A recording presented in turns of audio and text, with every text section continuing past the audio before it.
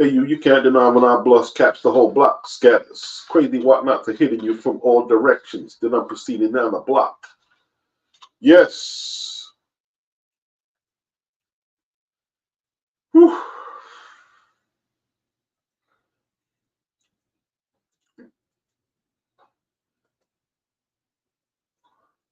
Yeah.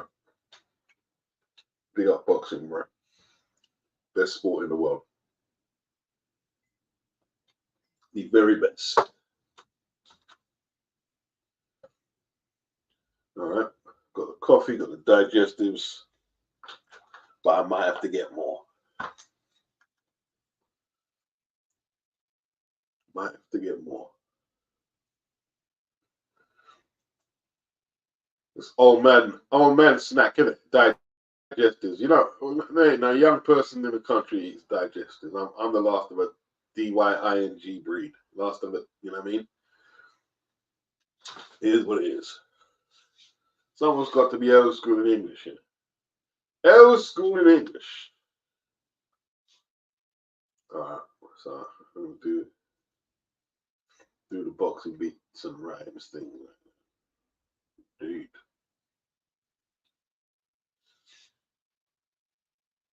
Where did it go wrong in the zoo? Is it working?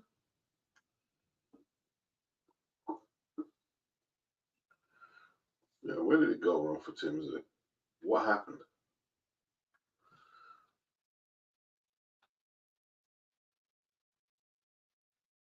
Oh boy.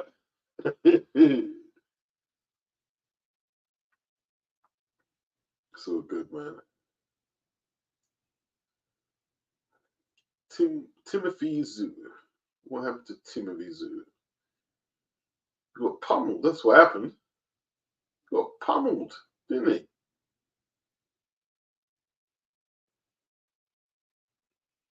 Got pummeled, mate.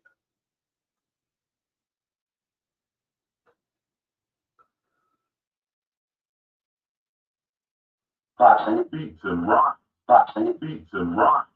Boxing beats and rock. Boxing beats and rock. Boxing beats and rock. Boxing beats and rock. Boxing beats and rock. Boxing beats and rock. Boxing beats and rhymes. Boxing beats and rhymes. Okay. Where did it all go wrong, people? I'll tell you where it's all going wrong here is this media player not responding, messing about. All right. Stop messing about. Stupid tarts. Boxing beats and rock. Boxing beats and rock. Boxing beats and rock. Stop messing about. Right. All malfunctioning. All right.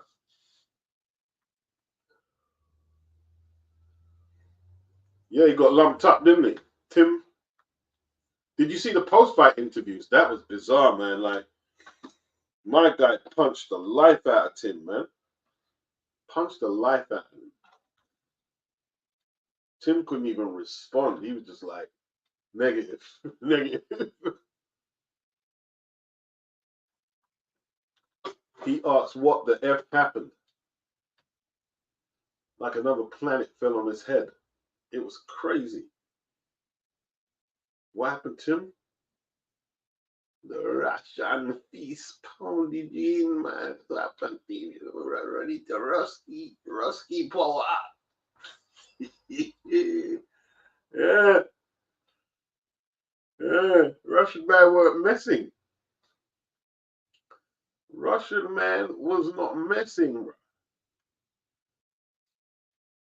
Woo.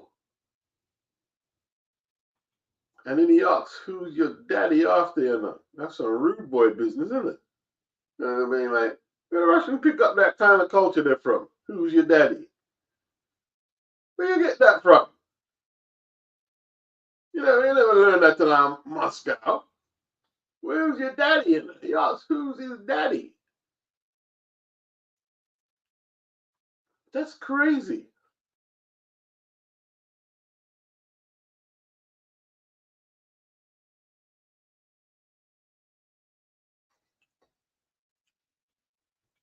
I'll be up Tone. Newly, Mr. Pads. Oh, you got the shortbread? No, I'm the digestives, bro. Digestives.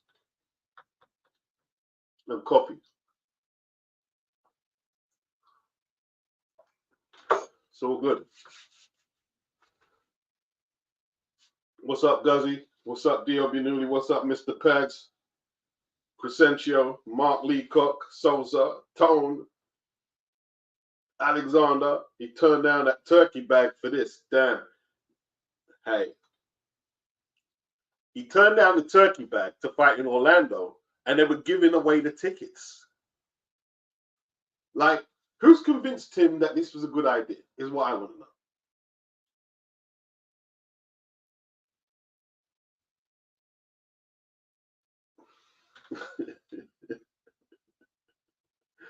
So Russian company took him back.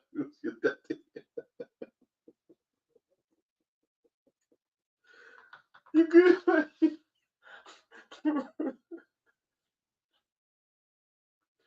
Oh man. Yeah, I mean, you couldn't just beat up Tim and leave the daddy bit out. This is hard, isn't it? You can just beat someone up in it. Leave the daddy bit out. After you take your liberties, isn't it? You just have to do the whole daddy thing. Who's your daddy in that? Well, did they say that in Scum, the film? Oh no, he said I'm the daddy. No, he said I'm the daddy. Remember the British film Scum with Ray Winston? Classic from the early 80s.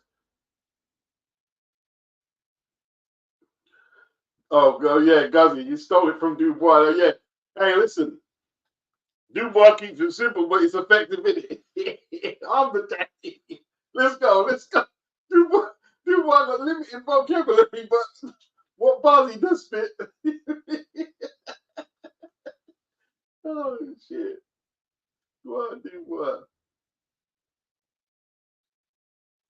I just watched the video, a YouTube short of Dubois watching the knockout over Joshua, and the way he's laughing, yeah, we can do it again. He's a cocky son of a bitch. But it's all good. It's all good. When you're winning, it's a great thing, man. It's a great thing. Souza, Tim Tzyu's career ruined. Should have gone to Turkey for the bag. He got too ahead of himself. Bro, all Al Heyman has got into his head. I don't get it. He had options. He could have fought in Australia, or he could have went to Riyadh season. He had options.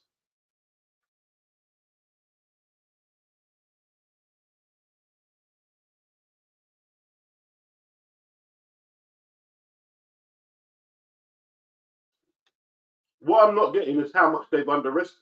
You know that guy was 7-1. 7-1 underdog. Yeah. He was a 7-1. What are you pronouncing it again? Murtazaliev. 7-1 underdog. That's quite hefty. You guys do the bookie thing more than I do. Some serious odds.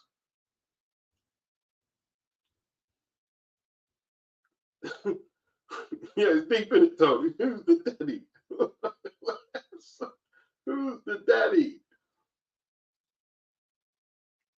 Grant, what's up, man? He says, from down here in Australia. Hey, Grant, tell me what it's like, because I tell you what, right? A couple of the Australians I've seen, they were stunned into like, what's happened? What has happened here? What is it? Because like Tim Tzyu and his dad, they're like royalty. That's boxing, sporting. Not forget that's sporting royalty. If you go over Australia and talking boxing, you probably go to, is it Lionel Rose? That's way before all the time, you know what I mean? Lionel Rose, Jeff Finich, and Costa Tszyu, Tim. But right now it looks like our man, Jai is flying the flag right now. Jai Pataya and Sky Nicholson. You know what I mean? They're flying the flag right now.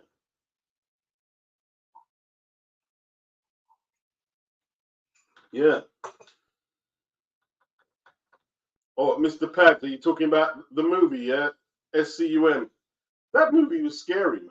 That was a scary movie, boy. You know what I mean? That make a softie like me not do crime, you know, end up in an English ball school. Forget that, bro. All them that greenhouse scene. Yeah, okay, I ain't doing crime. Forget that. I don't do no crime. Yeah.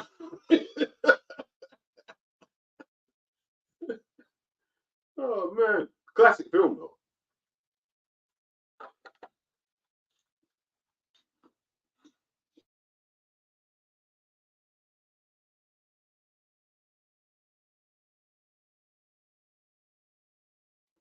Yeah, great film. Great film. Great film.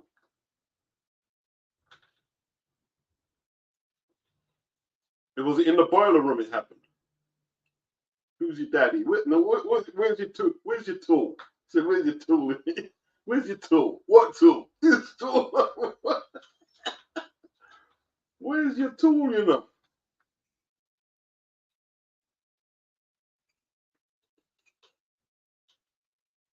So is a Grant S in Australia. How do they think about everything regarding Tim Tzyu? Do they think PBC, no limit boxing, done him wrong? What I couldn't understand is Tim, like even recently, he was talking about Turkey. He said he's like a petulant school kid. Man, Turkey just wants to put on good fights, Tim, and pay the fighters. You know what I mean? That's all. That's all. Nothing more.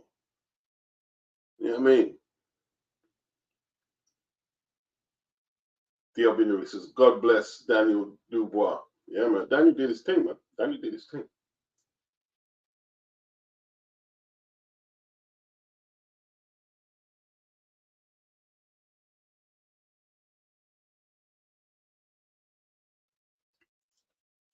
Even if you support Joshua, you've got to give Daniel full respect for how he approached that fight. You have to. You have to. He approached it on some kill or be killed. Even in the last shootout, he kept his nerve, man. Kept his nerve. When Joshua got that championship pedigree where he could have stole that from him. You know what I mean? Got that counter right hand. I hear people say, oh, it was a strong punch. Boy, I don't know how much you could have took it.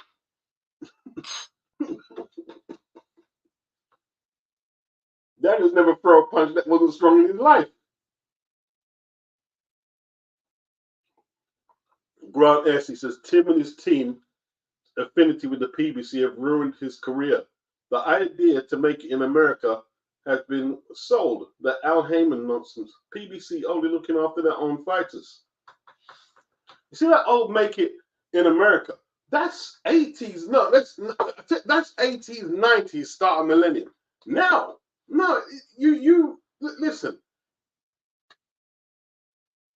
Louis, in a way, you think he doesn't care, man. Louis make 5 million whatever a fight or whatever it is. If it's more, it's more. He's making multi-million yen. What the currency over there, sir? Big money without America. And you hear the American fact, mainly PBC. Oh, you need to go over there and prove it to. Why? Why?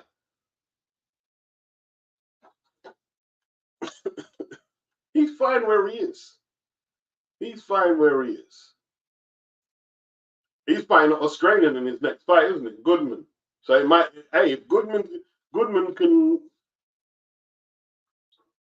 restore some of that good feeling for the Australians. If Goodman was to turn over flipping in the way, I ain't even seen Goodman fight. I've got to do a little scouting report on him. But first, we'll eat some digestives.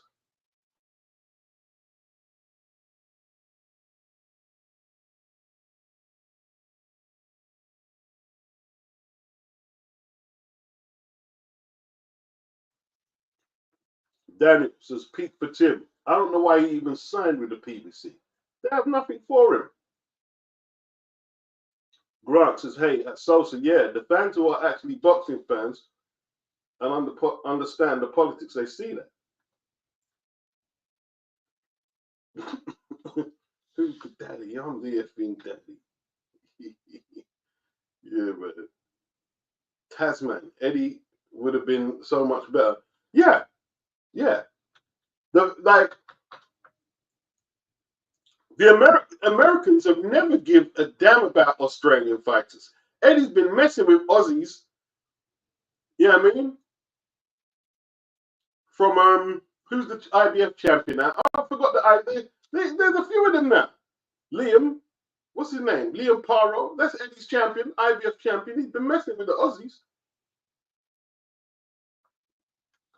before he had a belt. Ebony Bridges, Sky, and that's women's boxing. Eddie is more concerned about them territories than Al Heyman. Has Tim ever seen Al Heyman? You ever see Al Heyman, Tim? Huh?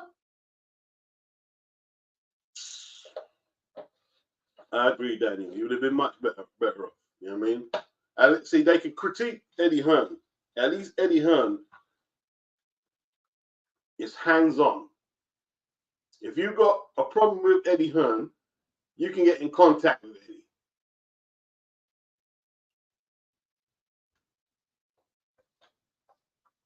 Crazy.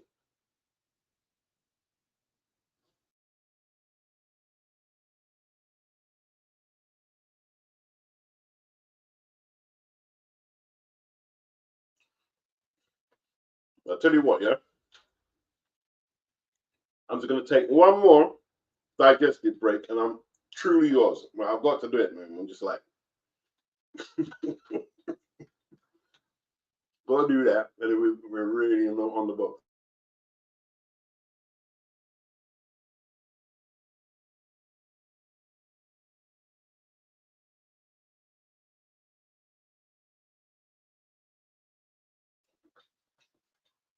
All right, so Souza says, Cambosos was ranting on social media, saying the Australian media was giving Tim Tzyu all the attention and overlooking champions like Liam Paro and Jaya Patai, thoughts, grants, and beats. I didn't realize that. I didn't realize.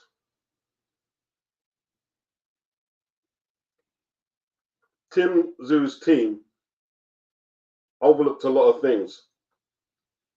Like Glenn Jennings, and maybe, I don't know, his old man only recently came back into the fold.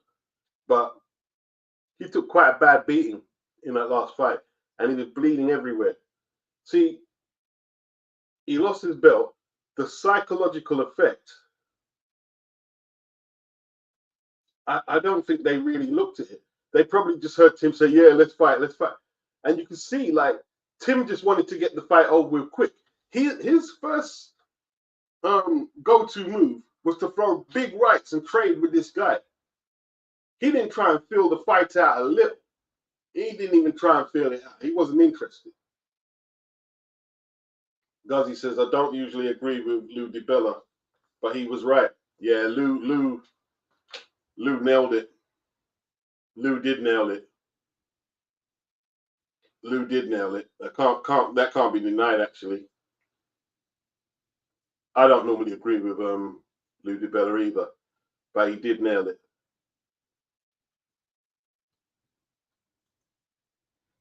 Yeah, Lou was right. Perhaps the worst career decision making for a star level kid ever. Horrible promoter manager corner judgment, both won in allowing Tim to continue in the Fundora fight in 2. Following that with a beast like this guy who brought no gate or name recognition to the fight. I don't get their decisions, man. I really don't get their decisions. I really don't get it. If you're going to take on that guy, because it was for a belt. Listen, if you're at world title level, there's no easy lunches really. So that's fair enough. You got to take the lumps with the lumps and more lumps. But go Australia and do it. But it looks like Tim likes fighting in America. Tim was talking about, oh, this guy doesn't know what the spotlight is like. Man, I watched him beat up Jack Kulkai. And Kulkai's tough. Kulkai's a tough guy. Yeah? And he improved a whole lot. He's improved a whole lot. And I did say this was going to be tough. When I saw 7-1, I said, whoa. None of you guys clear up on that? Because I know some of you like, you know, where's Gerard? Gerard, you didn't clean up on that 7-1?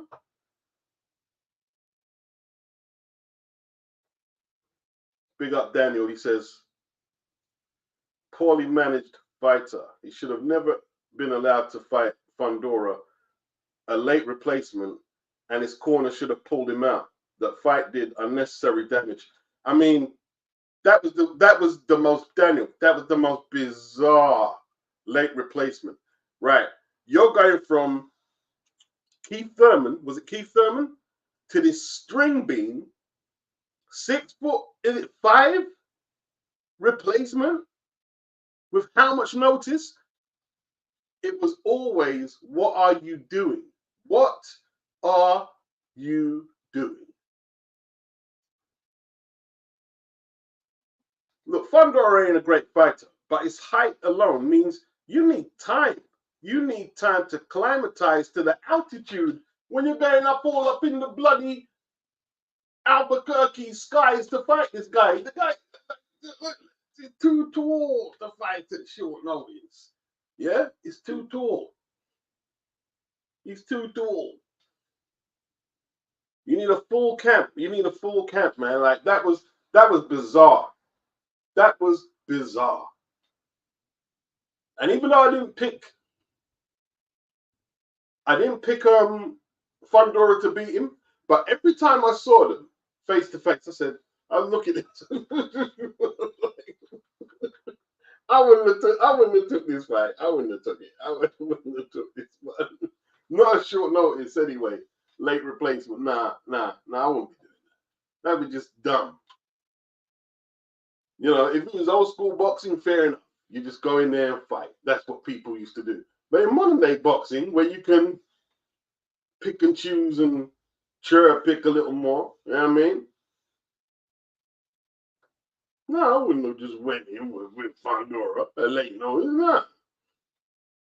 Ron S, because No Limit is linked with Fox. Most online and print media have had Tzyu as a media darling for a long time. Paro, Operatai, and Sky get no attention whatsoever. Oh, wow. Is that why Operatai is not fighting in Australia? And Liam Paro, he's going to Puerto Rico for his next fight. We all thought it was going to be the Liam Paro homecoming fight. After, like, hey, listen, that win over Cypriel Matthias is one of the most under the radar wins in recent boxing history. I tell you what, bro. I've always liked Liam Paro, but that performance there in Puerto Rico, hey, dude, the man's feet were just nice. He was just nice. I'm like, whoa. And I was expecting like this big Australian, yes. But you know what Eddie Hearn said? They couldn't get a site fee. And they would have got it, but it was taking too long to make the Devin Haney fight. So what you guys is saying now, it's all coming to like, oh, see, if that was Tim Tzyu, the site fee would have been done and dusted for December. So Eddie said when they were struggling to get the site fee, they just moved the operations to Puerto Rico, and he's going to fight Hitchens, which is a tough fight, actually. It's a tougher fight than Cypriel Matthias. Yeah, because if Hitchens doesn't want to make himself found for toe-to-toe warfare, he can hide behind a jab a lot better than Cypriel Matthias. This is a difficult fight. Got 74-inch reach and a piston jab when he chooses to use it. Oh, I see now. And even Sky and Operatai went like, when's the last time Jai? I think when he first won the title against Bradis. He hasn't fought in Australia since, although obviously the Saudi ban might have had a lot to do with that. But he hasn't fought in there since.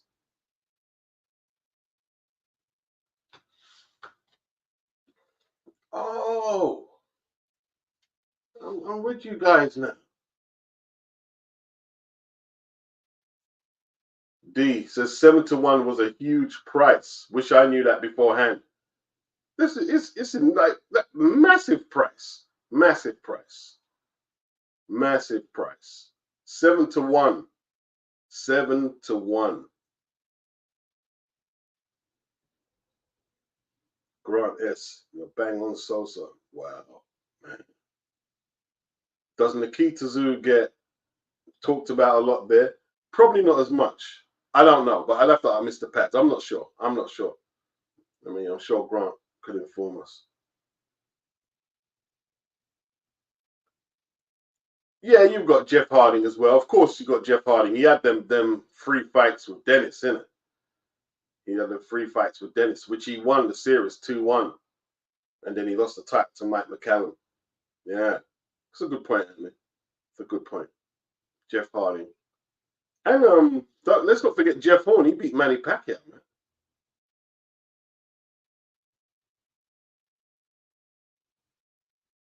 Grant S. Lionel Rose and Joe Bugner. Yeah, do you remember Joe? Joe had to migrate. Joe migrated to Australia. I think who did he fight? He fought in Australia. I think he fought Bone Crusher Smith, James Tillis, and maybe David Bay. But don't quote me on David Bay. Yeah. Let's have a look, actually. Who did he fight?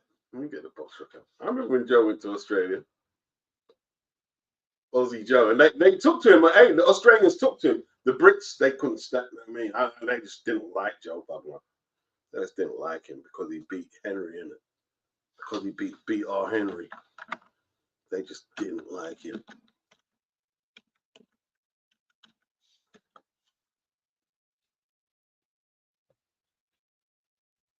Joe Bugner.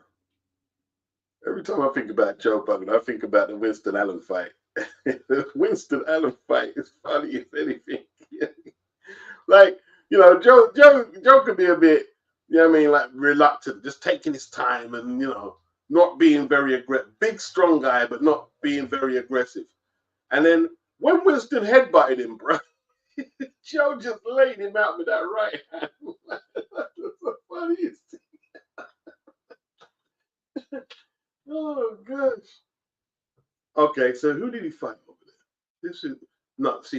That was late. The Vince Cervi fight, that's late. And the Wes Turner fight. And I remember I think Scott Welch broke his ribs, didn't he? Stopped him in the 6th. Did he break his ribs? I can't remember if he broke you. I mean, it was the body shots.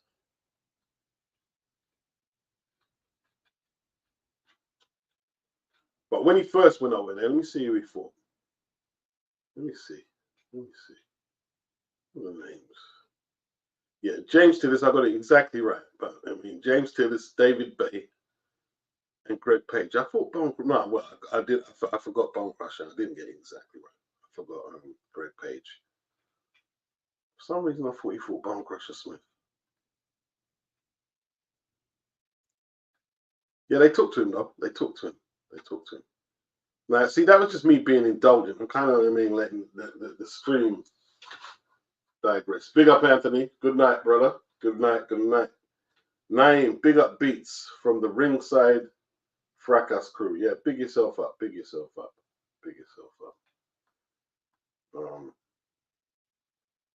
Alexander, is this the worst era for US boxers? These champions seem to be scattered between lightweight and welterweight.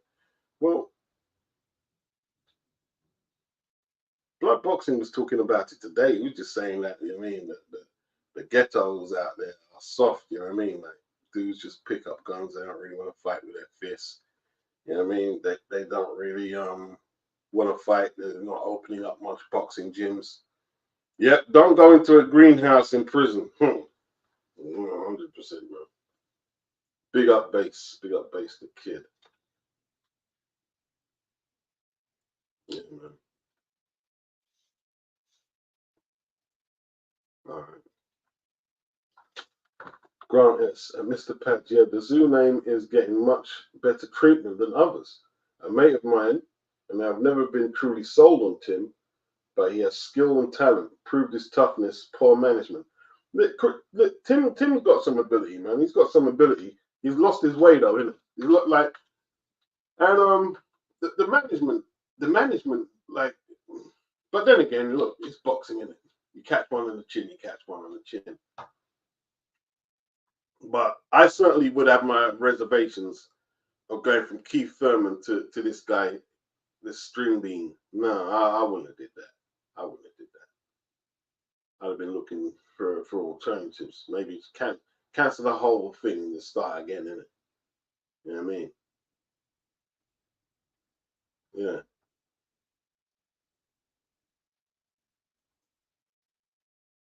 Wow. What do you guys think of the boxer cards, man? I'm just not impressed, innit? You know what I mean? Like, I'm not impressed. Mr. MG says, if you analyze Murtazaliev's resume, Tzyu was supposed to beat him. Murt's opponents were average. Tzyu's resume is better than Murtazaliev's, but surprises like this happen in boxing and Tim lost. Well, the resume is relevant. I understand what you're saying. But you just got to look at Murtazaliev's physique. He's like, he's flipping strong. And I tell you what, he's beatable, yeah, because he don't really move his legs that fluidly. His legs don't move that fluidly, yeah? So you got to strategize properly. He is beatable. But apart from when he was trying to finish Tim off, he shortened up his punches a whole lot. Like, I was like, wow. I wasn't expecting them little short, crisp left hooks. He nearly killed Tim in there. Nearly killed him.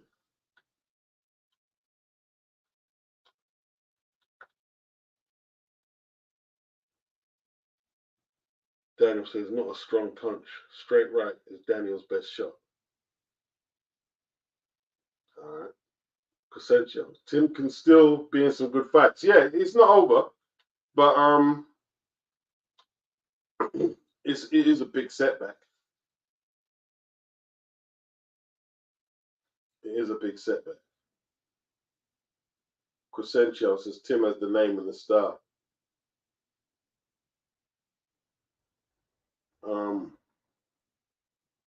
Let me put Tim's box rec up for a second. Yeah, while I'm doing it, I watched Ngannou's fight, man, and it just reminded me why that sport there, like, just is no HMO, isn't it? No HOMO. Pause. Like that kind of fighting. Who wants to? Who really wants to like watching that type of fighting there? Watching grown men with their BALLs all up in another man's sack and nah, man. It's like nah, man. That sport is just nah. It's not good. It's not good, bro. It's not good. Not good. Give me my boxing, bro. Give me my boxing. That shit is not good. Sorry. I know I'm biased. But there's no comparison. There's no, like, I don't see how people can even say that sport is comparable to boxing. Yeah? I don't even get it. All right, so let's look at Tim's resume.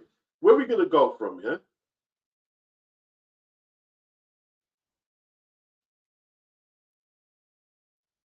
We go from Terrell Gorsha. See, he was on the canvas on that one. But he looked good against Tony Harrison. But was Tony Harrison washed? He destroyed Ocampo.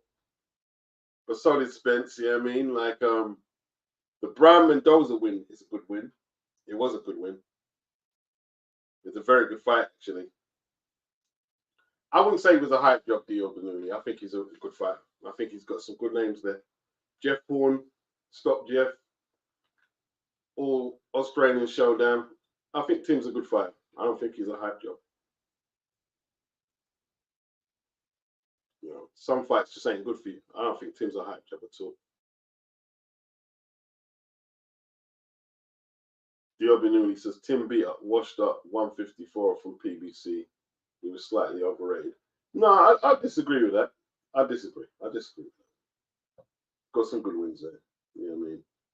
Got a few good wins. Afro Jam. Turkey must have a right smirk right now. See, the thing is, I don't think Turkey is malicious like that. You know what I mean? But Tim should have fought, what's his name? Golden Boy, Virgil. Over there. That would have been a better fight for him. That would have been a better fight.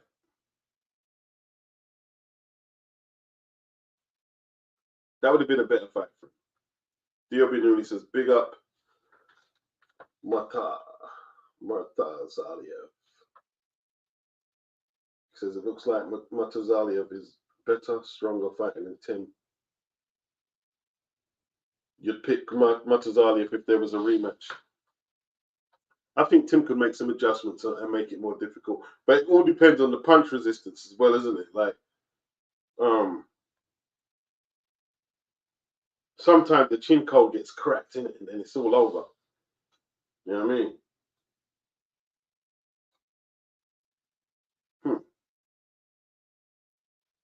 Diobinuli, Guzzy, yeah, them dudes are in trouble.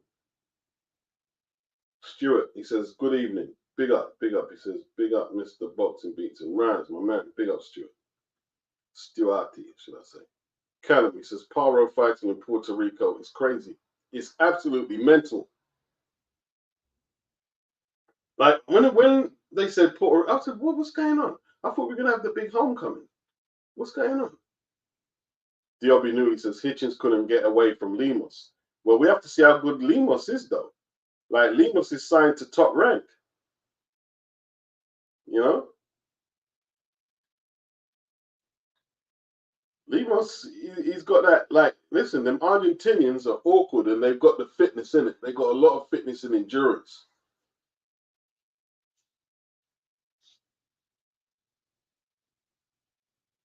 Yeah. Guzzy, Diobinuli, I see them taking over the UFC now. Now they're coming to boxing. Who are we talking about? Big up Guzzy. Big up Sylvester. LT says, Murtazaliev left hook was dynamite. Yeah, he turned it over a treat, didn't he? He turned it over a treat. Good stuff, man. You know what I mean?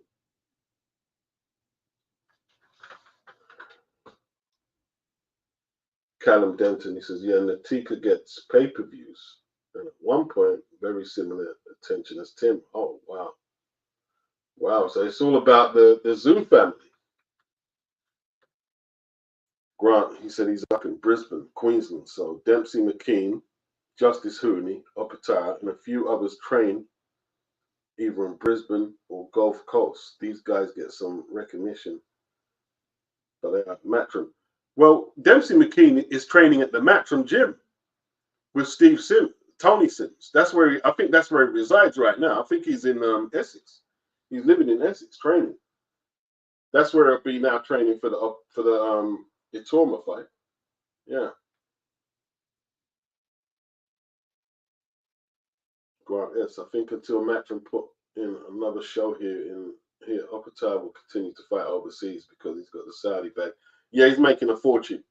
He's making a fortune, and as far as he's concerned, he's got a kid.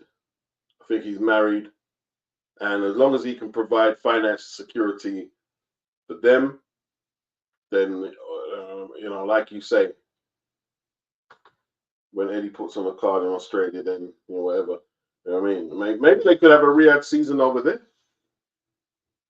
Diobinuli. There should be a Riyadh season in Australia, just as I said. Wow. Yeah, there should be, actually. I'd agree with that. I think they can make a very good Riyadh season in Australia. You know what? One market where it didn't pop off. Did they do the prize fighter tournament in China or Japan? Where was it again? That looks like it's flopped. A lot of people say, well, once Frank Smith was controlling it, it was bound to. But I mean, I didn't say that. Some people said that. Souza beats Jack Catterall versus Regis this week. A lot of Americans backing Regis to get the job done. Who you got?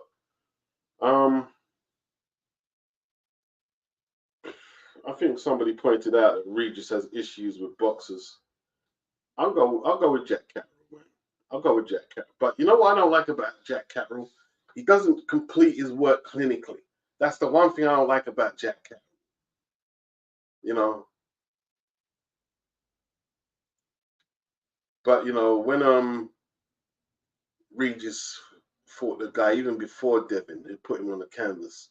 And it was tight on the scorecard. Something gorilla. Not gorilla, but is it Zorilla? Yeah, he didn't look good in that fight there. He didn't look good. So I don't know if Regis is just collecting the last few paychecks. Mr. Pads said, Grant, yes, I heard that Opetaya moved to Queensland recently to be closer with his father and team. So I guess he does a lot of his training there right now. Yeah, because I hear that him and his dad went back to the DNA, went back to boxing. You know what I mean? Like doing the stuff that made him the fighter that he should be. Yeah. Grant S. Jeff Thorne also from Brisbane, so he did a lot of boxing here and bringing it to the mainstream. I was at the Pacquiao fight, sold a good, it was 80,000 tickets. Wow, yeah, it was packed. That was packed, man. That was packed. Yeah, that was a great evening in boxing. Actually, that fight there. Dari Penn beats who wins? Bakadir Jalolov versus Martin Bakoli. You know, I mean, why that matchup there? Because I mean, Jalolov hasn't really done anything to be mentioned in a matchup with Bakoli. Can't you get a better opponent, a more relevant opponent with more relevant wins? I pick Bakoli.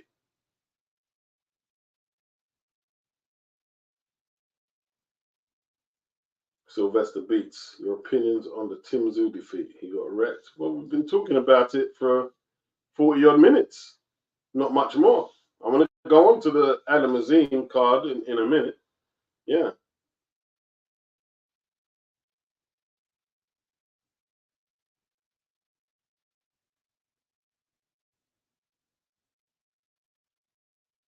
No, man. Mr. Pats Beats. Is it true that the card at the Copper Box wasn't sold out? They were trying to sell tickets just a couple of days before. They were saying, get your tickets, get your tickets. Yeah. LT said boxer cards are horrible. Yeah, well, you know, if they stuck to the script a little more, it would be a lot better. Like, if you're going to bring Harlem Eubank and Adam Azim and Chris Eubank and Barry McGuigan to the ring, make the fight, man. Make the fight. Stop playing games. Stop playing games, man. You know, like, then you, like, the O'Hara, I didn't mind the O'Hara Davis fight, but you're coming up for knockout loss. And then him, Ben, and Johnny Nelson are trying to sell it that this is a better fight than Harlem Eubank. Harlem Eubank hasn't been amongst the big money. Harlem Eubank is in the gym more than O'Hara Davis. He's fresher, he's younger, he's more ambitious. But you're trying to see, you can't sell that to me. I'm buying into that at all. Yeah? You didn't only avoid Dalton Smith, you avoided young Harlem because it looked like he had some ambition. It's a duck. You bring him all out from Brighton to the O2 Arena to announce a fight, and then, you know, you just abandon. Don't even explain. You don't even explain why you're not making the fight. You come out with excuses that Harlem didn't want the fight. If Harlem didn't want the fight, he would want to travel all the way from Brighton to the O2 Arena. So stop it.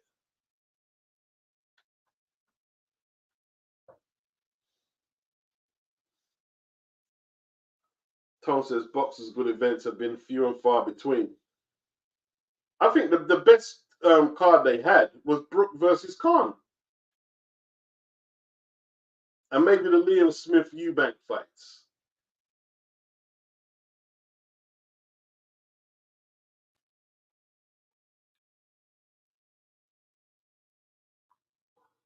Coppin says the Friday night TNT cards are the best in England right now. Friday night TNT, okay. There was one, didn't some guy Fletcher? I didn't catch that one. I didn't have much input on that one, to be honest. Was it a good card?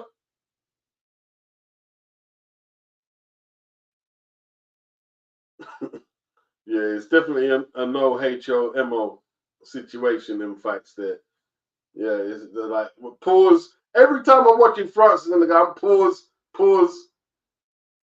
You gotta say pause, granddad, or I might have to think you're a HOMO. Pause. That's dodgy. That fighting is dodgy. It's dodgy, bro. It's dodgy. You know what I mean? And don't be in the comment section say you wouldn't say that to them. You're damn right. That fighting is dodgy, bro. It's me. You're dodgy fighting. Grant S. Yeah, I thought Tzyu moved well past Zarafa, but now might be his best option for a rebuild. Michael Zarafa. Wow. 2 losses on the bounce. It's crazy. Sylvester. I only watch the major fights in UFC, but they can't compete with the art of boxing.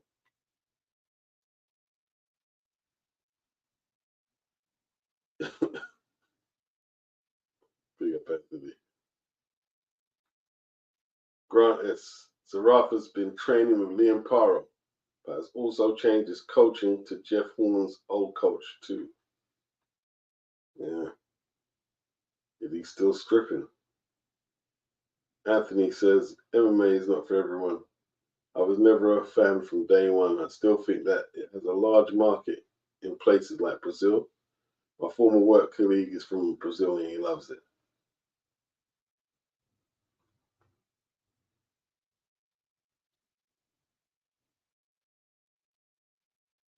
Keep the energy the same piece. I hate when people say that. What? You don't even explain what you're talking about.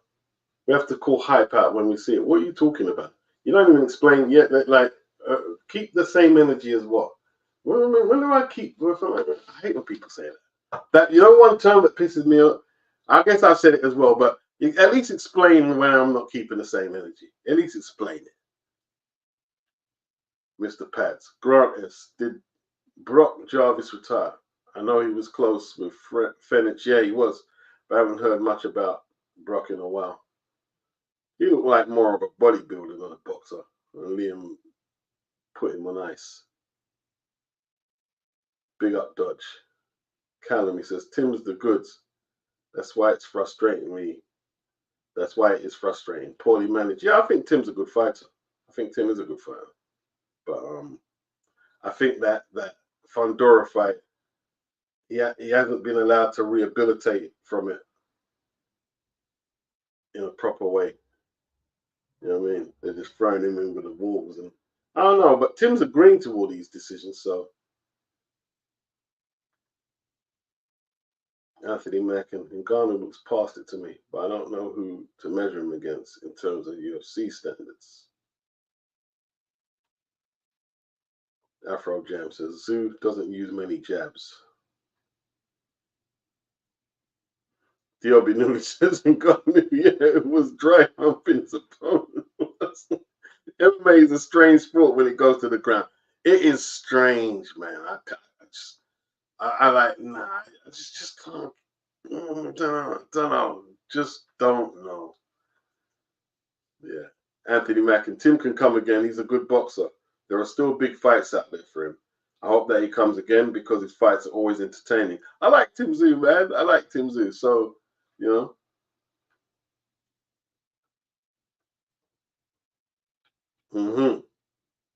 Grant S. Mr. Pads. Good question. I'm not sure. He left Fenech, I believe. Then he went up 1 or 2 weight classes, but I don't think he's retired. He's just very, very inactive.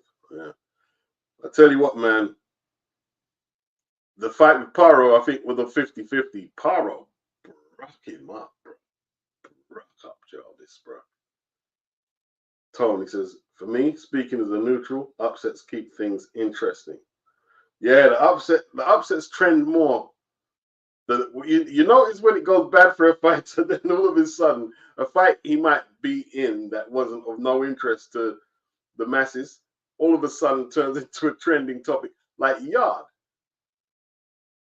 Yarde getting taken the distance became, newsworthy. LT, I don't think McKean is chasing Sims. Oh, I didn't know that. Okay. He's not with Sims no more. Okay. Because he's still based in Brentwood, Essex, I believe. But maybe they just ain't updated it on BoxRec. Afro Jam. Murtazaliev, previous fight, he was fasting. Tim overlooked this. Oh, okay. Okay. Yeah, he's a big, strong 154 pounder, and if you fight his fight, then you're asking for problems. You are asking for problems. Yeah, Mr. Pads. Yeah, a lot of people were saying Brock could beat Paro before they fought each other. It seems that he fell off massively after that one. Yeah. Afro Jam. Opata said he wanted a Riyadh season in the Gold Coast. Yeah, that would be interesting. That would be interesting.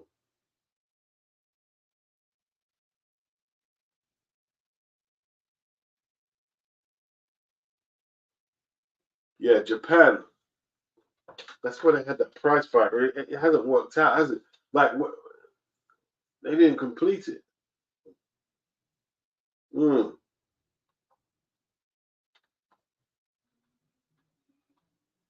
Yeah. Paro is a good fighter, bro. Definitely a good fighter. Anthony says Australians complain that they get overlooked for a lot of big sporting events because of their time zone. I think they stage very good sporting events whenever they get them. Yeah, they do. Anthony said, I think Catterall might be Britain's most talented boxer at the moment, but the dude doesn't let his hands go. He just doesn't finish his work in a convincing manner, man. You know what I mean? I don't know what that is.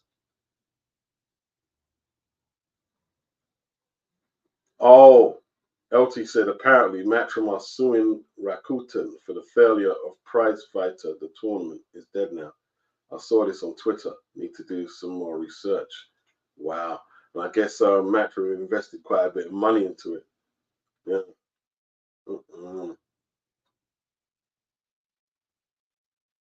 Wow.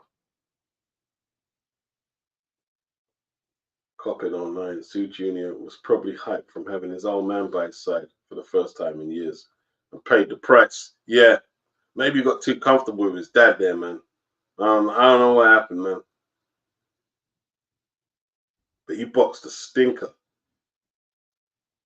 And he didn't box at all. LT, Grant as his fight with Atoma is a big one. We'll be interested to see who he's training with. Who saw Sugar Hill? Where did I see Sugar Hill? Sugar Hill was training. What's his name? Shiskin. Vladimir Shiskin against William Skull. Yeah. Copied online says Jack Catterall is a sparring partner fighter. Oh, a gym fighter, do you mean? Case K, what's up? Salute. Grant S. Yeah, it will be a big one. At the moment, it's hard not to see Itoma winning that one. He seems to be a generational talent, says Grant. Yeah, he looks pretty good.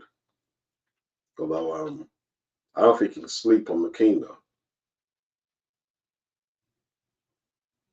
LT O'Hara Davis said he was going to retire regardless, so I wasn't interested in the fight. Yeah, I understand. Like I only went there for the payday, innit? But obviously he did take a few lumps, so can't have too much of a go at him. Anthony says, Adam Azim is under the Shalom Protection Program. Yes. Feed Khabib says, Ben Shalom will not be in boxing in 3 years. He's a disaster for Sky. And we'll drop him ASAP. The fact Eddie and Frank hate him on top of that will seal his fate. He just seems to be there to spoil. He's a spoiler. If he was a boxer, he'd be a spoiler. You know?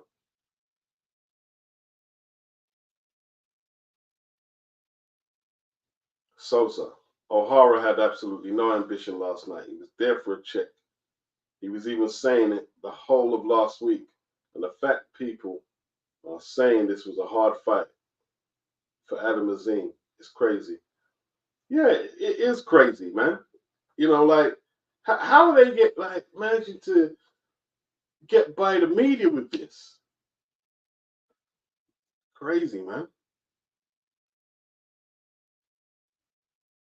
Diobinuni, I want to write with McKean. He's a solid dude, never write with any heavyweight. What's the point? That's a point. That's a point. Mr. Pats, Coppin all night. Him saying Whittaker won every round against Cameron was crazy. Who's that, Johnny Nelson? Oh, man, right. Just like, what is the matter with Johnny, man? Coppin all night says Nelson has turned into probably the worst company man Sky has ever had. Like, I don't get that. I don't get that. I had a few people in the comment section who thought that Ben Whittaker dominated the fight. So maybe, you mean, it's not just Johnny.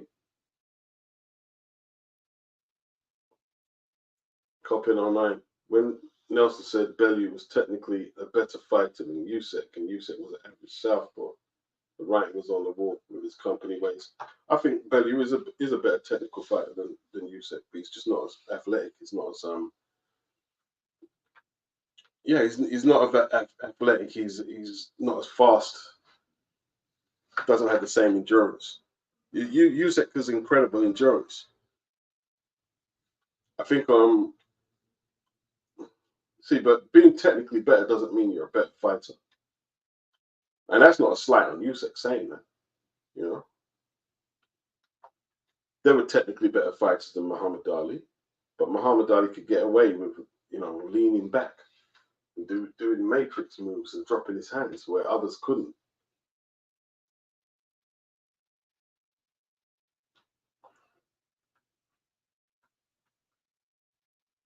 Yeah, but like Bellew was knackered because like he was basically mirroring Usyk on the boxing skills, and like it just burnt him out. By the time Usyk set up the knockout punch, Bellew was just easy prey. Just easy prey.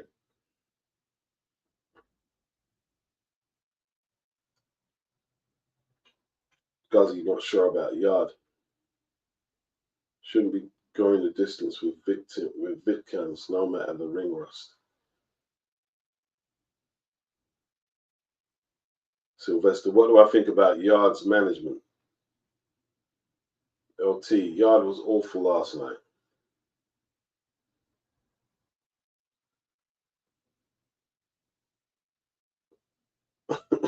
Who's your daddy? Russian Phil Mitchell. With Yarde, just we've got to come to terms with a few things, man.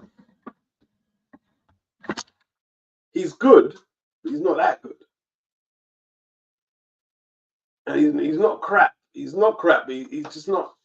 He's not like got youth on his side.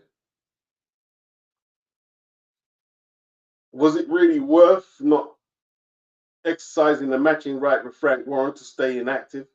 You see, them guys are like, somebody pointed it out. Like, Yarde fights really hard punches like Kovalev and Peterbiev for world titles. And then when he's going back to, you know, what's the best way to say it? When he's going back to try and build himself up after them losses, who does he fight? He fights relatively weak competition. Apart from Lyndon Arthur, which was a good fight for him. Yeah. He's just not that good. It's a good fight, but he's just not that good. See, that's why I don't do media, man, because I'm not going to be telling you that you're the next Bob Foster. I can't do it. That's why I can't do media. I had to stop doing it. Can't do media.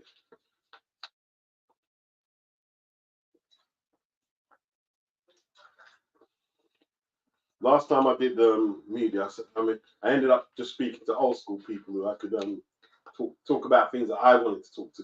That basically, if I was to keep doing it, I wouldn't get no views because nobody's going to be interested in hearing me talk to Chris Pyatt.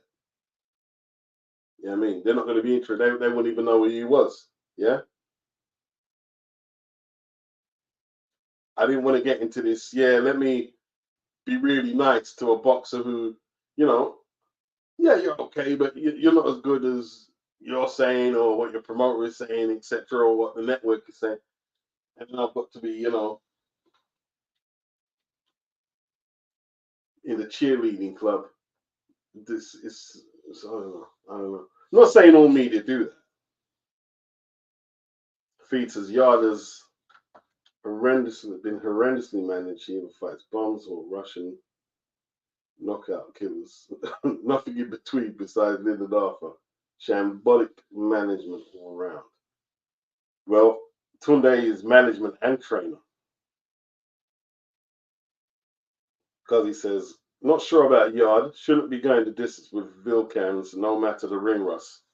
Well, Vilkans has only lost one. Well, two now. It was one win, one loss, 17 wins. So you never know what you're going to get. Sometimes the record flashes to deceive, and sometimes the fighters got something about themselves. It'll be interesting to see Vilkans fight some more prospects. Like, for instance, Liam Cameron. Put him in there with Liam Cameron.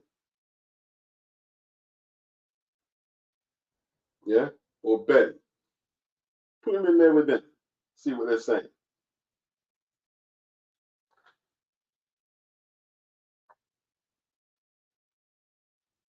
Diobby Newley, what happened with Brock Jarvis? Did Eddie drop him? Was he signed with Eddie? I thought it was just Jai.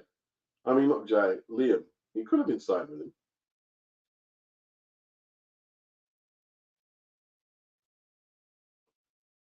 Sylvester says, one thing he rates about the Aussies is that they are some tough cookies to crack. Yeah. Free Khabib. If Catterall is even on the list of most talented British fighters, that speaks volumes. British boxing is in a real slump right now. British boxing is in a slump? Danny Dubois, IBF champion. Nick Bull, WBA featherweight champion. Chris Billion-Smith, cruiserweight champion. I don't know about slump. I don't know about slump at all. Tyson Fury challenging for the undisputed title, and I did say undisputed. Slump, no, not a slump. There's no way this is a slump. Not at all. We just had a 96,000 all British card at Wembley. Not a slump, no way. Can't ride with that. Can't ride with that one at all. We got the two top promoters bringing world boxing together. Frank and Eddie. It's not a slump at all. Martin Bacoli, based in Britain.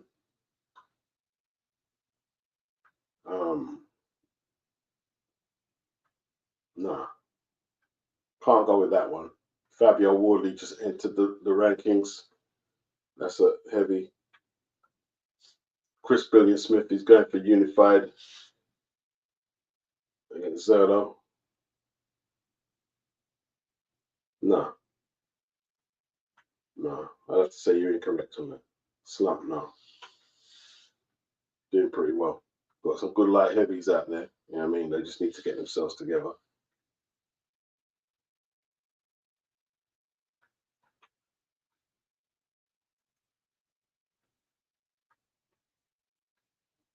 It's not that bad. Kieran Conway was supposed to fight McKenna in Japan. Prize fight to semi-final. Yeah, he's gonna fight Brad Pauls now, LT. Yeah, on the Sonny Edwards Galalia fight. That's another good fight as well. It's another good fight.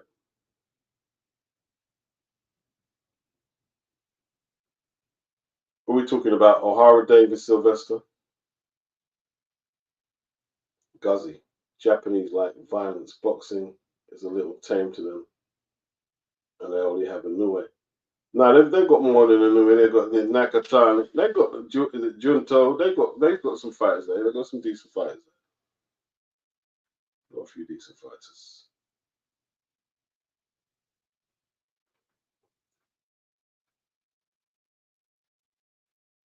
Anthony Mack, and there is no proper boxing media. That is why Shalom can get away with his nonsense with Azim. Yeah, and like you know, Simon Jordan is part of the boxer setup. You know what I mean? So they're not critiquing a lot of the mediocrity that Ben is subjecting the boxing world to. You know what I mean? Guzzi, it's damage control for Sky, big time. Sylvester says Nelson ain't bad, laughing out loud. What, like, do you think Ben Whittaker won every round against Liam Cameron? Do you agree with that?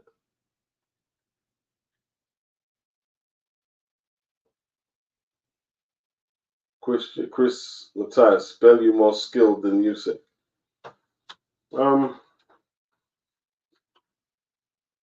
I think he used his jab better, like than you. But you see, the thing is, man, like, see when fights are successful, people get a bit, I don't want to say touchy, but they seem to think they do everything great. They don't necessarily do everything great. There's some fighters like maybe only have a couple of tools and they're really good. I'm not saying that's Usyk, but I didn't say Bellew was a better fighter. I think in technical boxing terms, yeah, in some aspects, you know, but Bellew looked just as good in terms of like just technical skill. He looked just as good, but he doesn't have the endurance. Doesn't have the same type of endurance. Doesn't have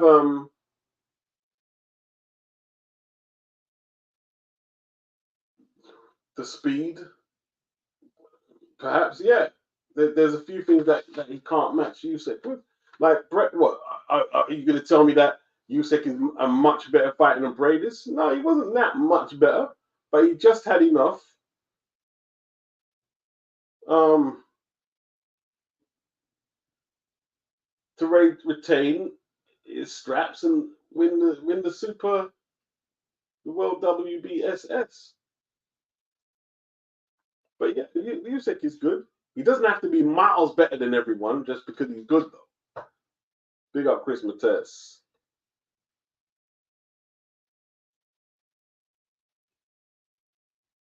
Guzzi, did Yarde put on a fake performance for Buatsi? No.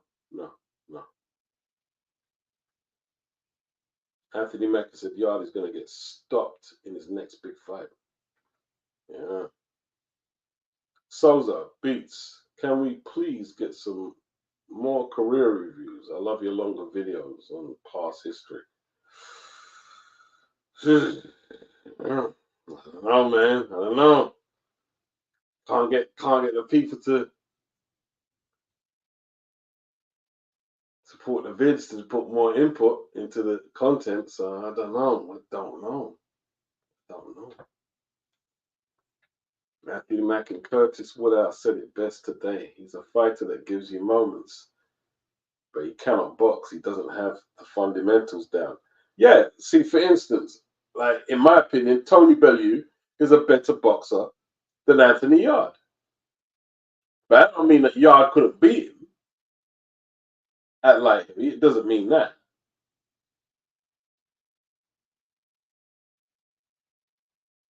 Tony Bellew is a good boxer. He's a pretty good boxer.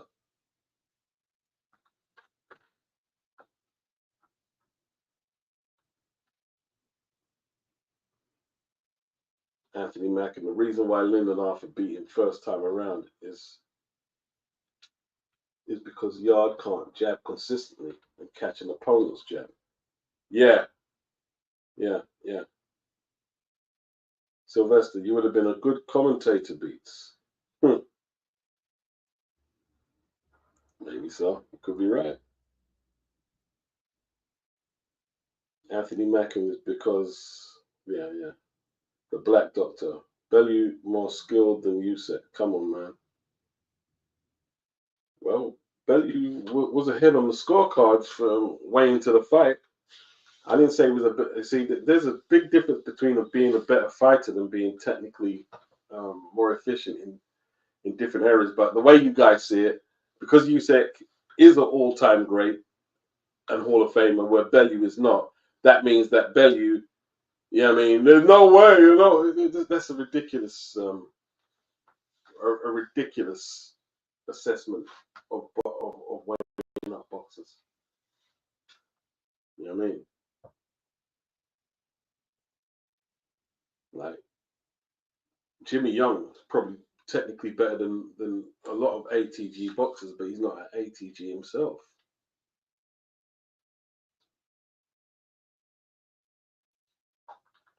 Souza, Yarde is a better boxer than Curtis Woodhouse ever was. The cheek of him saying that, laughing out loud.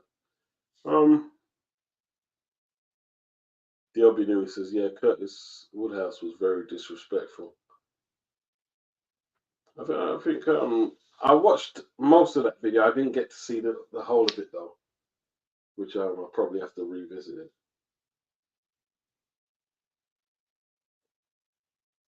Sylvester, Ben would be a great opponent. Anthony Mackie, in hindsight, Yarde would have done well jumping on the plane to America after the Kovalev loss and being trained in the USA. Well, he's very loyal to Tunde, so you have to give him that. Well, the loyalty is important too. How on earth does Yarde expect to get another world title shot with fish eyes links with the governing bodies? Well, he has to fight some proper opponents, that's how. LT, I don't believe Yarde versus Buatsi happens anytime soon after that performance. I think it has to happen, man. I think that fight has to happen. I think it has to happen. Who are they going to fight? Like, okay, I don't see Betabiev. I don't see him fighting that Michael Eifert or whatever his name is. I see the Rivalry match happening. That's why what the IBF has to say. I see that happening, which means the lineal title at least is going to be frozen out. Yeah. What other fight is there? Who are you going to fight? You're going to both lose. Who are you going to fight? Who are you going to fight? You'll fight each other. This is a fight that should have been happening a long time ago. And if Turkey has any say about it, with Ben signing a new deal with Riyadh Seasons, the wheels will be put in motion to make that fight. Take all the A-side talk away from them, pay them purses that will take that away from them, and make the fight. Simple. Yeah.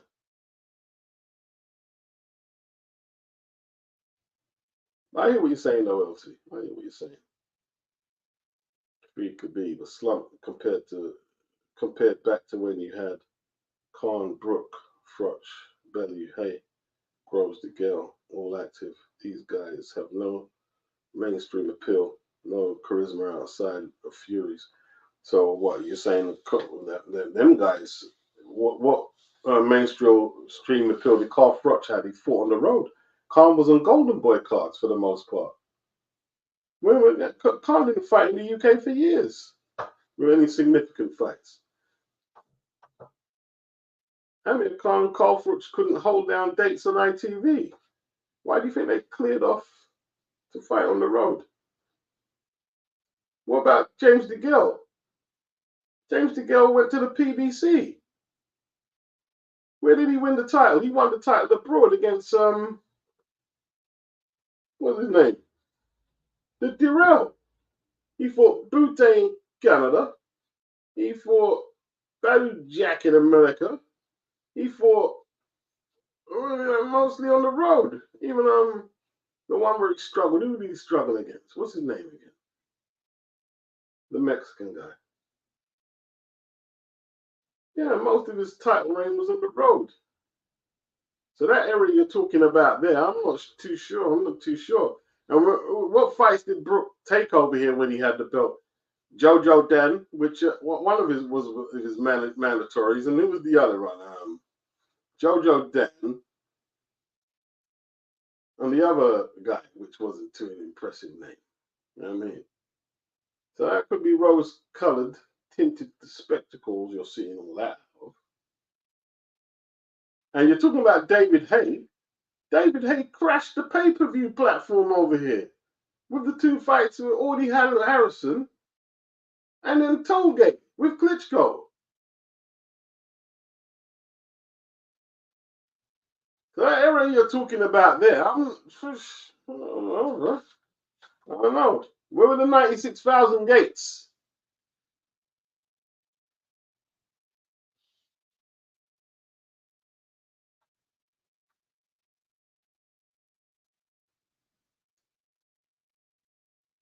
People get touchy when black fighters do well. What the? Who said that? Where's that coming from, Black Doctor? Where's that coming from? The Black Doctor. Shannon Courtney was talking about getting back on the world title hunt and fighting in Saudi next year in an interview this week. Yeah, that was a bit. That was a bit of an eye opener. Dio Binuli, we know how awful promoters are. Why are we acting like Yarde is in the wrong for trying to leave Scumbag Frank? It's not a matter of being in the wrong. It's making yourself inactive when you have one fight or one matching right to go. You might as well just take that fight and get out. You know, you stay on the sidelines for months, and you're in your 30s, and you're just developing that ring rust, and you got no big fights to work towards, and that's where fighters lose it.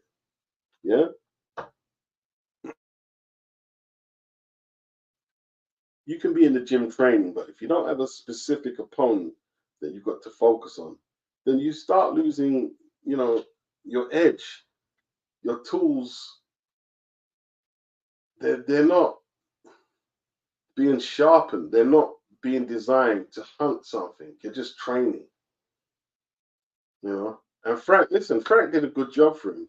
And Anthony Yarde himself saying he didn't want to leave Frank, and he didn't close off the possibility of working with him again. So I'm not saying Frank is like, the Pope or anything like that.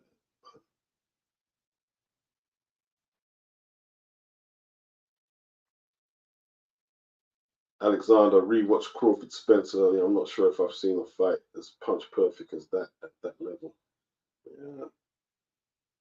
Great performance, isn't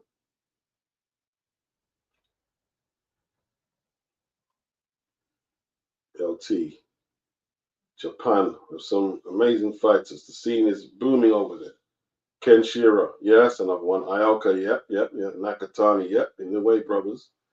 And many more prospects. Yeah, they got some good fighters out there, man. Definitely.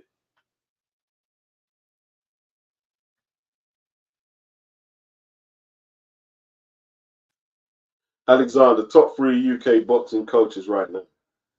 I know. Give me your takes. Give me your takes. Who you got? Diobi Nuni. Bellew is not anywhere near as skilled as you say. Bellew is very basic, but very determined fighter. I wouldn't say that at all. I wouldn't say he was very basic. No, I won't say that. He held his own against Usyk. He held his own. Usyk has an exceptional gas tank. There's a lot of fights that Usyk, it was touch and go until his gas tank kicked in. So you guys trying to make out that like he's just untouchable from this technical aspect. Nah. Got a great gas tank, and he's got some great attributes. He's a very good southpaw. He strategizes very well. He doesn't lose his poise. He punches a lot harder than he's given credit for. But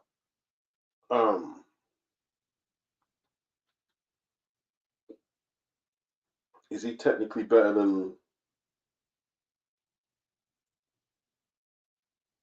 I don't know. I don't know. He is technically good, though. He is technically very good.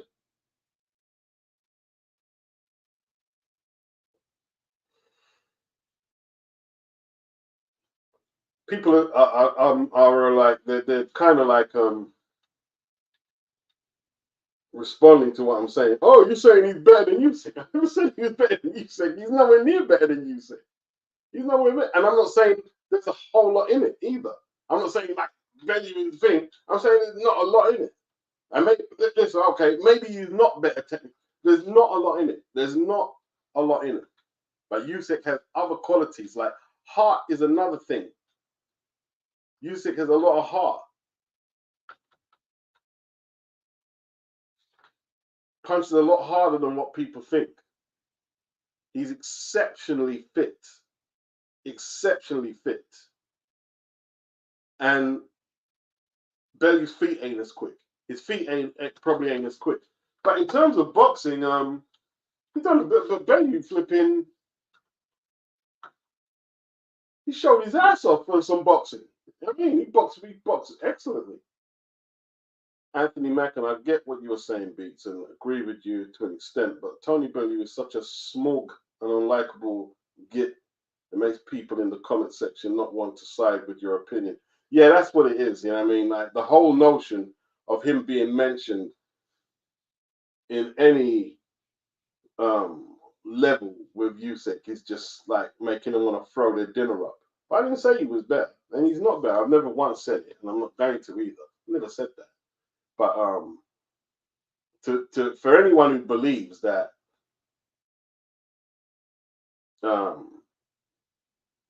a fighter who is not an all-time great cannot have certain traits that are perhaps better than an all-time great, but there are certain deficiencies he has that doesn't make him as good. That's just how it works. You know, that's just how it works.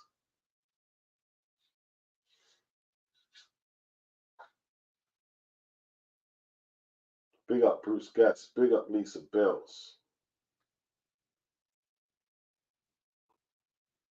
Guzzy said he thinks Buatsi said he's moving from here. It's not really up to him though, isn't it? Like because he's fighting for the money too. So if they put the bag in front of his face to fight Yarde, he'll take the fight. He'll take it. The only reason he's moving on is because of all the A-side talk. The A-side talk and all the egos. But if Turkey, like he's done, is like remove all that, remove all the A-side, remove all the egos, remove all the networks, remove all the promoter beef, fight. If he does that, then he'll take the fight. You know what I mean? When he gets the life-changing check, he'll get in the ring and fight. He just go to camp and prepare for the fight. The Turkey leaves your option. Just go and prepare for the fight. You don't have to worry about all that crap now. Just go and prepare for your fight.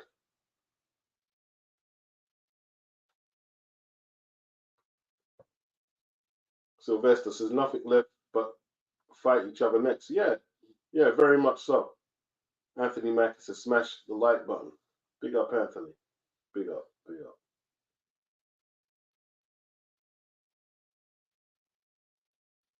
The Black Doctor, I think Spider Richards could outbox Yarde based on what I saw last night. Well, based on what you lot saw last night, is what? Like, what are you talking about? Like, Craig Richards looked awful in his last fight. He looked worse than Anthony Yarde did. He looked awful.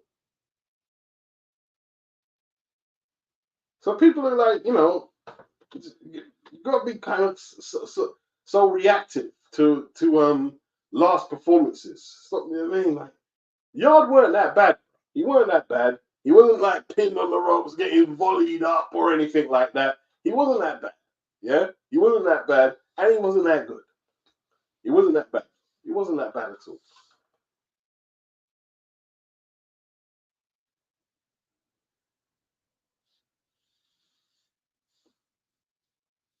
The beauty of the pencil, greeting beats in the chat. I can't seem to get the notification when you go live. Yeah, they're sabotaging me, innit? You know what I mean? They don't want to they don't want to see a brother like me come up. You know what I'm saying? Yeah, Badu was a warrior, laughing out loud. Sylvester. Badu Jack, very good fighter.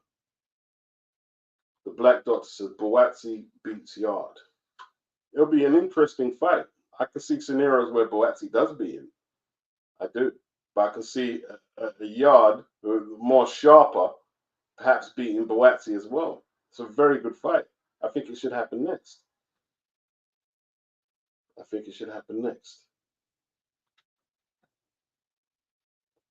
Emmanuel Abassa. Parky. Yeah, that's it. Porky Medina. That's the one, Emmanuel. Porky Medina. He beat James DeGill. He beat him. Just didn't get the decision. He beat James. And I was so disappointed with James that day. You know what I mean? Yeah. Big up Lisa Bells. LT. DeGill had a good run. Yeah, but it was mostly on the PBC's dime. Listen, a lot of the fighters had to go to America. Even Ricky Hatton. Ricky Hatton, as big a draw as he was in the UK, where did he have to go? To fight Mayweather, to fight Manny Pacquiao, America. And to get the Mayweather fight, not to get it, but to kind of promote it, he had to beat Castillo in where? America.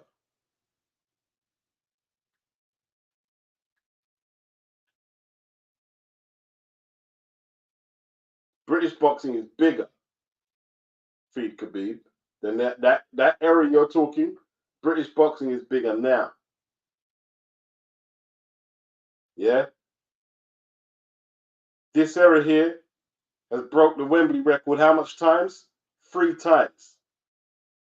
This I say this when I say this era from Joshua, Klitschko, to Tyson and Dillian, to Tyson, Chisora, and all the other numbers Joshua did, they broke this era here has broke any stadium records of previous times in terms of frequencies that our fighters have done stadium fights. It's broke it. Yeah. And this era here has produced the first British 4-weight champion in Josh Taylor. And that's Brits. There ain't no slump. Ain't no slump, brother.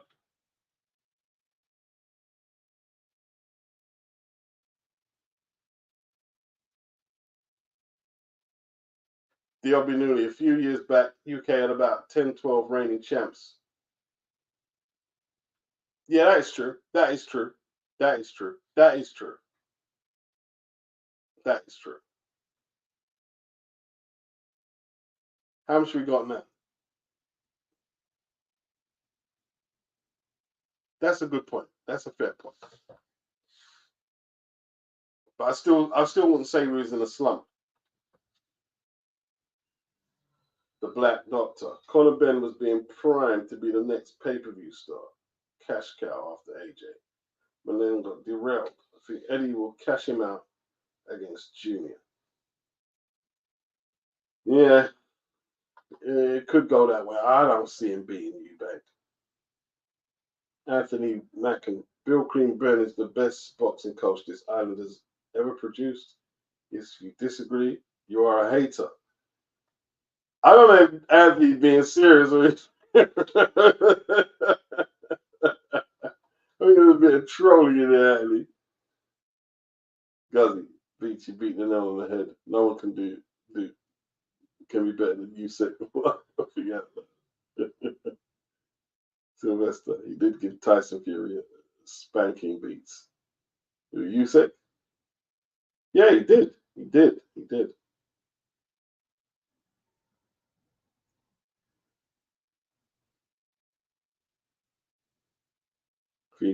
People are overrating Usyk now. Want Fury to flatten him. Just how they did Triple G saying he's better than Hagler. It's annoying. Yeah, Triple G was really good, but he was really good. But some of the hype on Triple G, it was like, whoa, just a little bit over the top.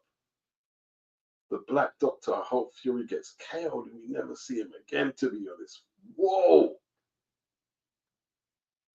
It's a bit odd, isn't it? A bit odd. Alexander, Manny Stewart made a great point back in the day. He said if Hearns fought Mayweather, Hearns wins.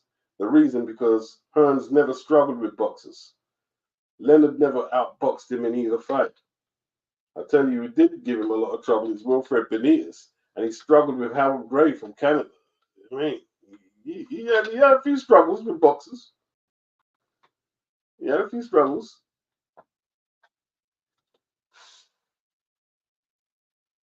Mr. S. And Leonard wasn't, see, people can say, oh, what are you talking about? Leonard wasn't an out-and-out boxer either. Yeah, he wasn't an out-and-out boxer. You know what I mean? In the rematch with Duran, yeah. But in the first fight, he slugged it out with Duran. With Benitez, he slugged it out. He had to slug it out. But he said Benitez was the first guy who could mirror everything he did. He slugged it out. And he got the better of him and he stopped him in the 15th. That don't mean that Ray ain't no great fighter. Ray is a great fighter. But Ray, everyone looks at Ray as this supreme boxer. No, Ray was a puncher. Ray was a puncher. Go look at him knock out Dave Boy Green with that left hook. After Dave Boy Green racially abused him, which I found out not too long ago. He's a puncher. Okay, knocked out Tommy Hearns. He's a puncher. Benitez. All his best wins are stoppages. Kaluli. Undefeated Kaluli at 154. Big 154-pounder Kaluli. Ray's a puncher. And he was struggling against Kaluli with that southpaw stunt and that big long reach. He was struggling. He's a puncher.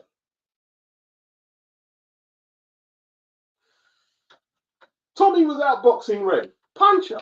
He came back from behind and punched him up. Every time I say that, I always get someone, you know what you're talking about. Yeah, I do know what I'm talking about, actually. Yeah, I do know what I'm talking about. I do.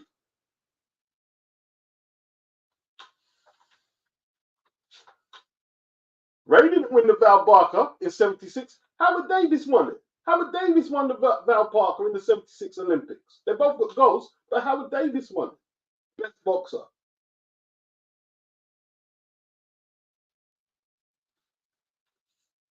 Boxing learner. Cambosis is right, Tim. In the media,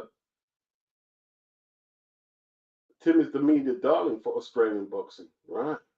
I didn't realize that. Learn something new.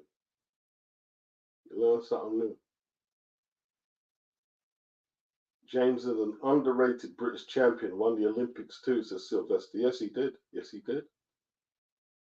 In Beijing.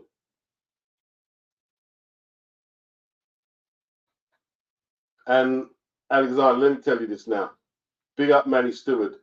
He was a Mayweather hater. Yeah, he was. He was a Mayweather hater. When Floyd done a great job in boxing Baldomir, it was dangerous. Yeah? Baldomir just beat up Judah, beat up Gatti, and was dangerous. And Floyd tied up all them belts in the unification. Manny was just critiquing Floyd, just critiquing him. He can never beat. How you gonna beat Oscar in a fight like this? And then he went and beat Oscar. Manny, yo. A lot of people didn't want to admit that. But yeah, man, he used to hate Floyd. He didn't like Floyd.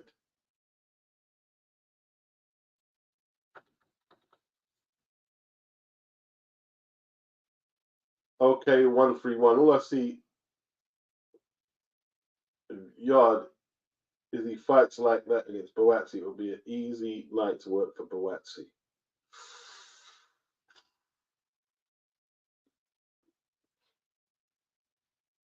I don't know. But y'all don't seem to want to fight. But let's see what happens in it. The Black Doctor. You have to admire the longevity of Chisora. Boxing Murder. Picking up Lisa Bells. Mr. S. Remember one of the champs we had though, brother. McDonald brothers. Yeah, Jamie McDonald.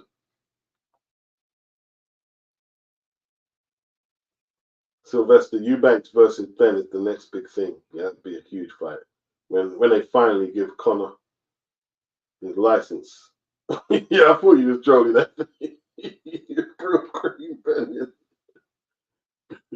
I think he's a good coach though. I mean, look what he's doing with Fabio, man. You know what I'm saying? Doing good things with Fabio. And he done well with AJ, because okay, he lost the fight. But he done his thing. Done his thing.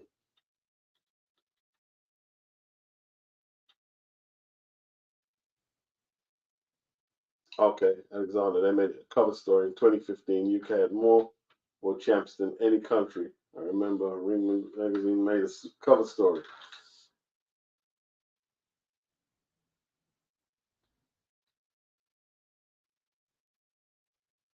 The Black Doctor, James DeGill, seemed to suddenly decline quickly. Yeah. It just, I don't know, like, it's hard at the top, though. It's hard at the top. He's done very well, man. He's done very well. IBF champion. Souza beats Is It True that Frank Warren was promoted with the cartel when he was younger. That is wild. Not promoting with. He was against the cartel. Like, they was against him. You know what I mean? He beat the cartel. You know what I mean? He outlasted them. You know what I mean? Like, he came from that, what do you call it? Illegal boxing, if you like. And he just, he came in the game and just did his thing. Just did his thing. I couldn't rehash the whole story, but you know what I mean? Just long out the stream, innit? Just long out the stream talking about old school boxing. You know what I mean?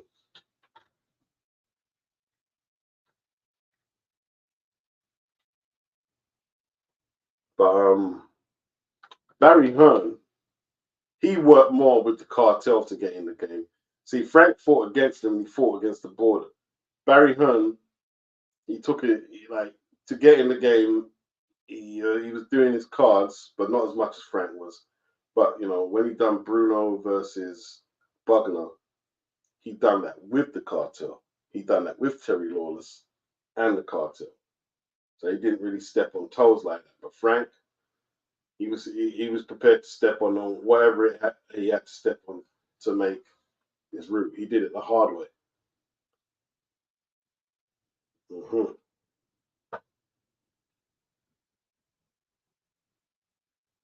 Sylvester Floyd Mayweather gets hate to this day and has been retired for a minute. Yeah, like, Floyd is one of the most hated people, let alone boxers. One of the most hated people I've seen. The Black Doctor. Eubank Jr. is past his best and probably struggles to get down to 160. I still think he has the beating of a clean Ben. We'll see if it happens, man. Let's see if the bloody board give him that license. Alexander, how do you think Ben or Eubank would have done against Michael Nunn if the rematch hadn't been a draw? At 168, they beat Michael Nunn. At 160, not so easy. None could have had either of their numbers at 160, but to me, I mean, like,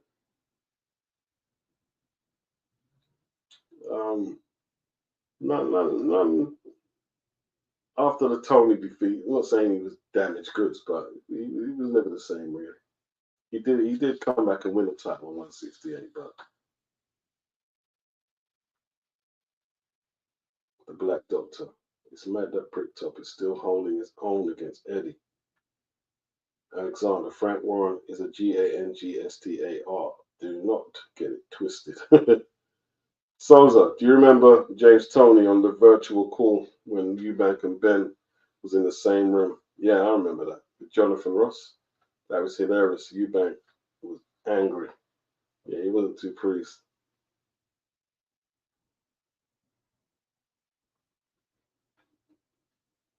Dio Binuni. Who was on that call? Who was the actor who was with him? He used to box as well. He starred in that film with Lisa Bonet and White Guy. What's his name again? He was on the call. What his name?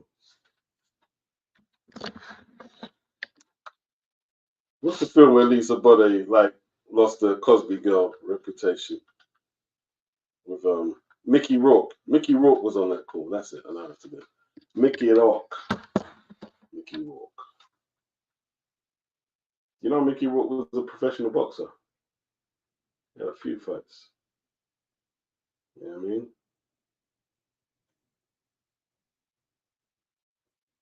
Anthony Mackin, appreciate the super chat. He says, speaking of old school boxing, have you seen the documentary Knockout Blonde with Kelly Maloney?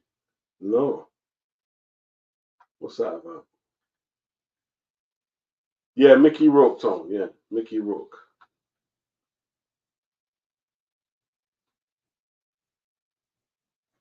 I don't see the point of Ben versus Eubank. Totally pointless. Different weight classes. Eubank will be severely drained. He looks weak at 160. Well, if Chris wants to take the fight, if he wants the money, go take it. You know what I mean? I'll watch it. You know, I would have preferred him to. I don't know. I don't really care. He can fight who he wants, man. You know what I mean? That's what he's gonna do, isn't it? Alexander, Mickey Rourke was trained by Freddie Roach. Yeah, I believe he was. Yeah, yeah. Tom says Mickey, even Rourke was a crap boxer, probably in fixed fights. Yeah, I think the fights looked a little dodgy. Yeah, it was a bit dodgy. There was talk about him fighting LL Cool J. LL would have bust him up. But then again, in boxing, it could be different. Souza, did you think Nigel Benn was going to get knocked out by Gerald McClellan? Apparently, he was the most feared boxer in those times. Yeah, I did. I thought he was going to clean Nigel Benn up. I did. I mean, that's why Ben said at the conclusion.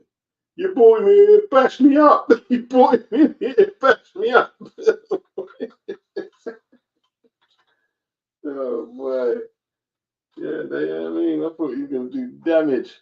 But Nigel said, no, boy, I'm not done yet. I'm not done. The doctor. Mickey Rourke wasn't any good, but props to him for giving it a go. Trained by Freddie Roach, but got his face mashed up.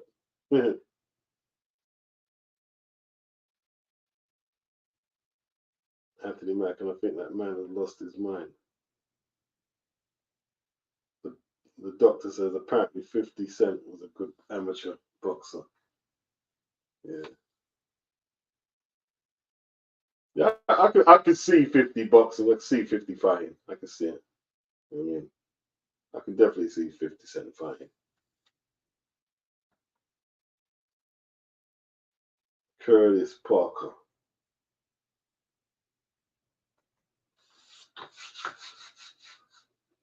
Okay. Any feedback on that fight?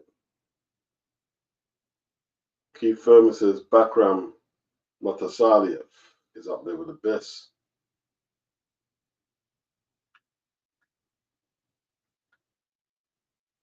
Adam Azim vows to teach Dalton Smith a lesson after Bullying Ben Shalom. Yeah. Yeah.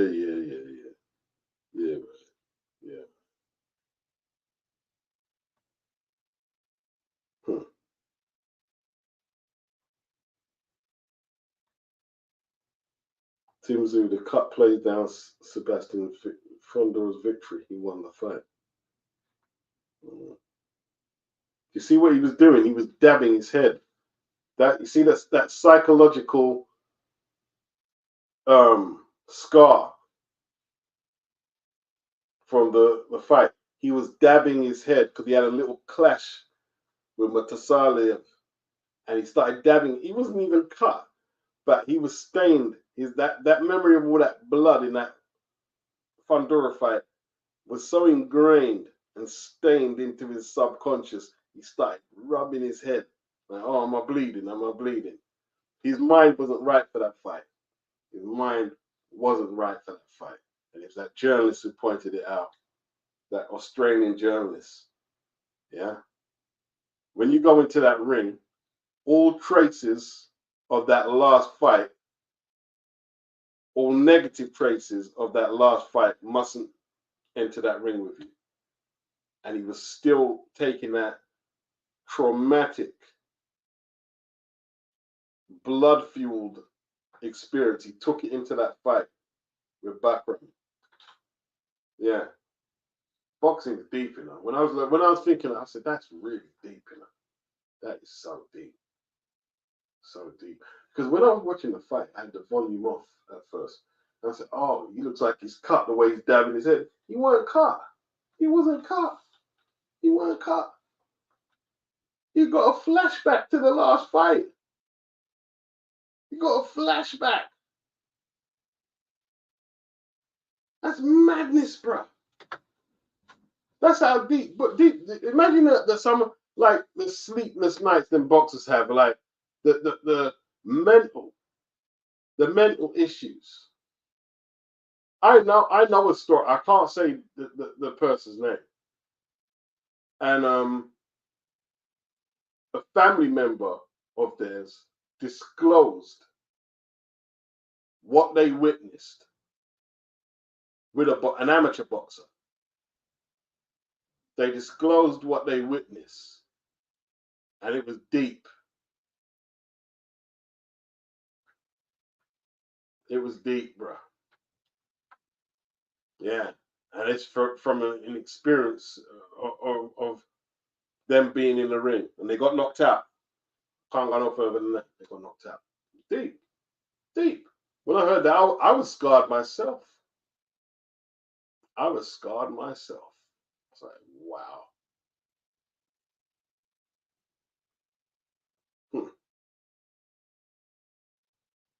Main events and the gravity of the background. He's main events, isn't he? Background. He's not even PBC affiliated, so unless they, try and suck up to Kathy Duva. What's the must read? It's a must read story. See, Kathy Duva get back in the picture. What's Kathy Duva now? Yeah. Kathy not gone yet, bro. Kathy not gone yet.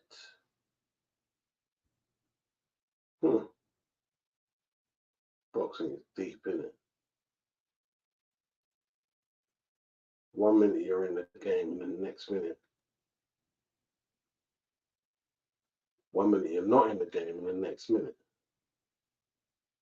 In the modern and increasingly corporate landscape of promoting boxing, main events continues to exist largely like a relic to what is often recognized as the golden era and a fondly remembered past. The late Dan Duva, for so long, its figurehead, died in 1996, having become an influential promoter as the son of a former fighter, manager, and trainer. Evander Holyfield, main event's marquee fighter, when they were their most powerful, left his prime behind after two of the richest fights with Mike Tyson in the 1990s, and HBO, the broadcaster main events worked with throughout, ended his long-making interest in boxing 2018. In addition to Holyfield, the Promoters Association with the fighters of the caliber of Pernell Whitaker, Arturo Gatti, and Sergei Kovalev kept them relevant, and albeit decreasingly, but if unlike in the 1980s, when they promoted Ray Leonard, Thomas Hearns, recruited Mildred Taylor, Pernell Whitaker, Mark Breland, Holyfield, Tiro Biggs from the 1984 Olympic team, the rivalry that existed between Bob Arum and Don King means that the similarity between successful main events are often wrongly overlooked when reflections are made on that period. I don't even understand what I'm reading. What are they saying here? They've had little choice but to focus on and operate with only the short term. You're babbling on and ain't saying nothing. Get to the bullet points, man. For a period in the previous decade, the revival of Zab Juda's career complemented Kovalev's destructive ascent. What's that Kovalev got to do with Kovalev's ascent? Is this story making any sense? If it ain't making any sense, I'll stop. Let me see what you guys are saying. Is this story making any sense? I'm reading the story, but the doctor says not impressed with Dempsey and Akeem, but it's a decent step-up fight. I think if Torma gets him out mid-rounds. Boxing learner Tim inherit Costa stiffness, but Costa had a great amateur background. Torma says F-R-U-C-K, Gaffy Duva. Gaffy. Anthony Mackin, you don't need to get knocked out for you to get them. Hard fights give you flashbacks. I've had a few. Yeah. I've got a few people in there. They spoke about the flashbacks. Yeah, they spoke about the flashbacks. Yeah, man. Souza, thoughts on Jamie TKV beats? Hey, listen, big up Jamie, man. I met Jamie in the supermarket, man. Like, listen, boxing's a tough sport.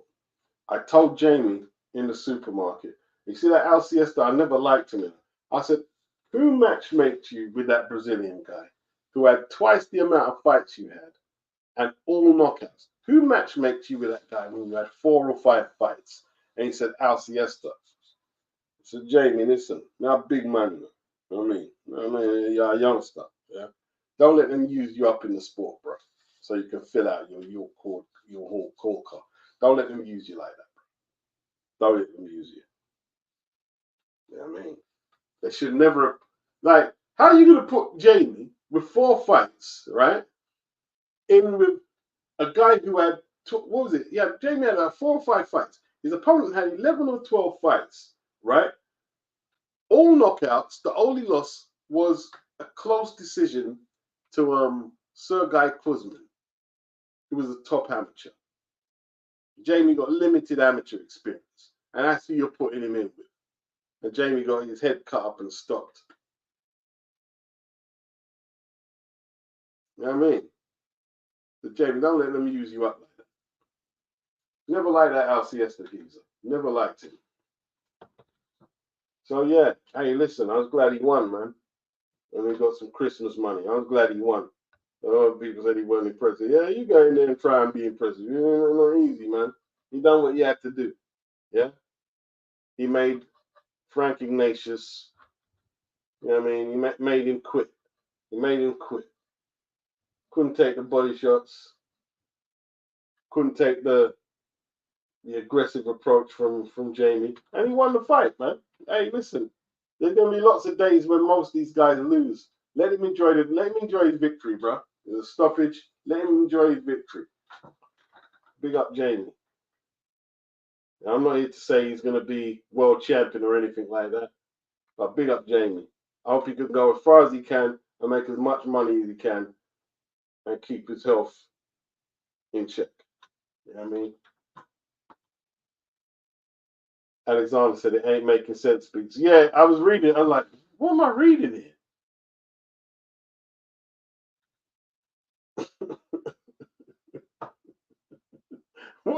I was reading it and said, what are you talking about? You're smoking ganja. I wrote the report, yeah?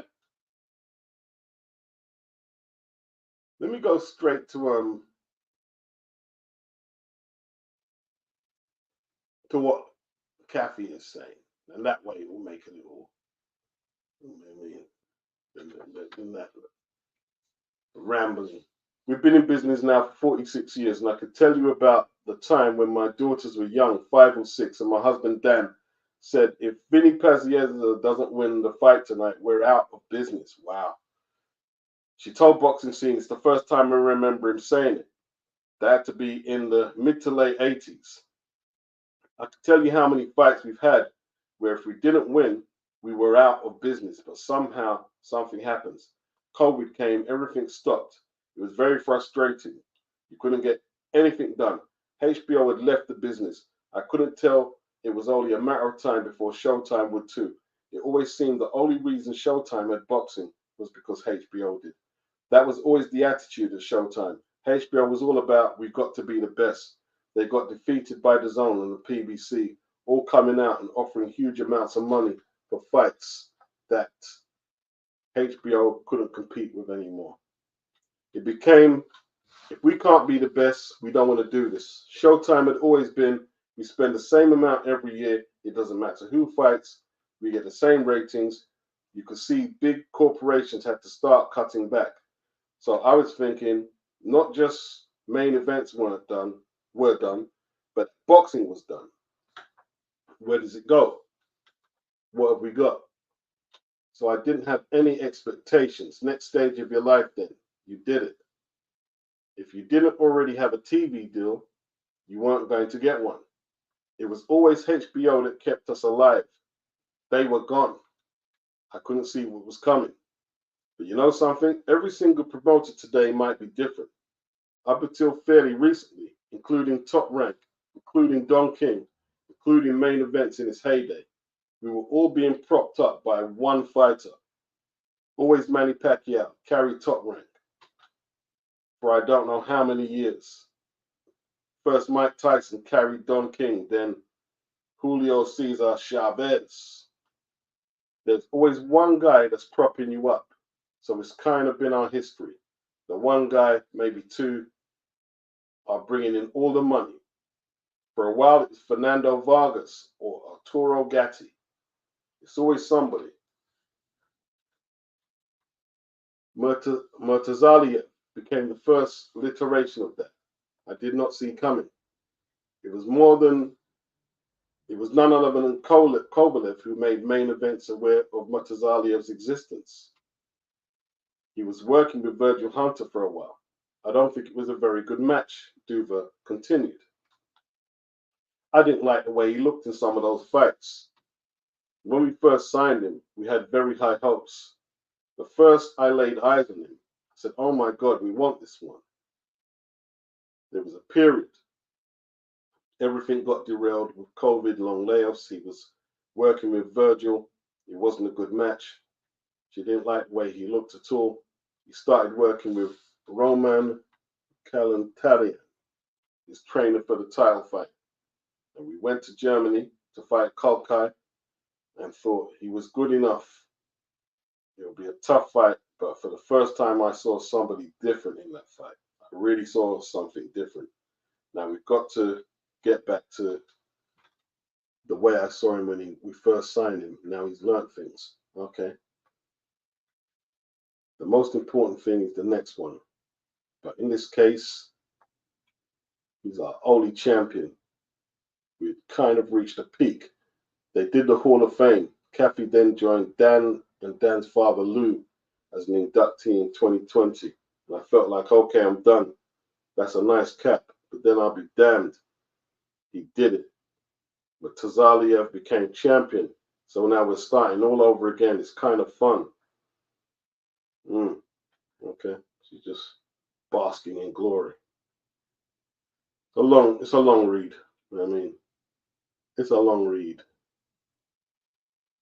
But yeah, hey, she's saying basically he's gave them life. He gave main events life. Yeah, and she's right. Normally, it's always one fighter propping up a company who's struggling. For a little while at Matchroom, it was Carl Froch. And before that, it was Kell Brook. You know what I mean? Then it was Anthony Joshua with Frank Warren, Tyson Fury. Who's the others? Derek Chisora. Even though he was never a world champion, he used to prop up Box Nation. Yeah. It's always one fighter, like she says. That's very true. That is very true.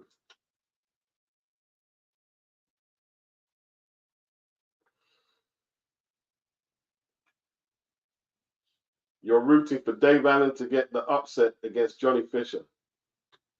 But the doctor says he's not impressed with Johnny Fisher either. And all that Bosch army nonsense is annoying. Oh, dear. I mean, you're not keen on a Bosch.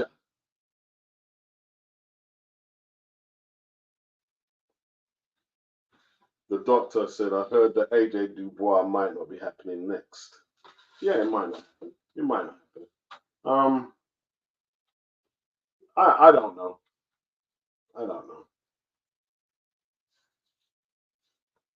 Alexander, even though HBO is historic in boxing, I think that format has run its course. The only television network doing it the traditional way is ESPN now, isn't it, over in America? Think about that. And even they've got apps. But, like ESPN is still the traditional television presentation of broadcasting boxing. But they're the only one left. No no HBO, no Showtime, no Fox. They might have some other stations who put on boxing because they've got a lot of stations, but I haven't got a clue. Pro Box. Pro Box don't have no TV deal. They're not on the network. And they're getting pretty popular, aren't they? Yeah. Things change. The technology changes a lot of stuff, man. Social media changes the way we interact. The technology changes the way that we're viewing boxing content. Yeah. It's all good.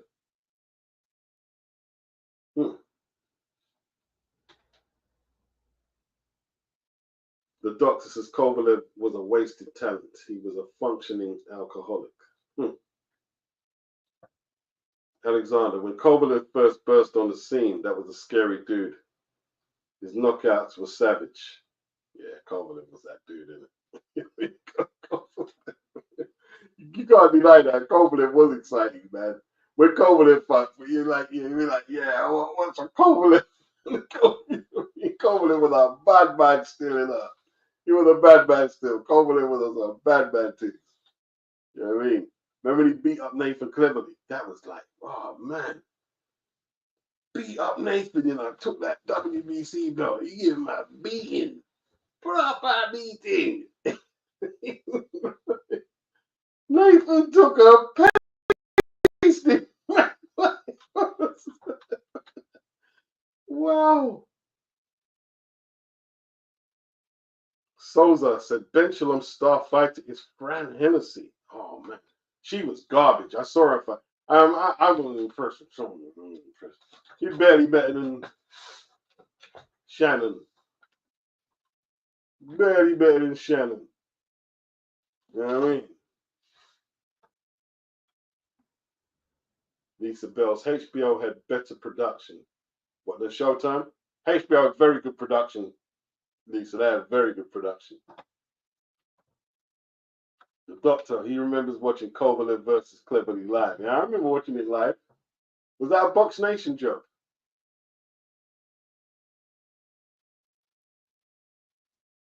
Lisa. She's bigging up Case K. Case K says, low key, I miss HBO. Listen, man, that's probably the golden era. The golden era of American boxing is with HBO. Probably with HBO, yeah. Got to say that. And Showtime too. But they probably always a little bit of a step behind HBO. Yeah, Duva got Murtazaliev tone. Yeah, that's a lifeline. It's a lifeline.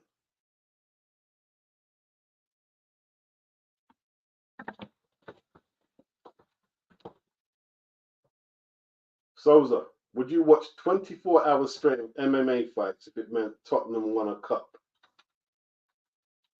No. Met nigga struggle. I'm not watching no 20 odd hours of MMA. No. Met nigga struggle. I mean, not doing it. Nah. Nah. MMA is. I'm not a fan. I'm not a fan. I'll be honest with you. I don't hate it or nothing, but I'm just not a fan. Just not a fan. Not a fan. You know what I mean? I can watch karate. I can watch kickboxing. I can watch a few martial arts and stuff like that. Even wrestling isn't as provocatively suspect as MMA. Just suspect. You know what I mean? MMA is suspect, bro.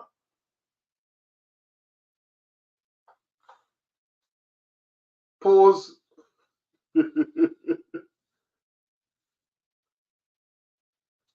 Lisa says HBO and Show were both great. A lot of classic fights. It's like in the UK. I was discussing it the other day.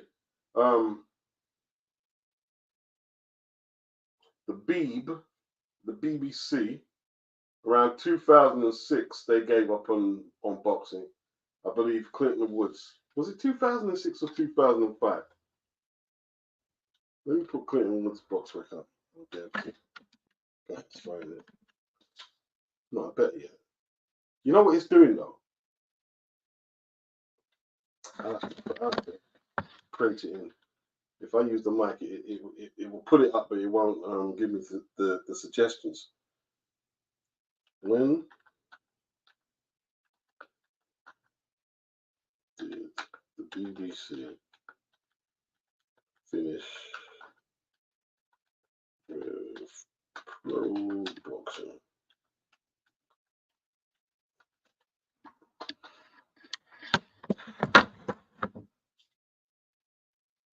Okay.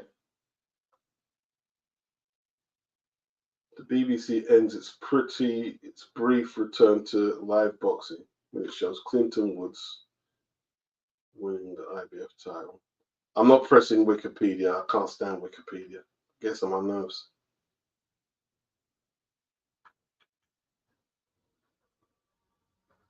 And it's brief. I really don't want to.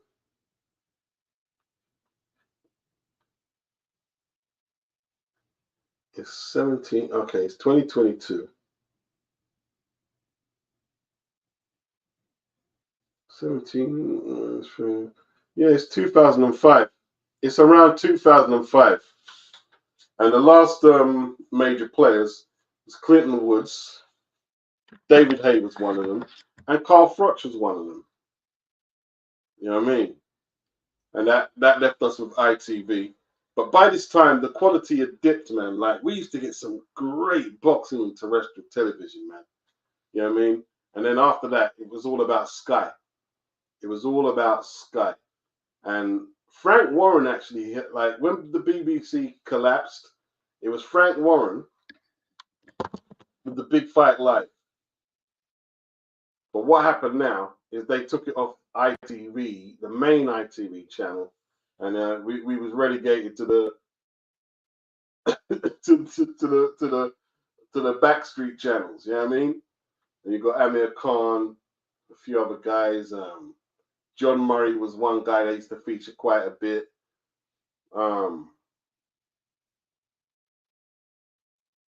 Audie Harrison fought on there when he got knocked out by Michael Sprott and when he got beaten by Danny Williams. Yeah. Case. Kovalev was a bad dude in his prime. I remember they called him a white Mike Tyson. He was also a nutcase. Yeah, he was a proper nutter. Proper nutter, bro. Yeah, proper nutter Kovalev. The Black Doctor, yeah. Fran Hennessy was getting caught a lot last night. I wasn't impressed. Wasn't impressed at all. And they were really gassing up her performance. I said, it wasn't that good. Wasn't that good. She got caught a lot. In fact, because I caught the fight halfway through. And from what I saw, I couldn't even see who was the better fighter. The girl she was fighting was pretty strong. Kind of like a tough-looking girl. You know what I mean?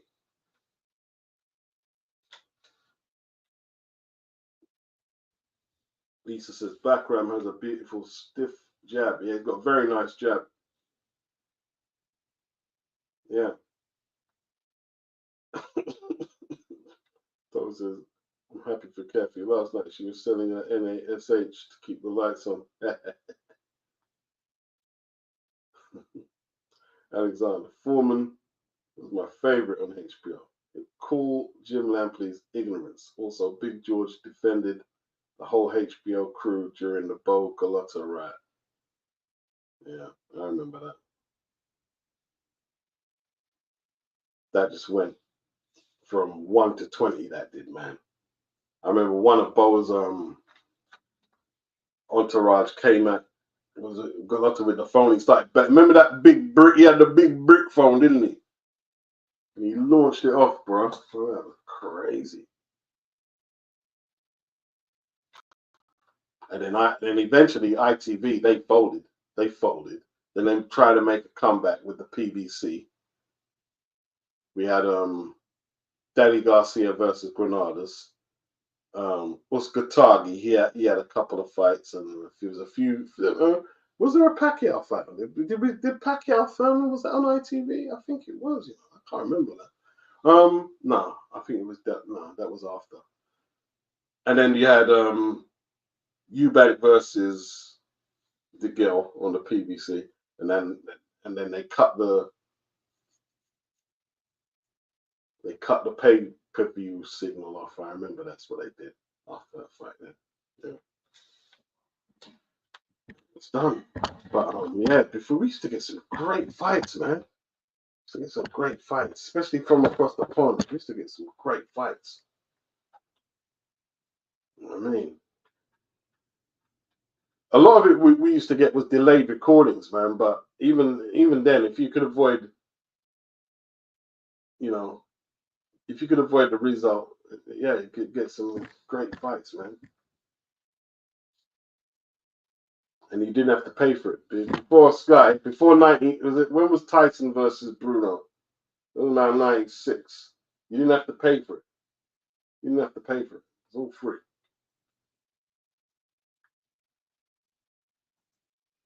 Wow.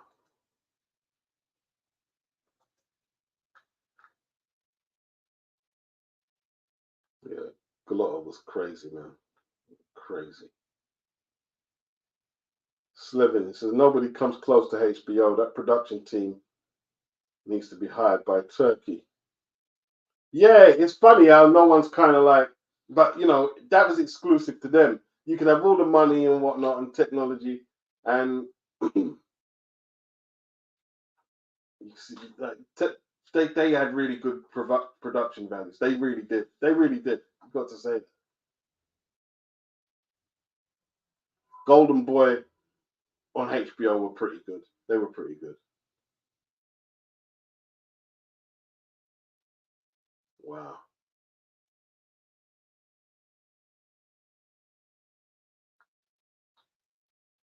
And Ghana was also fruity MAN business last night. Brethren, I would have tapped out as soon as he tried to grab me. And fruity. I remember Clinton Woods being terrible to watch. Clinton Woods. He had the 3 fights with Glenn Johnson. And he got beat up by Roy Jones.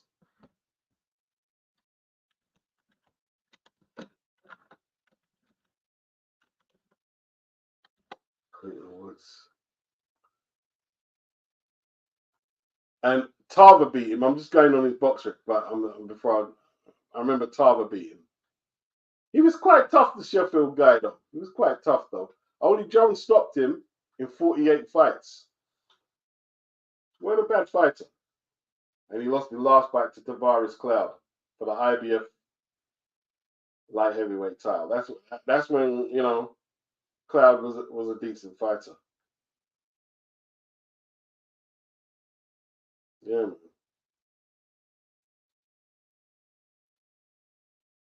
Yeah, the IBF title. Yeah, man, he had the IBF title. So when was his last fight on the thing? 2000, was it against Jason Delisle?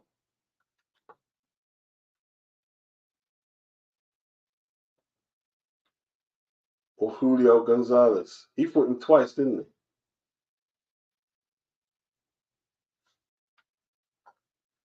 he? Yeah.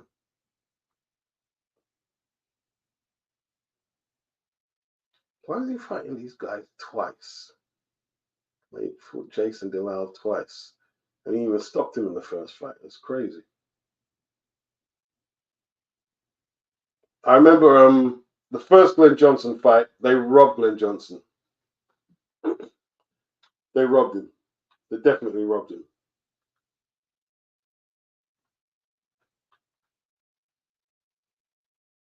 And Roy stopped him in 6. He landed a few shots on Roy, though, but I mean, Roy just outclassed him. Roy outclassed him, man. Big up the beauty of the pencil. Appreciate the super chat. Appreciate it. So thanks, Beats in the chat. Need to jump out now. Appreciate it, man. Appreciate it.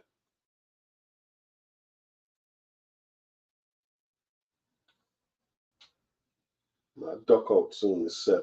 I mean, my duck out. Diabinuli. Courtney looked like an emotional wreck a day before the fight. She did, man. Like, the stomping grounds. Wow, what's that? The stomping grounds had to cut the comment section off. You know what I mean? Like, basically, the kid was asking, well, why have you did that? But it's because she gets quite a negative response when she does videos, and like, I don't think they wanted to be responsible for having a relapse or something. You know what I mean? Yeah, she was a wreck, and you'd think, man, you're bringing up all that matchroom stuff, and you got to fight tomorrow. You're not focused, man. You're not focused. You're not focused. And that girl worked her over. That girl that like outslugged her. You know what I mean? Carrying too much emotional baggage. You're not focused.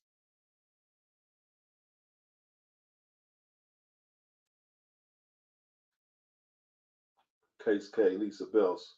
Is Shannon Courtney's career over? I know she is 1-2 in her last 3 fights. I remember when she who did she fight again? That girl from the Midwest.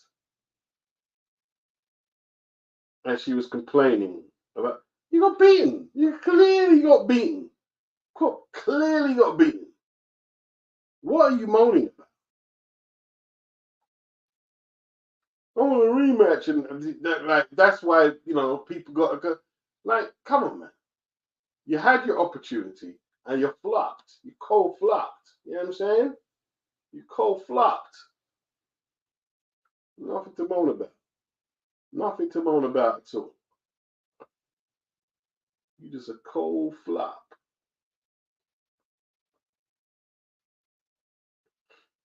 What is she moaning about?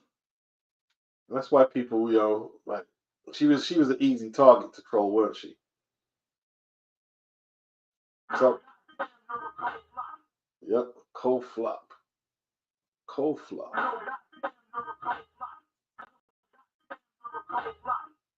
Yeah. Mitchell, her name was Mitchell. I remember her name now. Mitchell gave her a boxing lesson. Gave her an absolute boxing lesson. And then she started moaning. Moaning about what exactly? That she didn't punch you in the face more.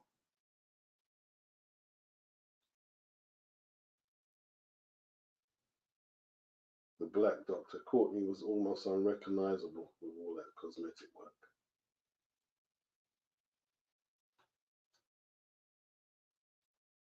Case says Shannon Courtney's mental stability seems to be shot. Souza, Turkey never bringing another woman's fight to Saudi after that last stinky fest. I'm assuming you're talking about Sky and Raven. Could be right.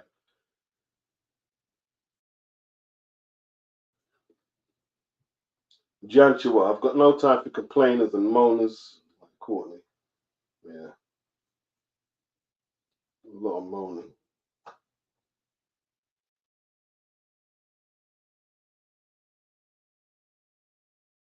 The Black Doctor. Shannon's next career move. Oh no, I'm not going to repeat it. That's deep.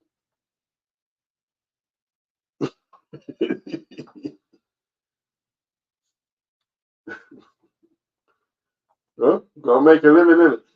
Gotta make a living, you gotta make a living. Everybody gotta make a living. Souza, who would pay for that? Case K.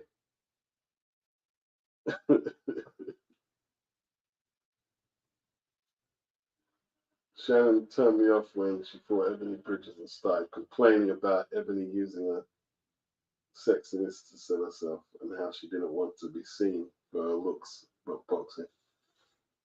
And then, you know what I mean, when you dig deep, she had enough revealing photos of herself, innit? You know. Man. Lisa Bells, I saw people saying Tim was shot last night. Man. Ebony Bridges don't box no more. I mean, she's got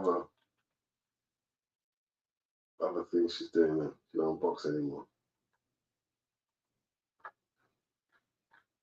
It's all good, man. That girl cleaned her up. She like got beaten from the first to the sixth. She got beaten. She done okay in the sixth, but even that round, she was beating Shannon up.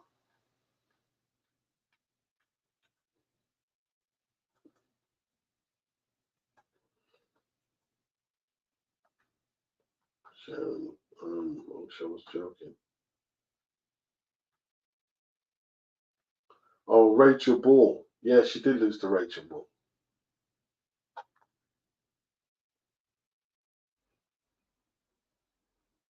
Tom says, Tim isn't shot, he just got dealt with. Yeah, he just got handled. Got handled, man.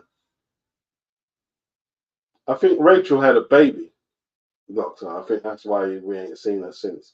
I think she had a baby. Souza beats, would you rather watch a 12-round Shannon Courtney fight or an MMA fight where they were only wrestling? I watched the Shannon Courtney fight, man. The fight wasn't bad. Her fight with Ramos wasn't bad. It wasn't a bad fight. It was an okay fight. It wasn't a bad fight. But she lost, that's all. She just come up short.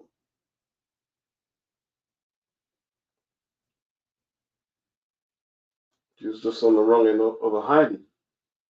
Just got caught with that left hook too much. Bob Arum explains why Riyadh season is unlikely to return to the United States. Well, I'll tell you what. Most people outside of America wouldn't care less if it didn't, to be honest with you. Because all they did is complain when Crawford was fighting Madrimov and bitch about the cards. All right.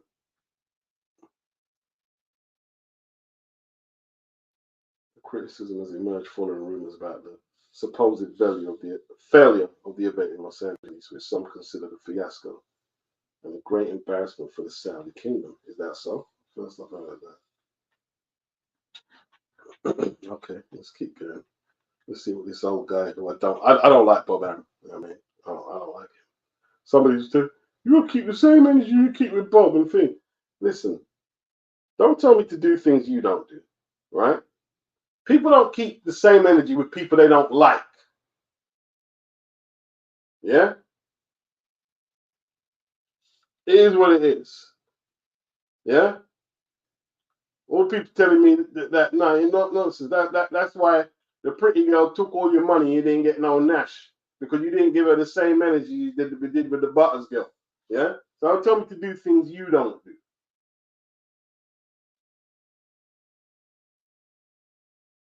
It is what it is. Yeah. Keep it real. I don't like Bob Arum. I don't like Bob. I don't like him. I don't like him.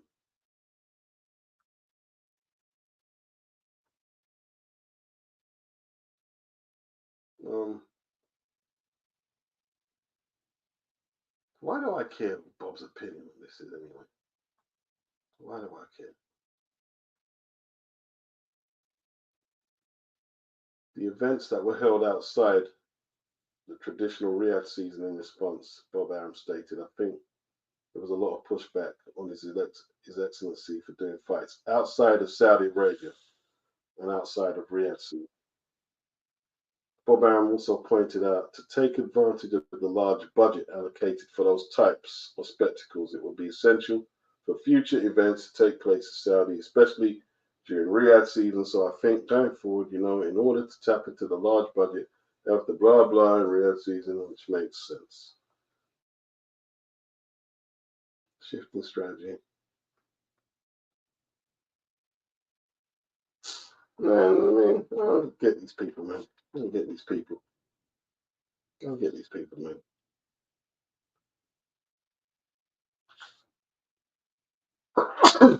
All he's trying to do is make fights. I don't see all this extra. We don't like this and this is that. Why don't you just stick to watching the fights, talking nonsense that most people don't even understand? You know what I mean? A whole lot of nonsense. Talking a whole lot of tosh.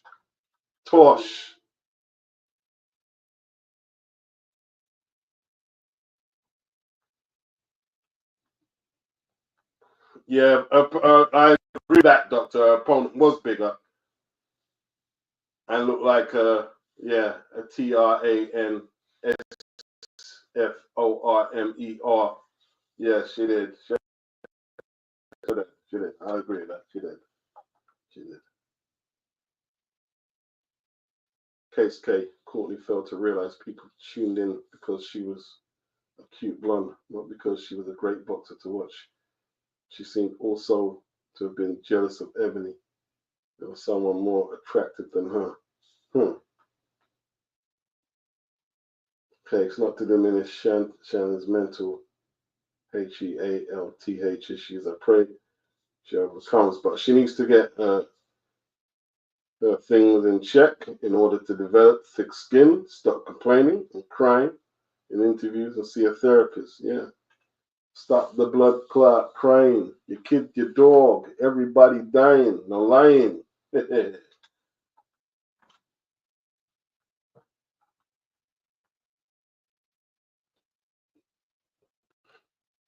Diobby Newley, I think Turkey has enough to pull to get undisputed in most divisions. That's all he needs to do. Just focus on following up this year 2 undisputed champions crowned. Right? That's all you got to do is follow that up for next year. And, people can moan and complain. The results speak for themselves. 2 4 belt champions in 1 calendar year. The results speak for themselves. As simple as that.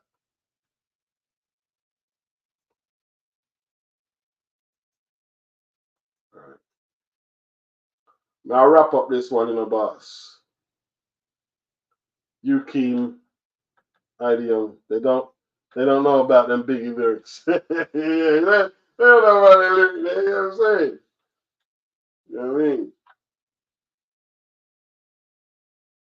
So don't you get suspicious. I'm big dangerous. You're just a little vicious. With my sycamore style, more sicker than yours.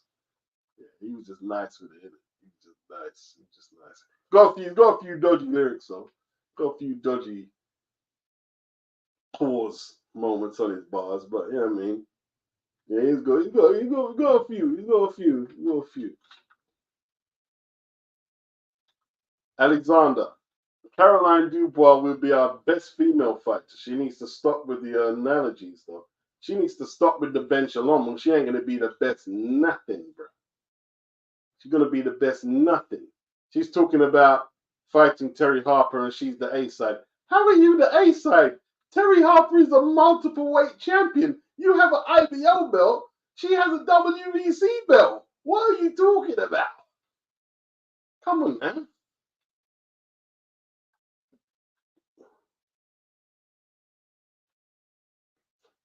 Tone said MMA is okay to watch apart from all the DRYHUMPING man's semis on the forehead, which is actually most MMA fights. I take back saying that MMA is okay to watch. It's to me, it's just like, I don't know about this MMA team. I don't know, man. Like Francis was on that guy's back, bro. Like, wow. Stop the blood clot. Oh, that screw fast. Oh, yeah, you got that from the film, yeah. Yeah. Steven Seagal? Yeah. Nice little quote. Nice little quotes. Biggie would always look for the quotations, the classic quotations. You know what I mean?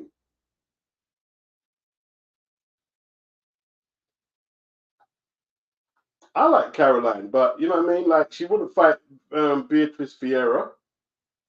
I like her. Yeah, she's all up for the Terry Harper fight. I'd like to see it. I like to see it. I think it'd be. I don't think it'd be easy for Caroline. I don't think it'd be easy for Caroline. She might be favorite though, but I don't think it'd be easy. Souza. Francis was making like how I move when I'm behind my. Yeah.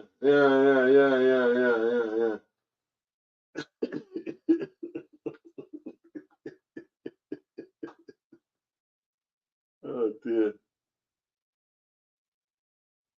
Case K. Facts at the doctor. She used boxing to get a push, but I agree she's done. Beautiful woman, average fighter. Maybe she uses her looks to make money for real now.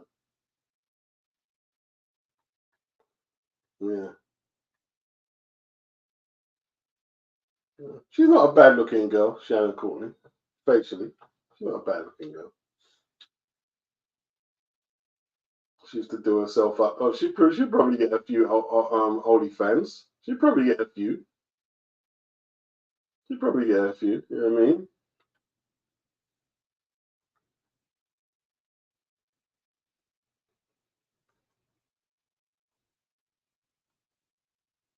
Imagine a 67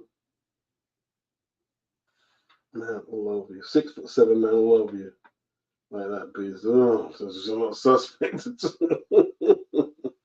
Oh boy, I don't know. I don't know MMA. I just don't know. I don't get it. Don't get it at all. No appeal. Let's go. No appeal to me. Tzyu and the price of respect. Come say respect to the my name. Man alone keep my friend. Fire shot. Tally informer them. Informer alone keep informer friend. 1993.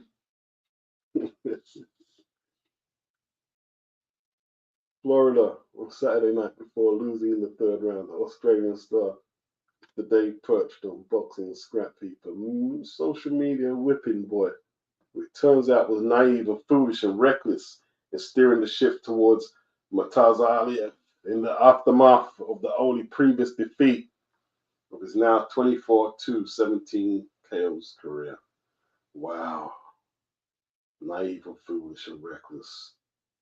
See, everyone's saying the same thing. Like, what was you doing? PBC just just destroy it. They just wrecked it.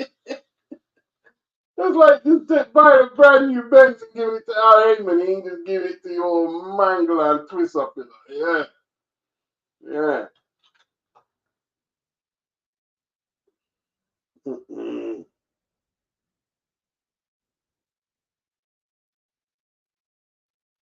Tim thought he had an easy one, wrote Terence Crawford. Took this guy lightly and was worried about other fighters. Wow. Sergio Mora.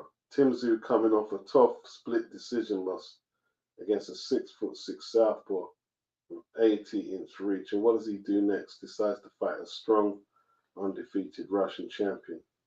Had Tzyu won, those tweets, Mora specifically, would have had a different feel. The context transforms then from complimentary to critical. That's the margins in boxing. That's the margins. You know what I mean? That's the margins. Imagine if AJ had landed that uppercut. And Dubois went down and never got back up. But he didn't. He got countered, and the headlines reverberated all around the world. That's the margins. That's the margins. You know what I mean? We're all playing like wise to the events in hindsight. Oh, you should have done this, should have done that. But if you had won, we wouldn't be saying that. You know what I mean? In hindsight, yeah, it was damn stupid to fight this guy in Orlando. After coming off with all them stitches removed from your head, bleeding around the place, till you even had flashbacks in the ring about it. Yeah.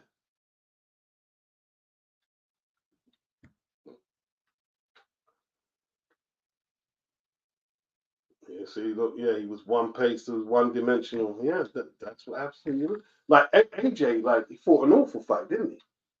AJ fought a stupid fight.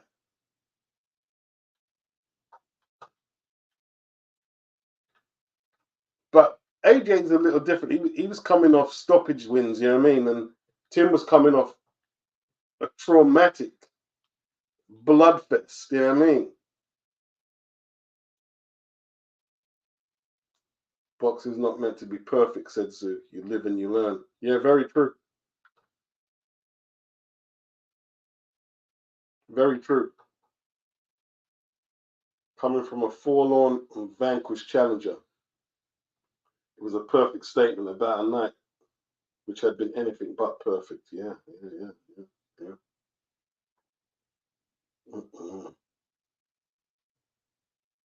all writing him off saying he ain't got a chin.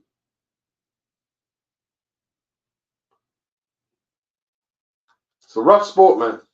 It's a vicious sport. It's merciless, bro.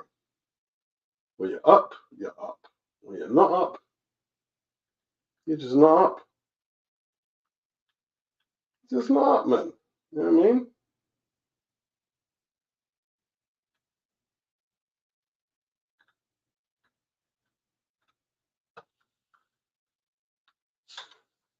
The doctor said he's not into all the fake cosmetics that women seem to be obsessed with these days. No, I don't mind if women are kind of cosmetically enhanced. I don't mind. If I'm not planning to marry him, why would I mind? It's what it is. It's what it is. It's 2024, isn't it? Well, yeah. I mean, what are you saying? You want that natural girl? A natural girl. Whatever, isn't it? Whatever.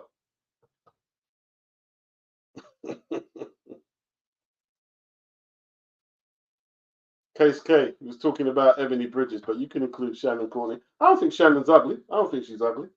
I think if she went on OnlyFans,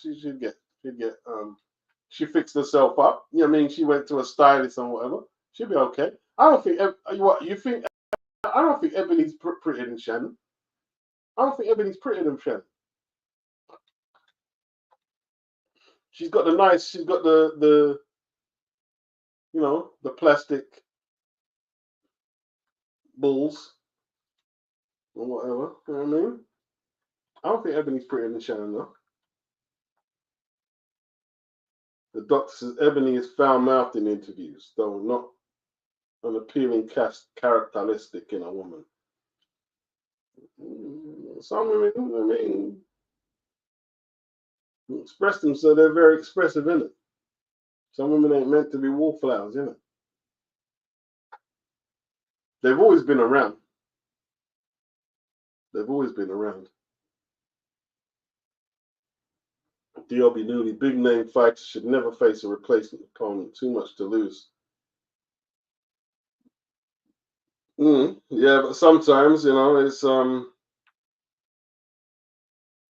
too late in hindsight. You know, they go in there expecting to win, and when it don't happen.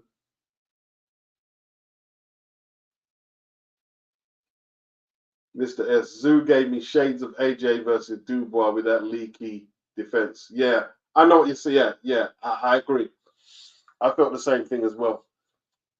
Leaky defense. Yeah, I agree.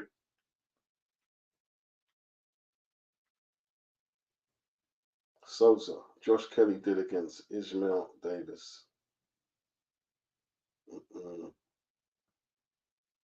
Kay said a crybaby emotional demeanor is a turner for me. I can't do emotionally unstable women.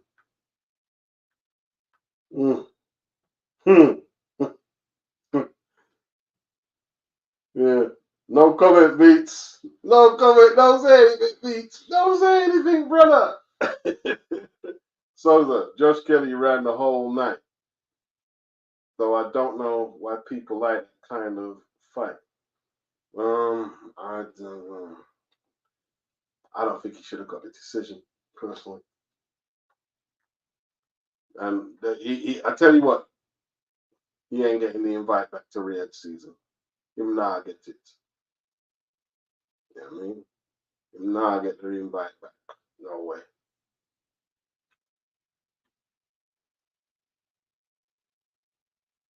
The doctor said, what's Savannah Marshall doing these days? She's doing MMA.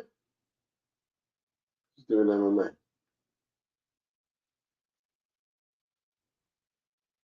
Mr. S. Cute. Shannon Courtney looks like someone in the post office getting her JSA. No, she's not stunning.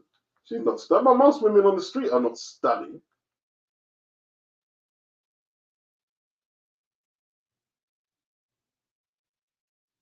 Who's your daddy, Toza? Who's your daddy? Who's your daddy?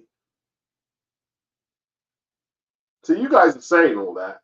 See, one thing I don't listen to is guys, you know what I mean, online saying who is hot and who is not. When, if any half decent, if you're on a little dry spell and anything half decent comes by you, and you can get a smash, you're taking it, bro. You know what I mean? You're all in it, bro. You're all in it. You're all in it. You know what I mean? You're all in it, man. Slevin said, you had a few drinks. Well, I need no drinks. You need drinks for you. You need drinks? What for? So Ebony got them bazookas. Yeah, she got them bazookas. They're plastic, innit? Some people don't like plastic. You know what I mean? Some people don't like plastic. Mr. S. Shannon is like them girls that always had to give the man them favors to stay around. You guys, hey, let me stop disrespecting the females, man. You know what I mean?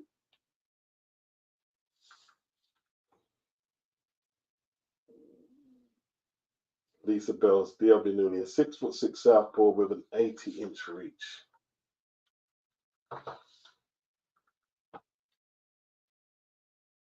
Serious question. Why is Ebony Bridges cleared to box with those implants? They can rupture. I don't know. I don't know.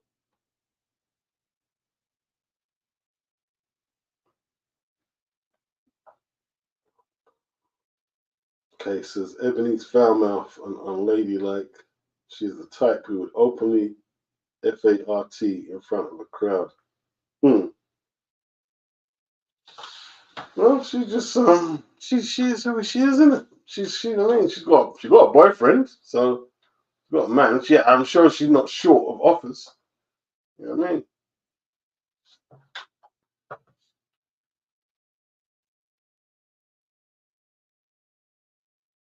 Lisa, hey, Beats. Aaron did an interview saying all Riyadh season cards have to be held in Saudi Arabia moving forward.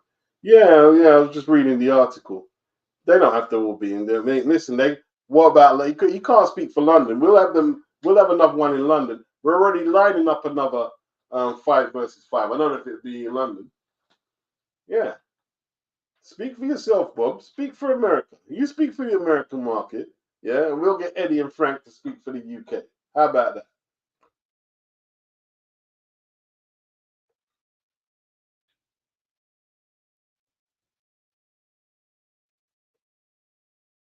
Most of these dudes be dating supermodels at Beats. Yeah, exactly, Tone. Yeah, they're all dating supermodels. You know what I mean? They're all dating tens, and they want to look at all these other girls. You know what I mean? Way below my standard. Yeah, yeah, right.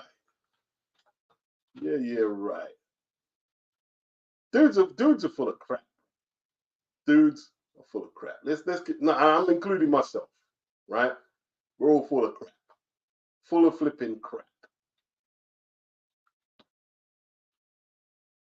Yeah. The doctor. I prefer the natural look Beats. I'm old fashioned. Me? I'm not old fashioned. I'm just old.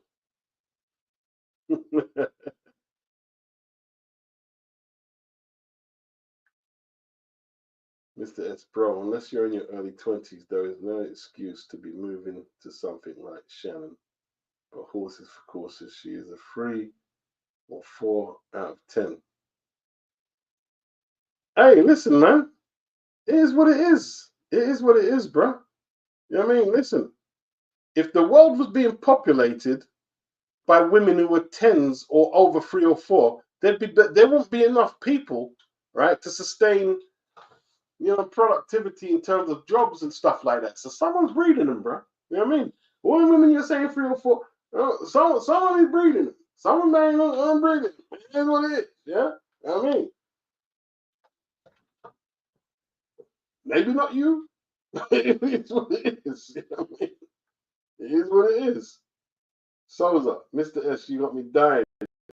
Laughing, bro. You guys are wild. The Dr. Case, yes, exactly. Her behavior is very unladylike. Why do you care you're not marrying her? Why does it bother you so much? what is so unladylike? What is it? She behaves like a man. Yeah, she's an Aussie bird, isn't it? She's an Aussie bird and she boxes. My gosh. DW, thank God Aaron has no control over Riyadh season destinations. Tell me about it. Tell me about it. Case K Beats. These dudes are fronting. Most of these average dudes would take Shannon and Ebony if they was offered a shot with them. Yeah, they would. They would. They would. Some of them wouldn't, but yeah, they would.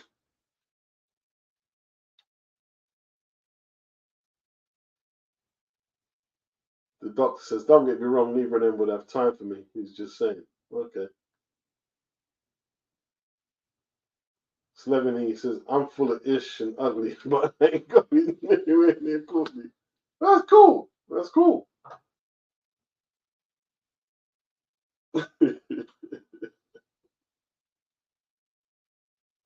The doctor said he wouldn't say no, but they're not wife material. Okay, that's a fair one. I mean, okay, yeah.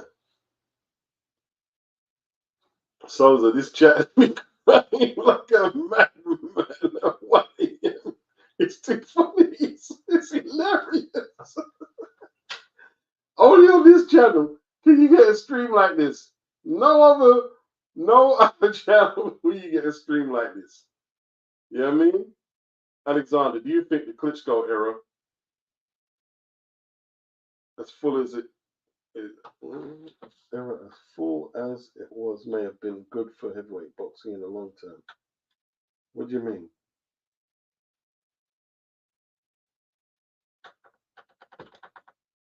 I don't know. I'm not sure how you worded it and on where the question's exactly directed. Slevin E, no wonder I can't get a doctor appointment. That out. Let me read this comment. They're out here looking for 10 to 10 naturals. Mr.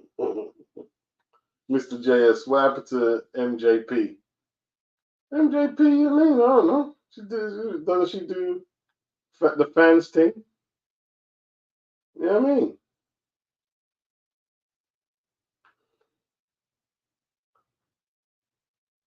No, I don't think you're right that they grew up. I think Ebony did have a dad in the house. I don't think that's necessarily true. Maybe she didn't though. I'm sure I heard something though. Souls are lads. What about Clarissa Shields? I know enough man couldn't handle that. Man, it is what it is, man. You know what I mean? Like Clarissa, she'll just speak when she wants to say what's on her mind, isn't it? That's the environment and era she's grew up in. You know what I mean? It's not to everyone's taste. Everyone has their preferences, but come on, Shannon is an attractive woman. I don't say she was a model, but she's above average. She's all right. She's okay. She's not a stunner, but you know what I mean? Mr. S. Ebony is just a confident girl, minus the chest. She's all good. Diobby Newly. Ebony is exploiting PERVERTS's. I admire us. Oh dear. Slevin, is AJ's sister single? I can't remember what she looks like. I don't know, bro. The doctor said Clarissa used to be a ratchet, but she's cleaned up her act and carries herself with more class these days. Lisa, Toby is all well. How about yourself? Big up Toby Bartlett. Case, okay, he likes Clarissa. Clarissa would put beats in the headlocks and stuff.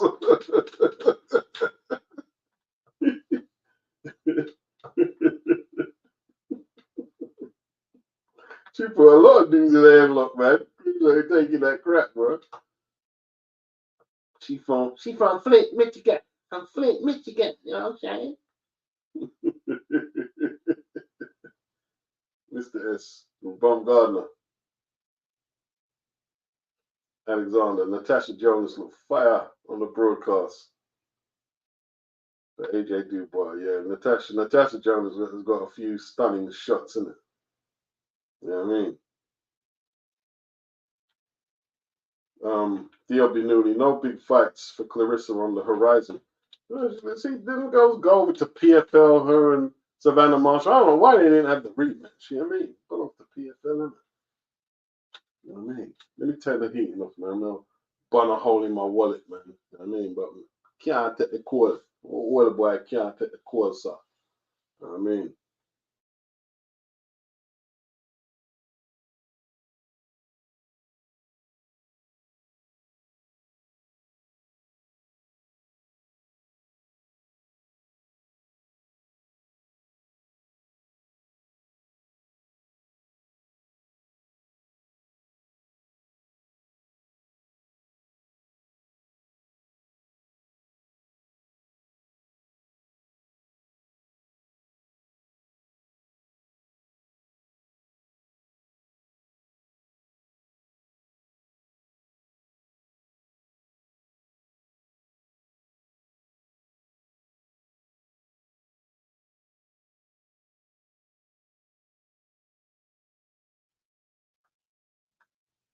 The bottom line is,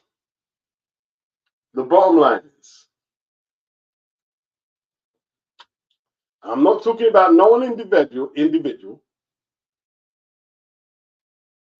Women get to choose more than men do. We don't have as much choice as women do. That's just how that goes. Even though there's more women than men, men don't get to choose more than women. Men don't get to be as fussy as women can be. It is. I mean, you can argue. You were in the comment section. That's how it was back then, how it is now. and how it's going to be tomorrow and in 50 years' time. It's as simple as that.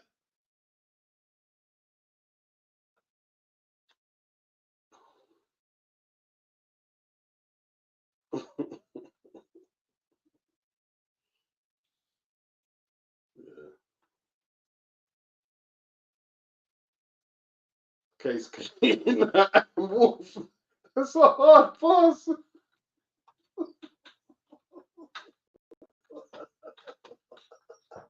You guys are fucked up.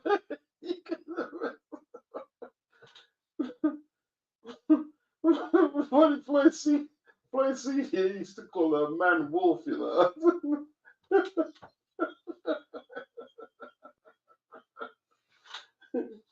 I tell you what, bro. You don't need that woman thumping you in your face. Cause she could whack. She could whack hard, bro. They punch hard.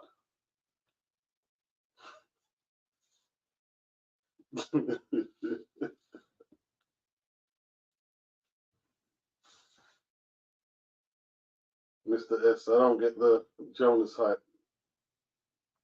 Enough. OF them gather on the ends. I fired big too. See, this is Natasha. Natasha's alright. She's okay. She goes, let me say she got nine photos. I didn't say she was perfect. She does have some nice photos though. The doctor said lots of rumors about these female boxers batting for the home team.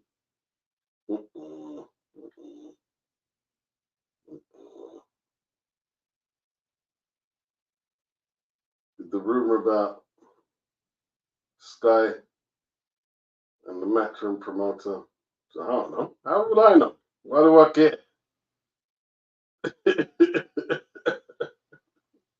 So this after 12 p.m. streams are the best. Oh dear. The kids have gone to sleep. Tom said Vivian Obernight. Is that the one who took her husband out, Tom? She stopped Natasha Jonas. I remember that fight. She gave Natasha a beating, bro. I said, wow, you can't come over here and do Natasha like that. She beat her up. Slevin E says women select, men compete. Yeah, that's how that goes. Yeah, 100%.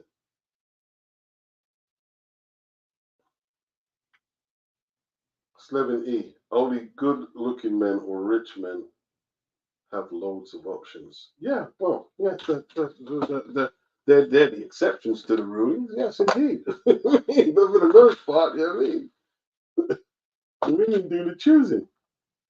Yeah.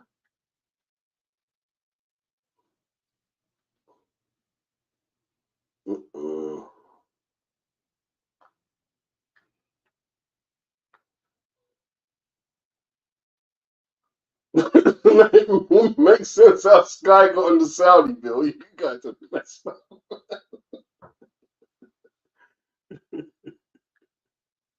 Oh dear. Sky done well, Eddie. Okay. Mr. S. Averages are rated on the lowest stats. Some of your men effing up the numbers we select and elect queens, but this era got it twisted. I tell you what, yeah. If all men had queens and all women have kings, how would you differentiate what the king queen is? It's supposed to be an anomaly in the selection. You know what I mean? There's not too many kings, there's not too many queens. You know what I mean? You can't all have queens. You know what I'm saying? They wouldn't be queens, would they?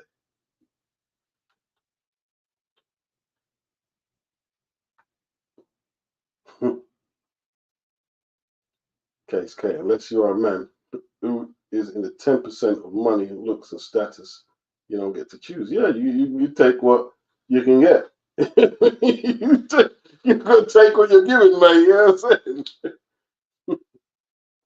But some men are fussy, though, isn't it? Some men are fussy. I'm not saying they should take something they're not attracted to, but you know what I mean. Some men are just over fussy, bro. You know what I'm saying?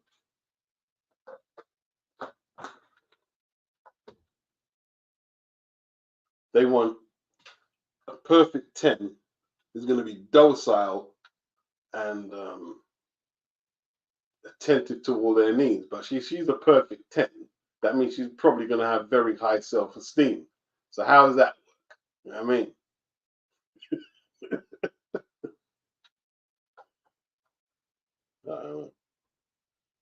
Alexander, Layla Ali, and Ann Wolf should have fought. Who would have won that?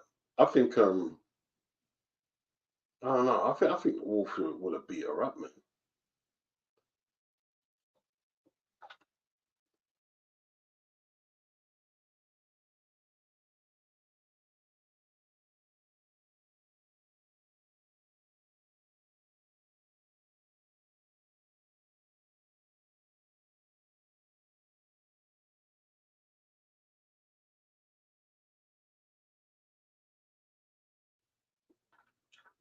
Oh, you're saying Ann would have beat up most average dudes.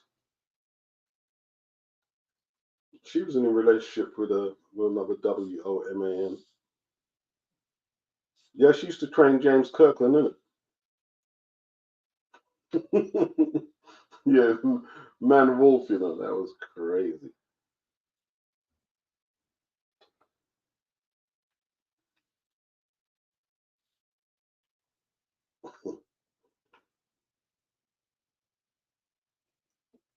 Mr. S. seen a homeless man who was a Chad. He probably has more options than you because he's good looking. A homeless man who's a Chad. How did that happen then? Hey, listen, life can happen to anyone, man. Like, it can't happen. Remember that, Herb? Who was the mixed race guy? Who was on the most wanted list? All the women wanted to date him. No, women wanted to date him, bro. That was crazy. El Gramus. How do you think AJ should approach the rematch? I think he's going to try and box Triple D over 12. He's got to knock him out. He's got to knock Triple D out, man. That's what he's got to do. He's got to find a way to get his punches off before Triple G does and knock him out. But he's got to box him too, isn't it? He's got to knock him out. Heavyweight boxing, got to knock it. AJ's a knockout puncher, isn't it? So he knows he can hurt Dubois, and he knows Dubois can hurt him. And he's got to take it from there. Dr. Man Wolf, that is a crazy name. Senior. That was Mayweather Senior. Tom says, Mr. S, I can go to Facebook right now, and there will be at least one woman I know moaning about a whatless man who they've let use them. A lot of people don't or can't choose wisely. That's true. That's very true. Yeah.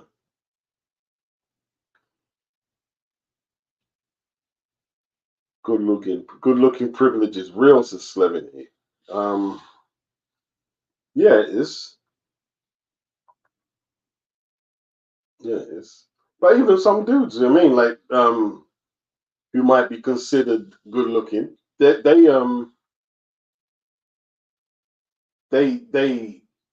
pick women who are probably way below them in the looks barometer. And there's lots of reasons why that is, because maybe that woman doesn't hassle him. You know what I mean? Makes him a nice dinner, and does other things that maybe the other high maintenance women won't do for him. It's whatever works for you, bro. It's whatever works for you. There is no, oh, I don't think that's all that. Well, maybe not for you, but for another man, that's a prized possession. You know what I mean?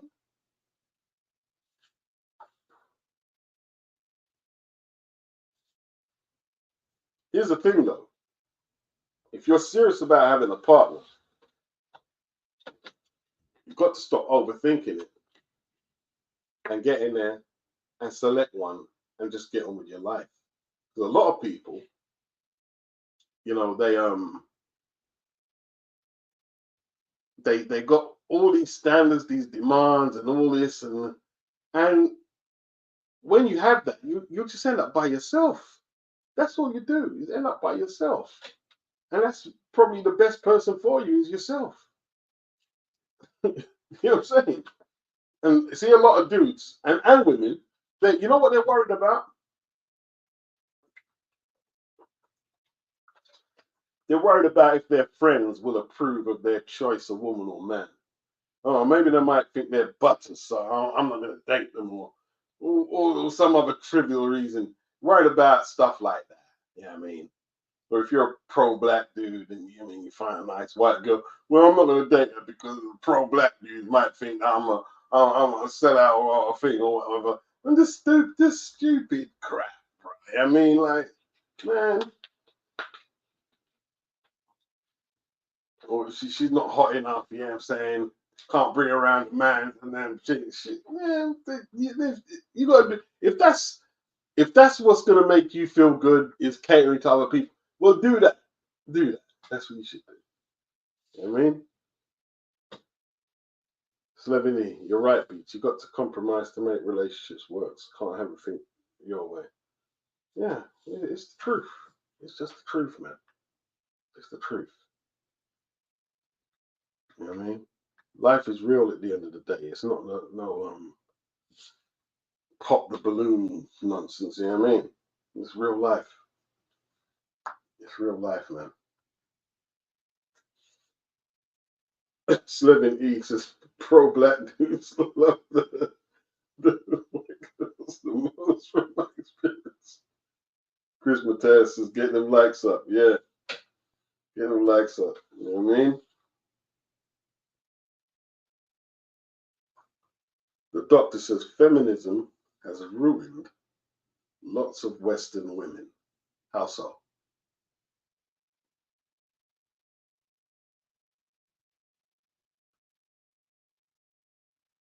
Or you could say, I don't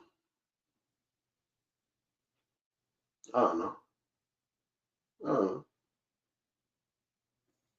I don't think a lot of women are into that. Like the real extreme feminism. I don't think a lot of women are into the extreme feminism like that. I don't think they are. From my experience, I don't think they are.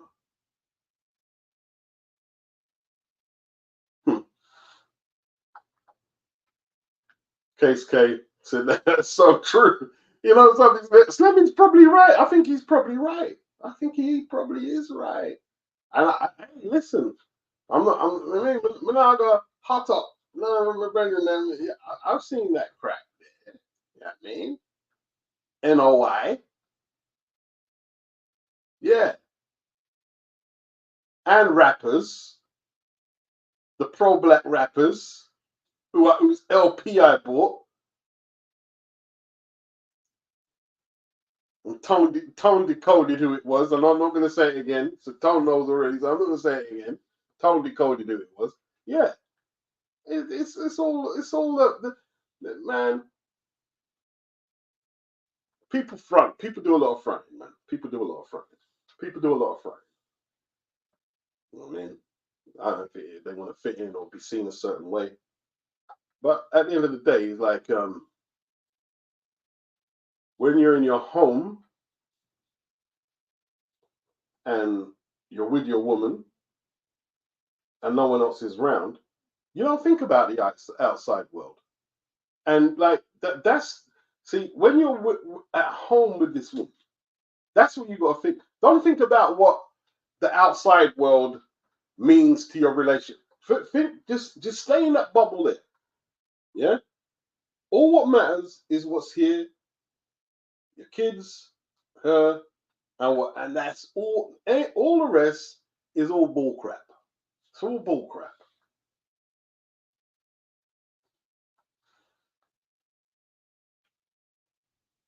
You know what I mean? Yep, she ain't hot enough. He isn't tall enough. It's crazy how people care what others think. Yeah, Mr. S. Pro-blacks move to as long as it's melanated. She has something in her to adult business. I love Becky. Case K, that pop the balloon show is trash. They've got it. They've got it in Jamaica. Hey, the Jamaican one is rough. You know? The Jamaican one is rough because you mean like Jamaica, they don't hold their tongue. Me not like her, you know what I mean? She that. Yeah, me says she's a zero point past minus freezing.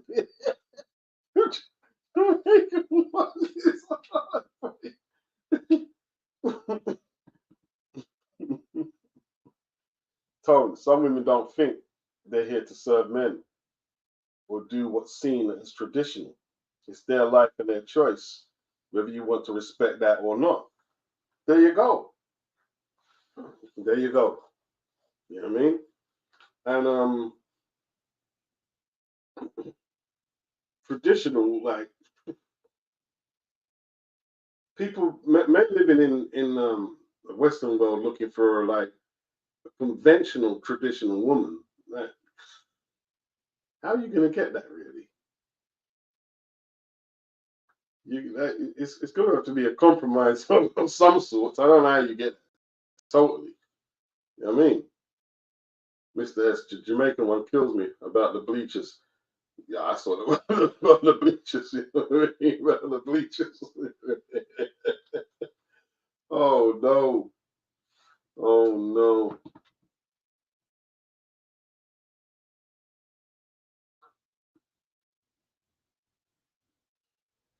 Mr. S, Indian women still raise traditional,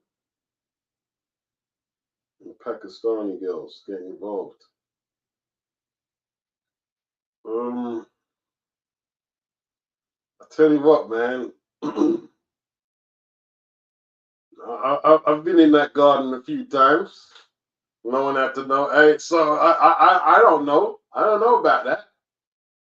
Listen, once people are westernized, they're westernized. Yeah.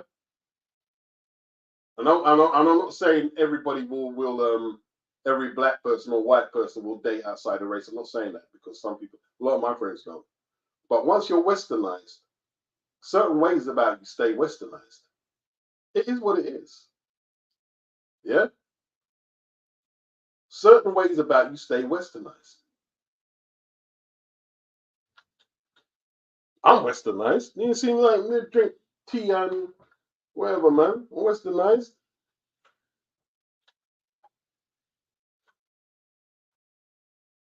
So I don't know about that.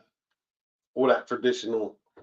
I don't know. Do you know how much women from that culture you're talking about there get unalived because they're bucking against all that traditional ritual?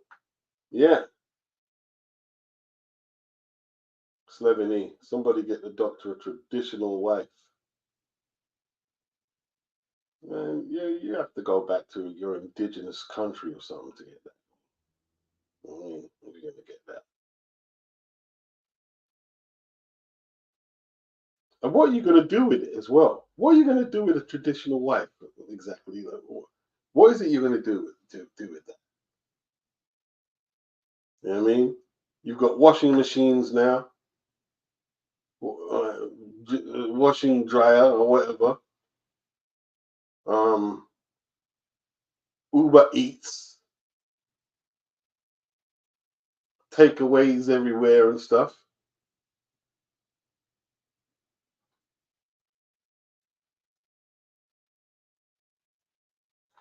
Everything fits in with its timeline. Traditional wives fitted in when that was applicable, when the technology wasn't what it was, when it wasn't all this content taking up people's times and Android phones. What like I think it's just a wish for some people. Oh, it's kind of like a wish, isn't it? Just seems like the thing to have.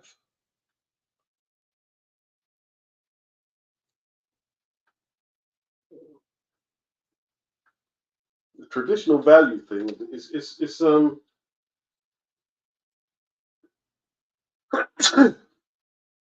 little it's a little more complex than what people think, man. People have different expectations now. The expectations are different. You know what I'm saying? Whereas before in the UK, if you didn't settle down and get married as a woman, then your position in society would be compromised. You'd be looked at almost the scarlet woman. You know what I mean? If you have a pitney and you don't have no money, you're not married to the man, you know, they might take the baby away from you. And as for abortions, then backstreet abortions, you know, when they began, when perhaps in the 60s it could have been, or 50s, oh, you wouldn't want to have to enter such an establishment. It's horror stories. Horror stories. But in the 60s, you know, they started the housing estate culture. And slowly but surely in the 70s, to be a single parent female became more and more accepted. So people do what the system allows them to do in certain time periods. That's what they do. That's what they do. You know what I mean? I don't think most men would know what to do if they had a traditional woman. I don't think they know what to do with it.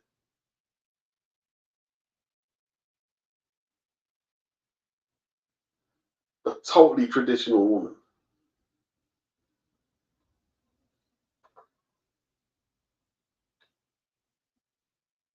Alexander, you won't get a real traditional woman unless you are a traditional man. But what do they really exist? I live in the inner city. Where are these people? Where are they? Like you have to be. You see, like you have to be in a community, right? Who surround their life around church and stuff like that, and Sunday school for the kids, and you know, and spend a lot of time with family. The family, and most of these people asking for like traditional. You're not in that environment. You're not in that. So it's not compatible for you to have that. It's not.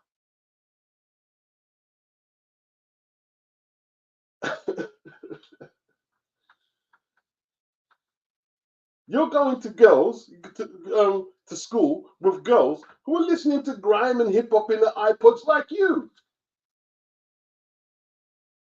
and secular music and secular content like you.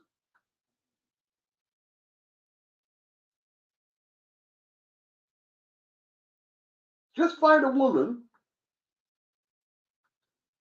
who you're good with. Stop having all these labels. Stop putting all the labels on it. Stop putting all the labels on your shit, bro. Stop putting all the labels on it. Stop putting all the labels on it.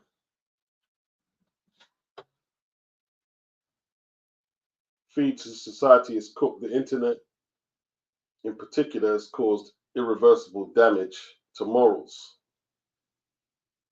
In what way?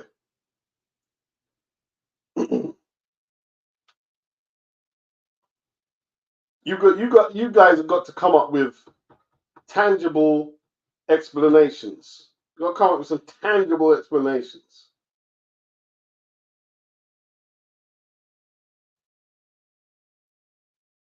What you have to realize, man, towards the back end of the traditional era, in the 70s, a lot of women came out of their marriages. They left their marriages, 70s and 80s and what. They left their marriages. Not so much because they hated men, but they had different options. You know, it is what it is. So I don't get hung up on all that. I don't get hung up on it. I don't get hung up on it. Either I get on along with the woman, and I say like trying to label it. You know what I mean, or trying to do some revisionist history experiment with traditional man and woman. That's that's nutty. That's nutty, man. That's crazy. It's crazy. It's crazy.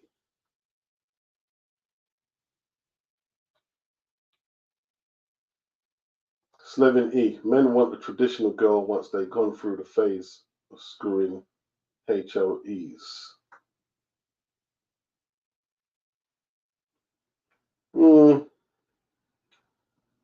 Could do. Alexander, the type of woman a man should go for is not crazy. Way simpler.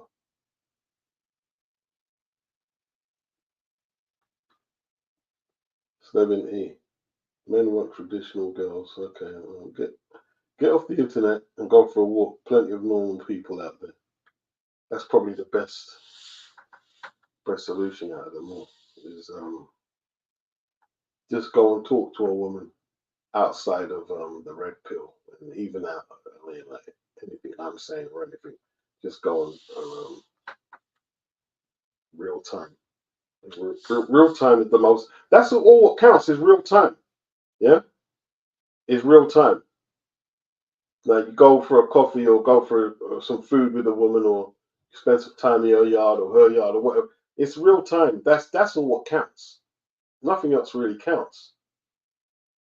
All of these we want traditional, or we don't like this, we don't like none of that counts. None of it counts. The only thing that counts is what works. That's the only thing that counts. You know what I mean? The doctor says back in the day people used to work to keep the marriage together. Nowadays women look to rinse man for as much as they can once they get bored. And what you're saying there is not true. What you're saying there is not true. Because most men don't have no money to get rinsed like that. Most men, I'm not most men. I think somebody told me that most people in the country don't even have £500 in their bank account. So how are they going to rinse you if you've got £500 in your bank account, or even £50? How are they going to rinse you? Rinse you out of what?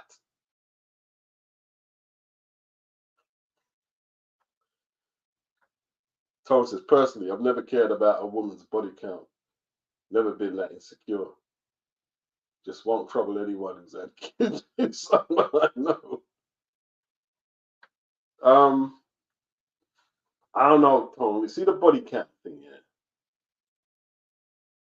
I used to date this girl, and I really liked her. I mean, and like, we was talking, and we started talking about body count. Like, she told me how much, and I'm like, yeah. I'm pretending I'm cool with it.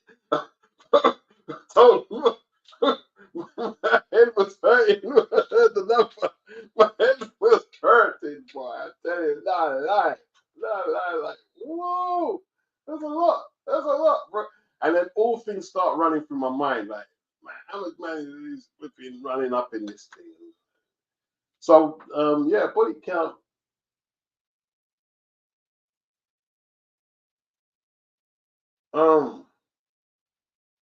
Sometimes the best thing for me is not to discuss it. Because I don't want to hear something I don't want to hear. I don't want to hear something I don't want to hear. But if you're in tone position where it doesn't make you feel insecure, that's a good place to start. Because that ruins a lot of men, Tom. It ruins a lot of men. It just brings all the insecurities out in a dude. When you realize that she's getting around, bro. She's been around. Wow. But like you say,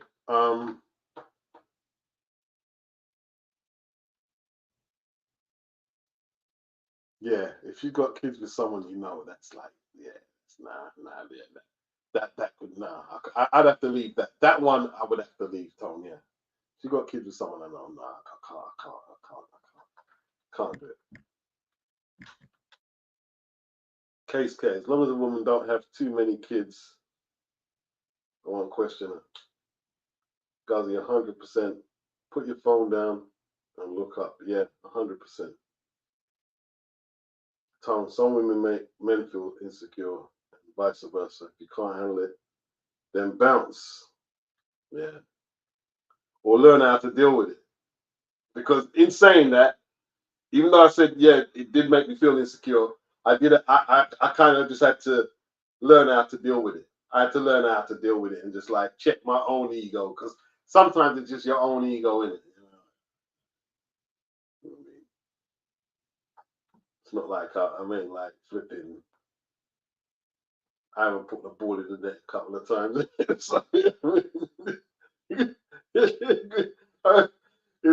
Because sometimes as a dude, I mean, you're just a hypocrite. You're just a hypocrite. It's all right for you, but it's not all right for me. But that's a dude, isn't it? It's a dude. I'm a geezer, isn't it? I'm a geezer, isn't I? The doctor, it's normal for a young woman to have a body count of 100 these days. It ruins them. Most women, I don't think most women have body counts. There are some. I don't think there are some. I don't think it's normal. I don't think it's normal. And it depends what do you mean by 100 as well? Do they all have to have had the Bozak all up in them? Or, I don't know. Alexander says, get a cute dog. You'll meet as many women. Yeah, I'm gonna shit on your carpet too, dog. I like dogs. I do like dogs. Yeah. Case, as long as a woman don't have too many kids, I won't question the body count. I can't expect everyone to be virgins. Yeah, I hear that. I hear that. Slevin E, black actor, the doctor. Most women do not have body counts over 100. Yeah, I don't believe that. I don't believe that. I don't believe it's normal. I don't think most dudes do. I think a lot of dudes will talk about their numbers and probably exaggerate the figures to, you know what I mean, put the notches up on the, I mean, add a few extra notches.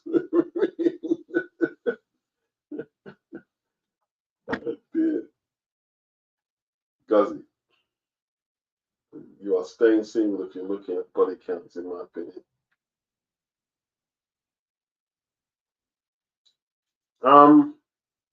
What? So, what? There's no point that okay. Let's say she did say. Let's say, all right, your body count was a modest amount. What's modest in your opinion? I mean, a modest amount would be for a dude. Let's say a dude in his 30s. A dude in his 30s. A modest amount would be 10. Would be about 10. A modest amount. But this woman's got 100, like the doctor was saying. That wouldn't be an issue to the guy. I don't know.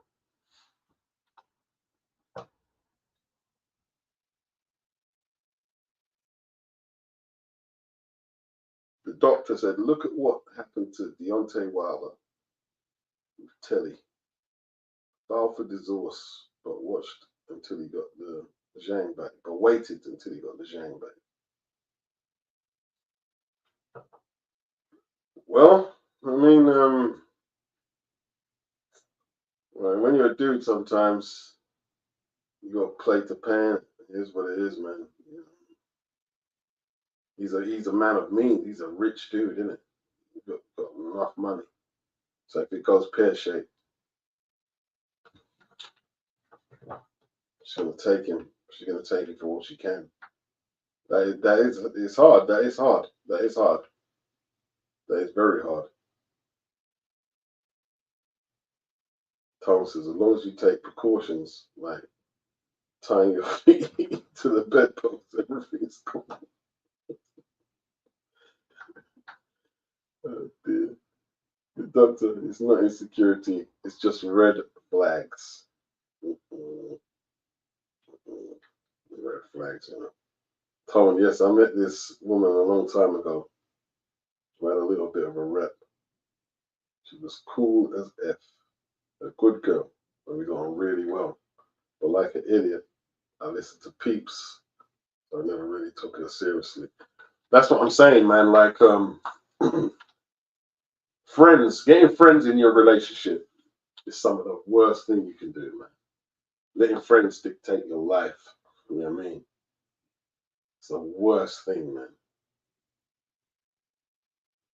You know, they're judging your relationship and they're not in it. That's the worst thing. I've had outsiders mess up relationships. I've had that. I've had that. I've wanted to thump up some people, you know. Believe me. Yeah. Yeah. The doctor, women have higher body counts than the average man these days. Based on what data? Is that true?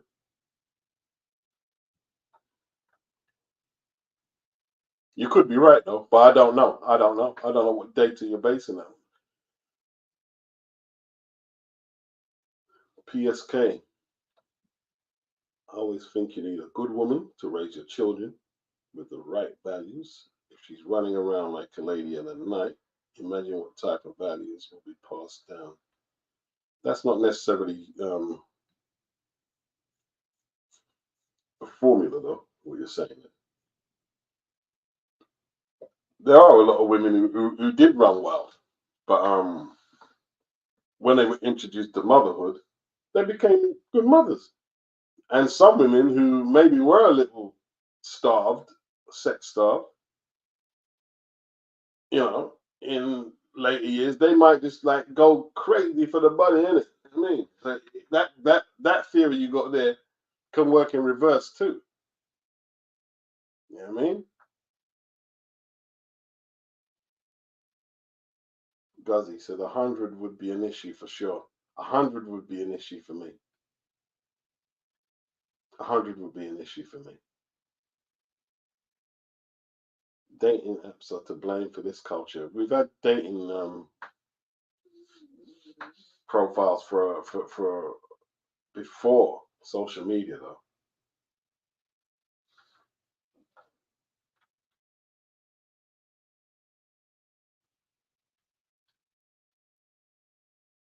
Muhammad said this happened to my cousin once. What's that, Muhammad?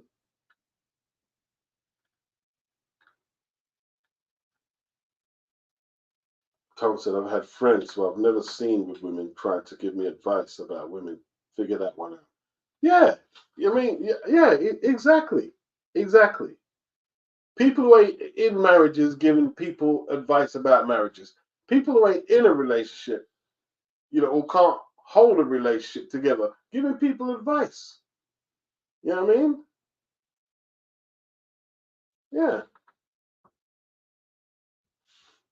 You got to go out, people have got to go out there and just make their own mistakes and find their own success stories. It's the only way around it. You know what I mean? Kay said he's 36 and he's not a virgin. How can you expect a woman to be one, especially considering women have more options than men? Yeah, well, that's it, isn't it? That's it. That's it.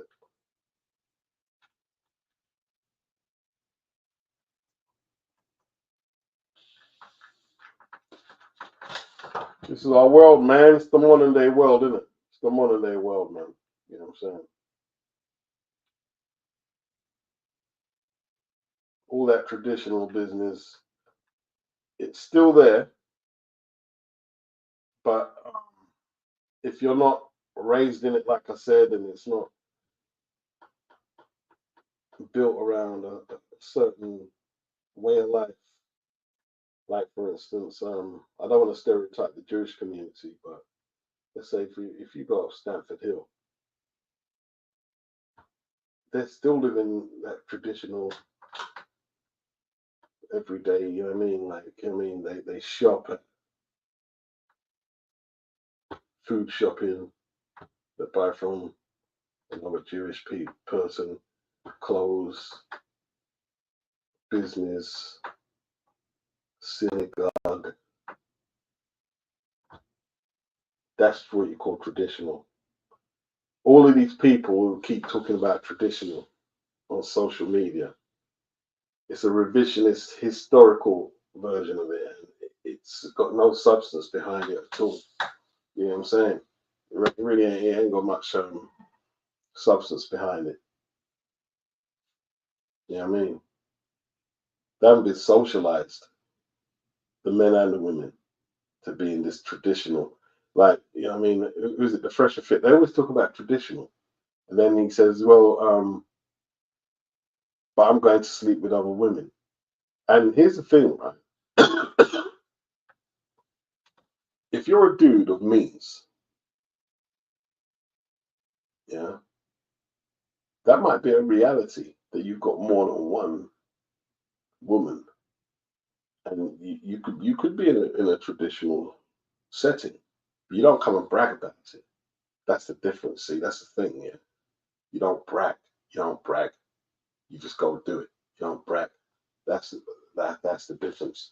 You know what I mean? Like if you go if you look at, let's say, the middle classes, even in the UK, there's a lot of marriages of conveniences. So yeah, they might have what you call either an open relationship or however they do it. You know what I mean? Like the man might go off and do what he's doing, and the woman, she knows that. But I mean, they keep it tight. They don't brag and run off their mouth or whatnot. They're functional. Their kids might not even know about it. Like in France, it's changed now from what I hear. But you see in France, yeah, if you was a politician, if you was probably not clergy, but if you're a politician, an actor, a sportsman, years back, I'm talking a few years back, yeah, and you had a mistress, it wouldn't even get in the paper. They wouldn't even put it in the newspaper. That wouldn't get in the newspaper. Yeah. But now it's like, ooh, revelations and this, that, and yeah. Like I'm saying, I mean, like middle classes for years, yeah, they have open relationships. Yeah, the man has mistresses, but you don't brag about it. Like Prince Charles, when he was married to Diana, Camilla was always there, but you didn't hear, yeah, well, I'm going to have other women and, red pill. And no, you don't do that. You know what I mean? You hold it down. You hold it down.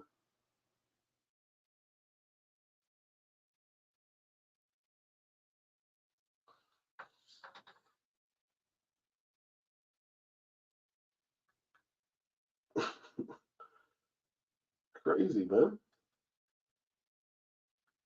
So these people, they're talking about stuff.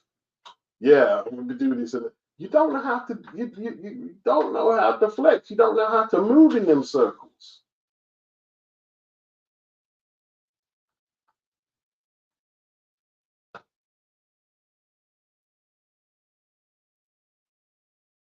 The doctor says Hatman has a lot of data on this subject. He's covered it in his paper protocols. Okay. Muhammad says, I don't know beats, but Tzyu getting whooped was great for boxing. But if you're a neutral,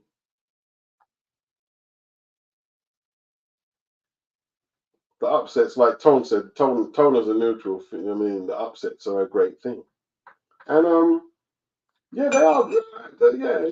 The upsets are good, man. Upsets are good. It opens it up, doesn't it? It opens it up. Yeah. Tom said there was a saying when I was younger: one gal, two gal, three gal, no bragging. There it is. Yeah. Yeah. Yeah. Alexander, too many men look for a woman that doesn't exist. Find a woman, grow together, create your own traditions. That's right. Create your own. Create what works for you, what you would tolerate and what you won't tolerate. Stop following this romanticized idea of, you mean, that you're going to be the Waltons or whatever. Forget all that, man.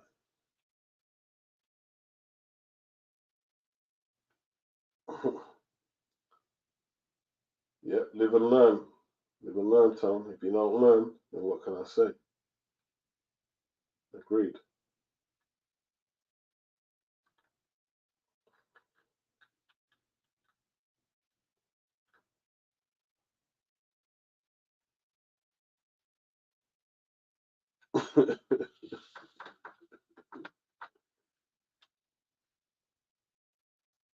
Okay.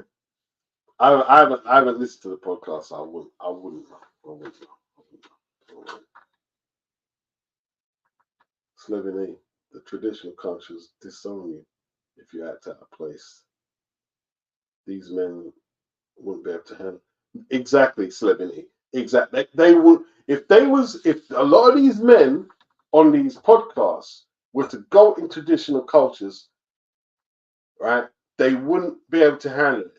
They would not be able to handle it. They'd be out of place, like you wouldn't know what. They'd be out of place.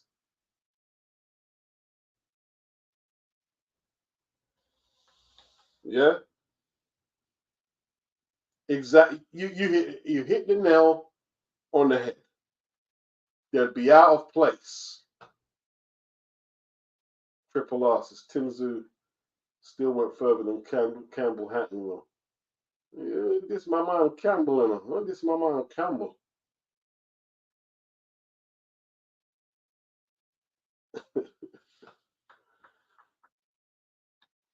Triple R.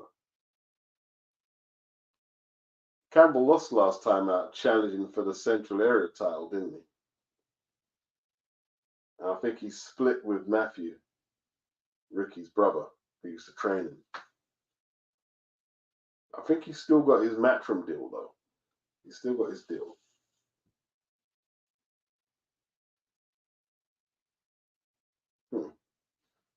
Let's see what he comes back and does. He gave it his all. He gave it his all in the Central Area title fight. He just come up short, though.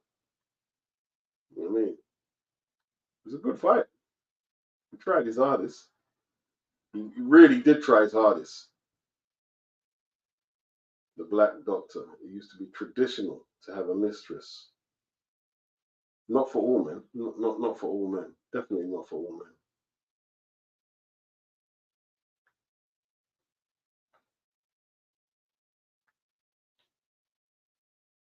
It all depends how you you know, how you flexing, I guess. You know what I mean? It all depends how you flex.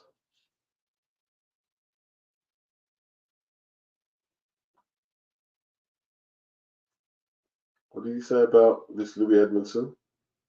About Joshua Buatsi?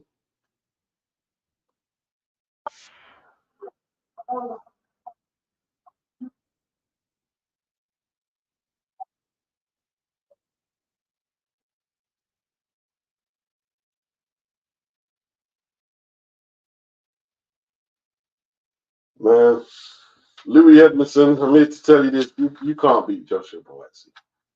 From what I saw, you can't beat Joshua Buatsi. Joshua Buatsi would win that fight handily, whether it's on points or stoppage. He will win that fight handily. You know what I mean? I have no doubt about that. He's been calling out Ben Whittaker, but Ben hasn't surfaced since last. When was it? Like a couple of weeks back now. He hasn't surfaced. Well, it's a week back now, isn't it? A week ago.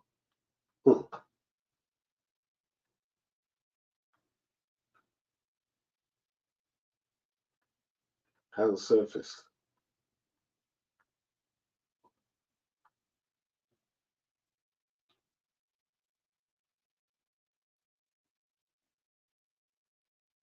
All right. Well, I'm not going to read that because that's his business. I'm not going to read that out. You know what I'm saying? I don't know about none of that. So,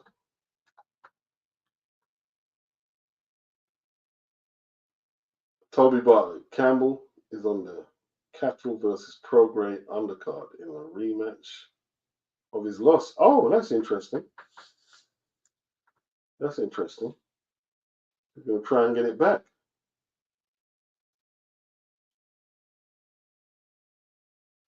That's good. That's good. And his opponent gets a payday as well. They're probably going to have to up his payday. You know what I mean? And if Campbell loses,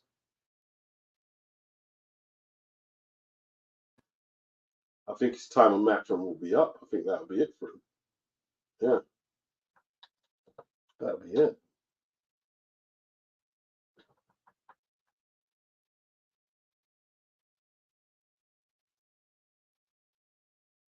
I didn't realize that he was rematching the guy. Alexander, Frank the Rip, not happy about Golovkin. Well, would you be? You know, like some people seem to think that Frank is like being a bit over the top, but he's not being over the top. Like he's invested money in Fabio Wally, and like Fabio. See, that's the thing, man. A lot of people saying that they're just not taking in consideration the other parties that could be damaged. Like, what about Fabio? Fabio, like, is establishing himself. Ring Magazine #9, Fringe World Class, and then Ben goes and throws that into the mix. And from what I'm hearing, I'm not too keen on Fraser Clark doing what he's doing because people are telling me, well, it's Fraser, like Team Fraser passing it on to Ben Shalom, and Ben Shalom, as the promoter, he's taking all the stick, but he's just airing out Fraser's grievances, Team Fraser. But I like to see Fraser come out and accuse Fabio if he really believes he was wrong. You come out and say something.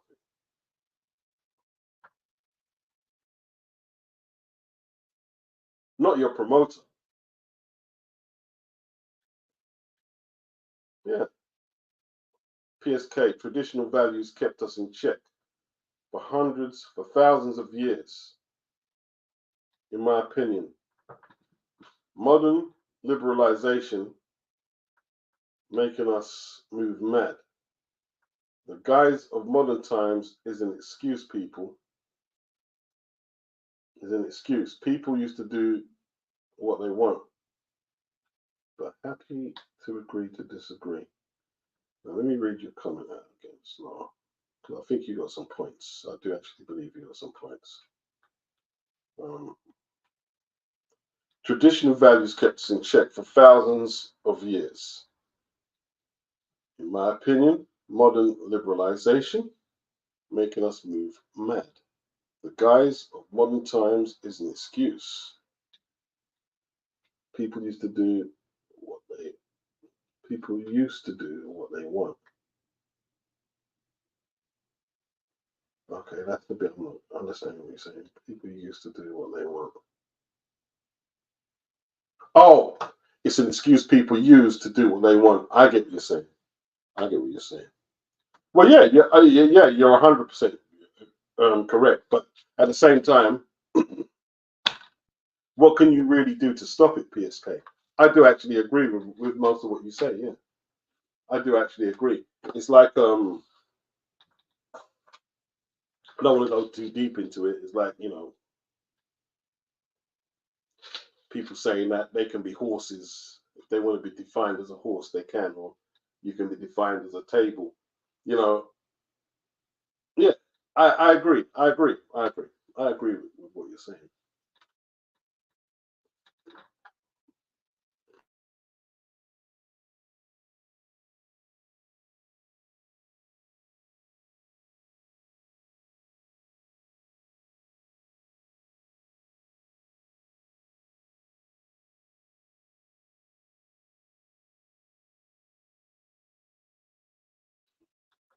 At the same time,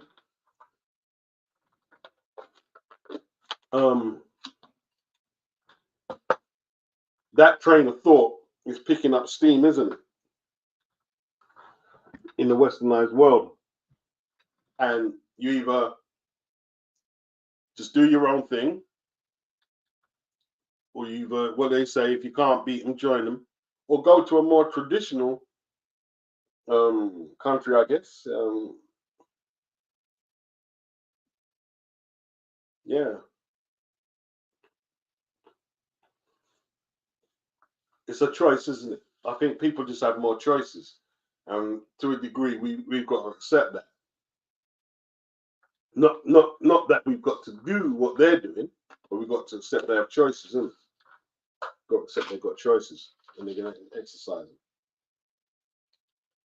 them. You listen to hip hop, PSK, and R&B and stuff, and secular music and films and gaming and stuff? Because if so, you're just as culpable as the people you're saying are liberated. You're just as culpable as they are.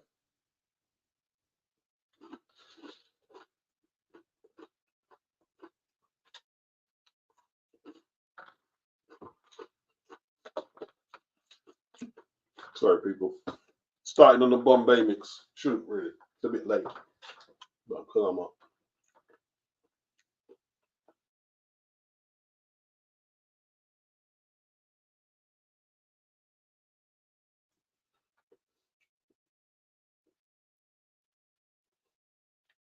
Alonzo, can I have my wrench back? When did you have a wrench?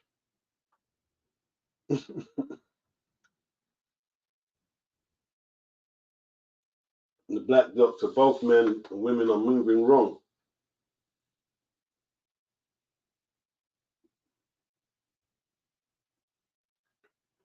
Toby Bartlett heard it was Angel Hernandez who said he didn't like fly gloves and complained to Ben. Okay. But Adam Azim wore them yesterday, yeah? Slovenia society will reset itself. Yeah, I believe that's what I believe, Slovenia. I don't think it's up to me, you, or PSK to try and play God. I think it will reset itself. Yeah, I think it will. Yeah, yeah. Tom said I'm a live and let live type of person. I give people the respect I want for myself. Yeah, me too. Yeah, that's where I'm at with it. You know what I mean? That's where I'm at with it. Because like, if you try and beat down people with your opinions, they just double down on what they're doing even harder. I think, isn't it? Tom Bombay mixes like that stuff inside down the back of sofas.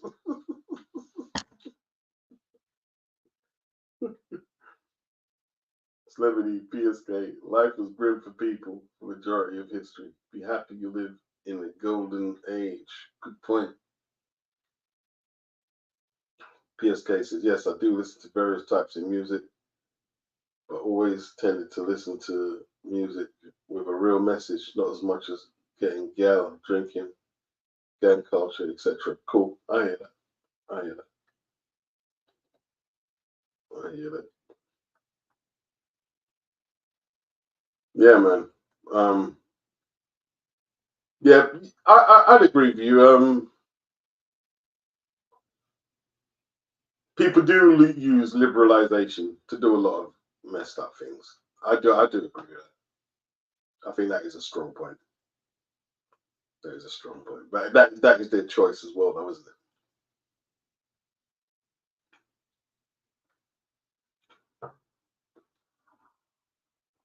Yeah, man. Keith Thurman, man. What's he talking about, man? Keith always got something to say.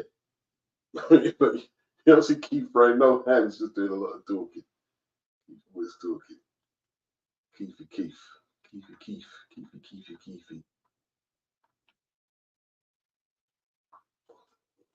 What's he saying? What was his quote at the time? Don't duck me. Did he say, don't duck me, son? Right, he says he's up there with the best. He believes Bakram Murtazaliev has done enough to merit a chance with the big names at junior welterweight.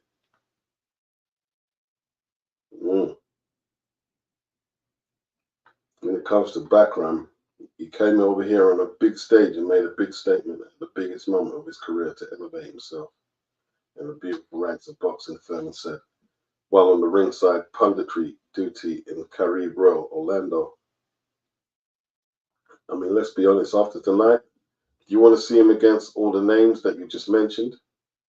You push the headline together. Yeah, man, there was a big statement. Big statement, man. Huge statement. You know? Major statement.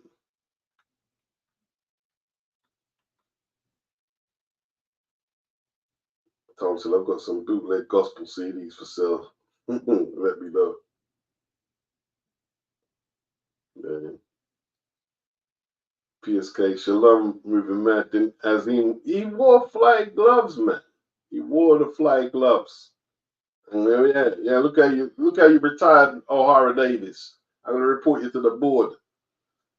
Yeah, don't duck me, son. Yeah. That's for Paulie. Yeah, that's the one talk. Don't duck me, son. You know what I mean? Man, Keith got ruined by Manny, innit? I picked Keith to beat Manny, like a nutter.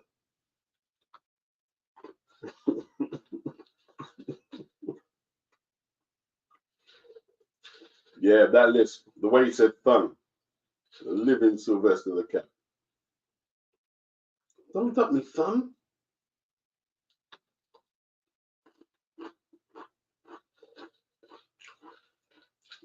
Is Angel Fernandez training anyone of note? Who's Angel got? Got Fraser.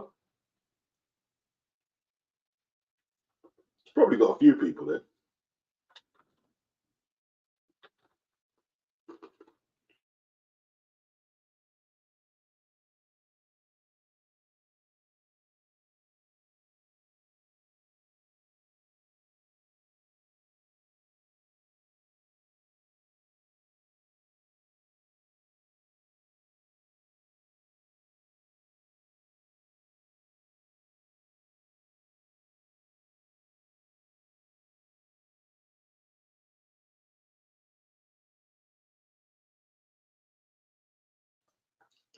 Oh, he trains Richard Riappo. Richard Riappo looked terrible against William Smith, man. Dreadful. Isabel said, Ben Shalom is the new kid on the block. Frank and Eddie will toughen him up or run him out. Run him out of town, bro. Tom said, ever since Keith was pictured playing that crazy looking flute, it's been downhill. Yeah, it's just got worse and worse for him, isn't it? Because he said Eddie called him Betty Shalom once. I mean, he got a letter from the lawyers because he never said it again. Betty Shalomina. Remember when he called Shirley? God, Shirley. Shirley.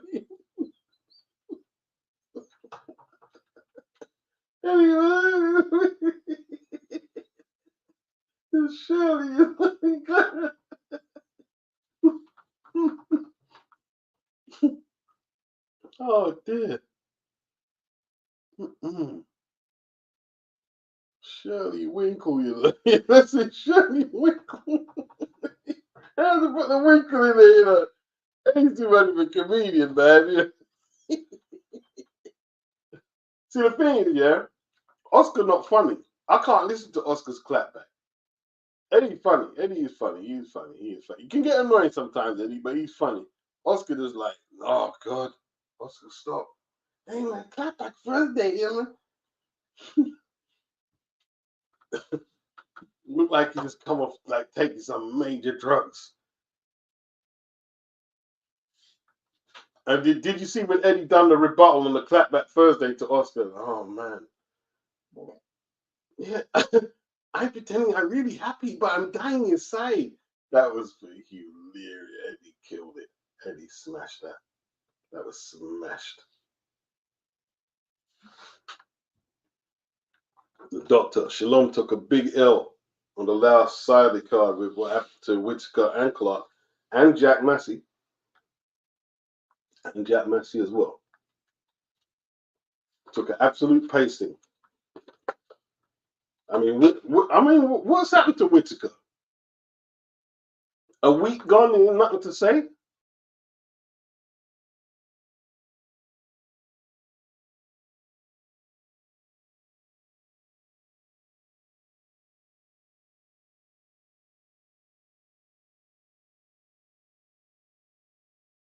That's a whole week.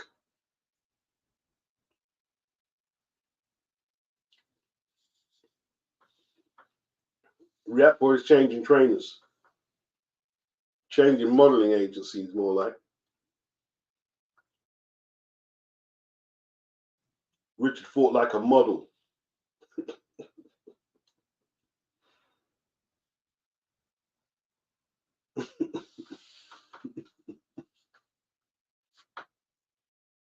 Richard fought a horrible fight. Horrible fight. The doctor says the dust has ruined Oscar's brain. Tom said from Nikes to Pumas. Who's that? Richard. Yeah. I think Whitaker fired Joby. Oh, yeah, they were saying there's going to be changes. Joby been there since the Olympics as well. Joby Clayton.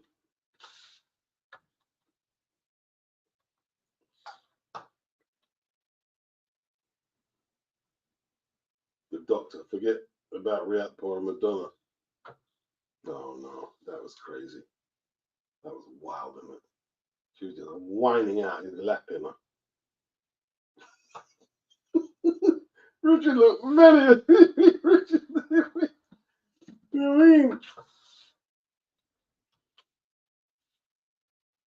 You know that went further. You know that went further. Then when you think that this, come on, man. Richard buried it. Richard buried the hatchet. You know what I mean? It took all the strength from him, bro. she just yam up his strength. He gave the essence to that, bro. Like, God damn, Richard. What do you mean?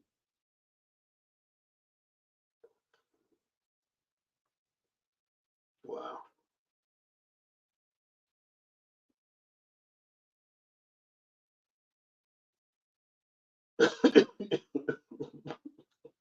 More than dust must have blew up that, bro. Tony. More than dust. More than dust.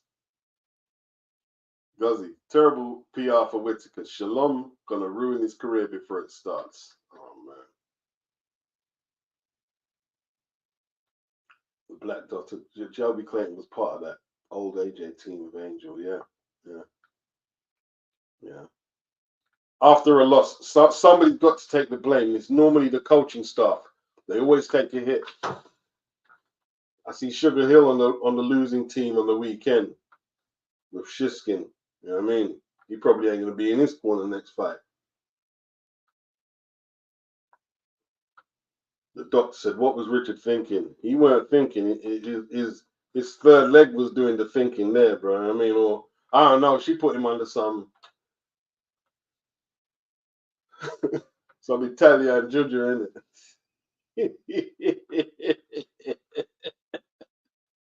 Hello. Richard look mad. Richard look mad off in them pictures, man. I'm like, whoa. Tom says Shalom has done wonders for CBS though. Just saying. Yeah, that's been his biggest success story. It's Chris William Smith. That's been his biggest success story.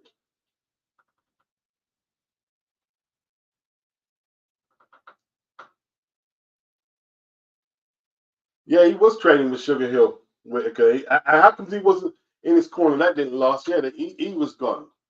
You know what I mean? He turned pro with Sugar Hill. He turned pro with Sugar Hill. How good was Ibiabushi? He was very good, man. He beat Chris Bird, beat David Tua. He was very good. Very good. The madness overcame him, and he couldn't fulfill his potential.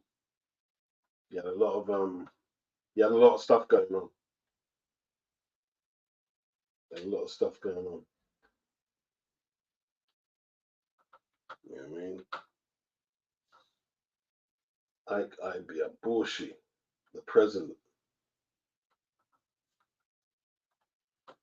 The doctor said she put some of that elite, the Kabbalah Juju on my LT, who am I picking? Sonny or Galal?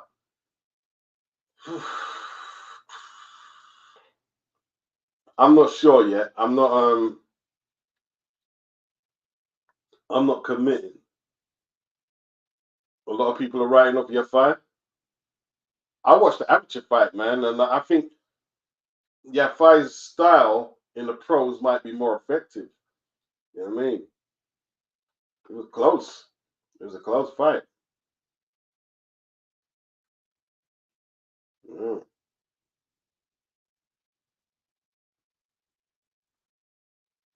Guzzy, is Fury bringing Sugar Hill to the Usyk Fury fight? I should think so. Yeah, I think so.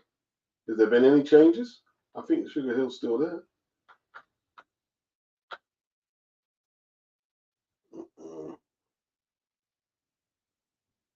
Muhammad says crazy. The era of Canelo, Triple G, Spence, Crawford, Loma, AJ, Fury, Usyk coming to an end.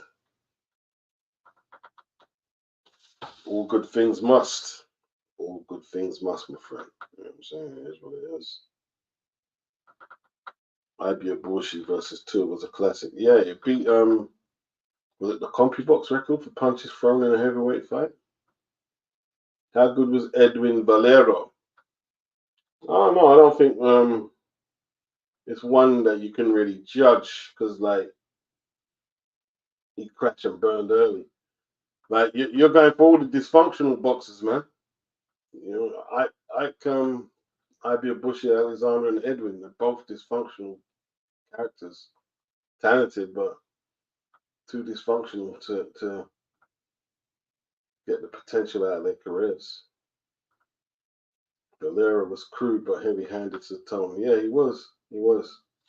There was a documentary on him, man, and they showed a sparring session when he beat the crap out of one of his sparring sessions. It was brutal, man.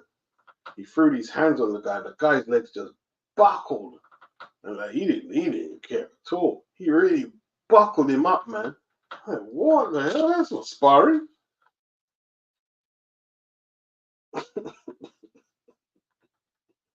Man, the animal. And the crimes. I didn't even go through the crimes. You make Felix Fideo look like a choir boy. There's a few dysfunctional ones, man. Ike, Valero. Remembers James Butler. Flipping hell. Tony Ayala.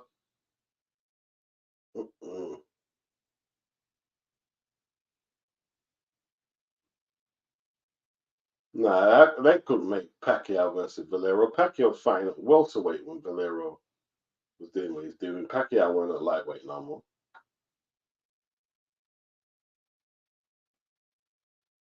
It's probably going to be Valero and Broner. That was the fight. What was on the cards at one stage? Yeah, Ayala was just a sad piece of work, man. You know what I mean?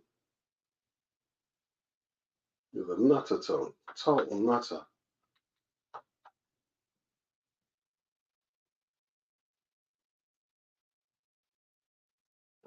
Okay, you've been watching, binge watching Jorge Arce and Wilfredo Gomez. Yeah, man. Some good fights, Lisa. Arce was always in good fights, and Gomez, I mean, was a skilled part. Where does he rank amongst the Puerto Rican boxers? He was good. Alexander James sucker punch makes me shudder. Yeah, it was scary. It was scary. I tell you what was even more scary was when I was watching KOTV and he made that phony apology for what he did to James Butler. And he had this sneer on his face. He's just a nasty, nasty, nasty, nasty, nasty, nasty piece of work. Yeah. Nasty. And then after that, he took out Max Kellerman's brother, didn't he? Yeah. Just a nasty piece of work. Maybe the nastiest ever is that guy there. Yeah. Definitely top 3, Lisa. Definitely top 3.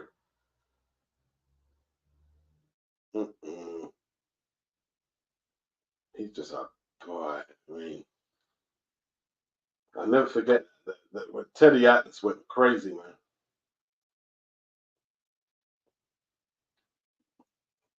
And his answer, yep, that's right, Beats. Butler was a complete, yes, a complete, whatever that, I mean, what you just said there, yes, a complete.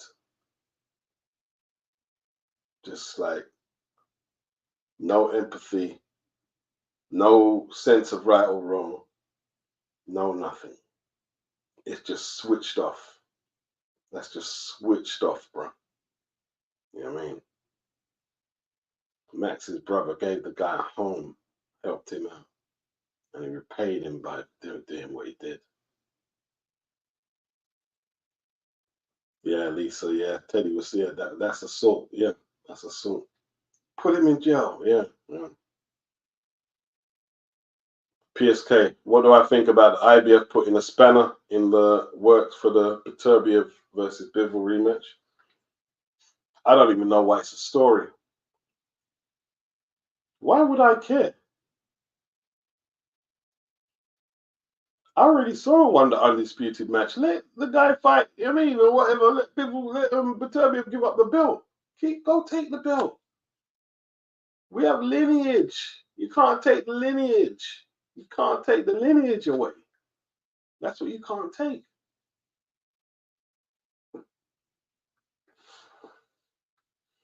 Yeah. Tone, I remember watching that. I felt sorry for Richard Grant. Butler is a proper lowlife. He's scum. He's scum. He's scum. You know what I mean? Like, Richard Grant wasn't supposed to beat him. And he just couldn't take it. He just be like.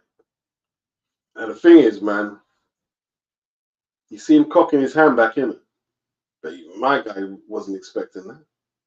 That's just mad. And Richard Grant went through a lot, you know, after that. Like, he messed him up as well. He messed up Richard Grant. Didn't he have what did he go? He went into convulsions and stuff. It was crazy.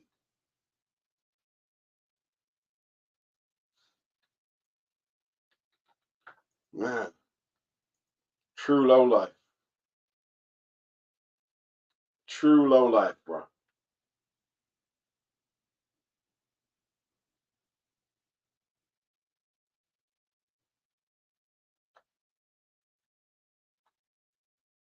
Sergio Moro said there's a reason the great and incredible successful Floyd Mayweather Jr. never chose to fight Margarito and Paul Williams. Perhaps because Margarito put in all types of crap in his raps. Good thing he didn't. If he did duck him, he done, I mean, yeah, I guess in hindsight, he done the right thing.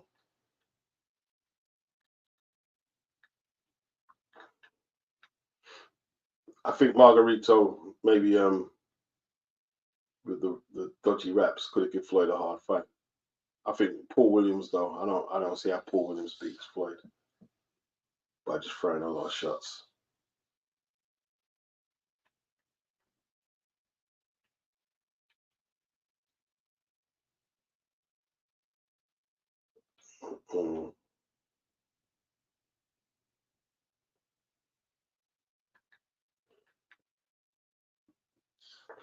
Does he? They took Usyk's belt as well. Although, yeah. I mean, he's still undisputed champion in my opinion. Or if not, it's lineal. Like, who cares, man? Take the belt. Take the belt.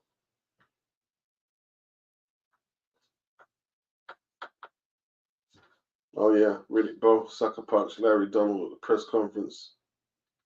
Larry Donald had a granite chin. Yeah, he had a decent chin.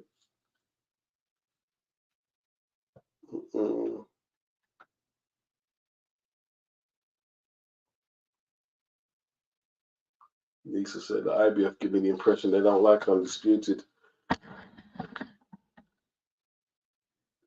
There's nothing they can do to stop undisputed, then, right? Well, because like somebody already unified the strap and they didn't lose it in the ring.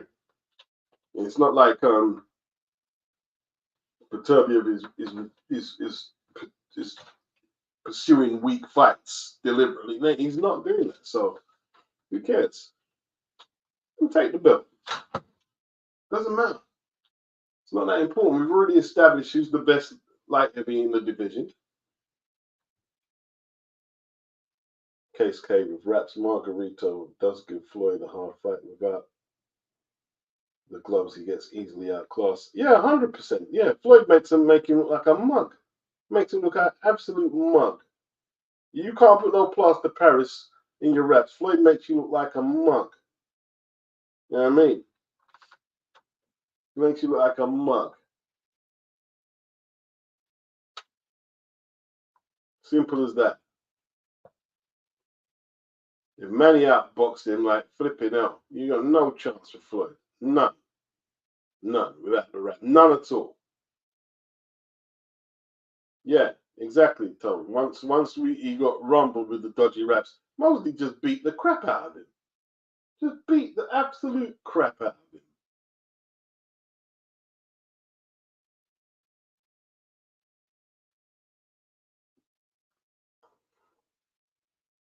Yeah.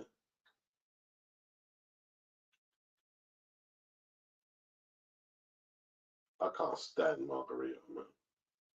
Can't stand the guy. I'll never forget that Kotal fight, man. I think I was watching it on Santanta.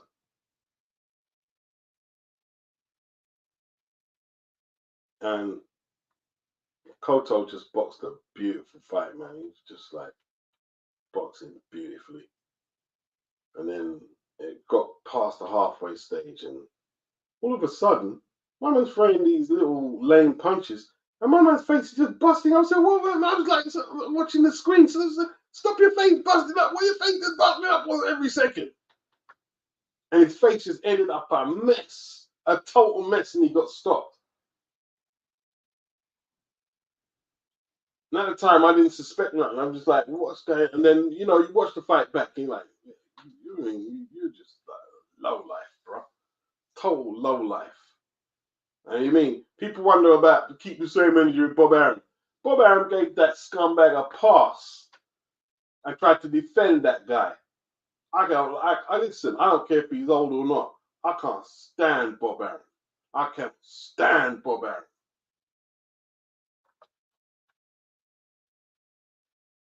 This old CUNT is giving that man a pass, bro. Trying to excuse what he was doing.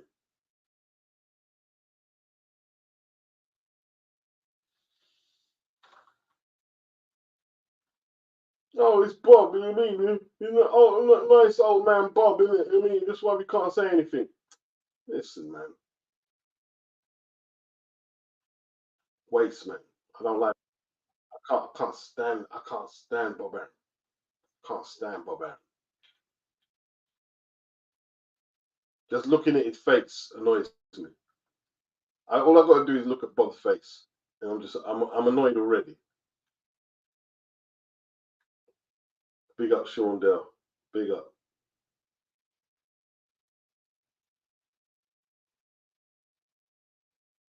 70. Surely if Margarito used raps for all his fights, he would have got caught earlier.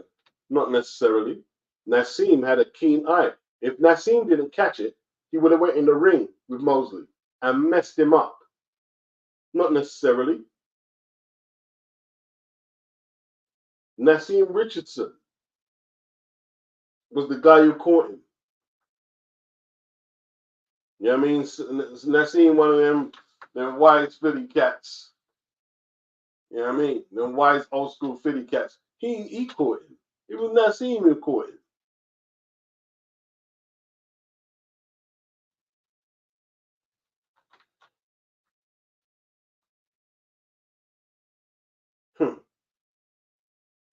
Rotten. I don't like Margarito, man. I don't like him. Really don't like Margarito. But no time for him. Him and Bob Aaron, no. James Butler, no time. I mean, if I was to make a list of people I don't like in boxing, they'd be up there. Butler, Margarito, Aaron,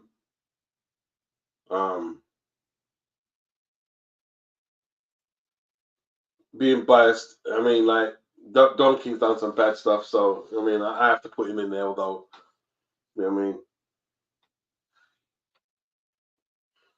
I have to put him in there. But Bob done some. I mean, Don King done some rotten stuff. Done some rotten stuff. Don King, Aaron, Margarito, James Butler,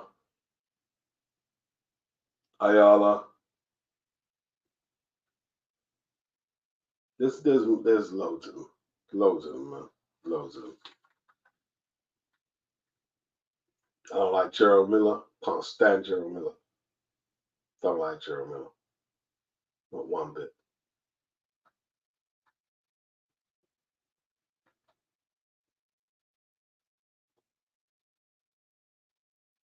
Alexander. Mosley's best weight was lightweight, but his greatest performance was against Margarito. He was a man possessed that night. He gave him such a pasting, man. I'm telling you, oh man. I tell you what, man. I watched that fight on repeat, so because I recorded it onto video them days from Santanta. He gave him such a beating. It was beautiful, man. It was absolutely beautiful. Absolutely beautiful. Slevin loved it when Cotto won the rematch and just stared at Margarito. Yeah, great moment. Yeah. Yeah. Sure deal. No, it's two fighters I know beats can't stand. Yeah, I can't stand Hellenius. Can't stand Robert Hellenius. You know what I mean? He cheated against what's his name again? Lamont Brewster. Yeah. Basically took the man's eyesight. His dodgy gloves, yeah. Yeah. Yeah, definitely Robert Hellenius. Yeah. Can't stand him. Can't stand him.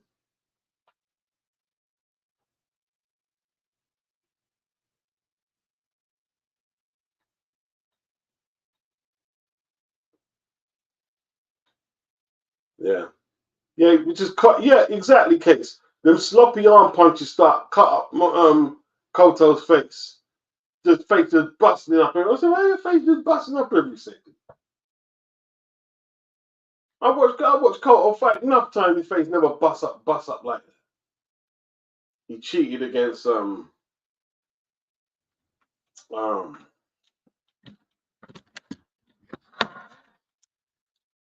cheated, man.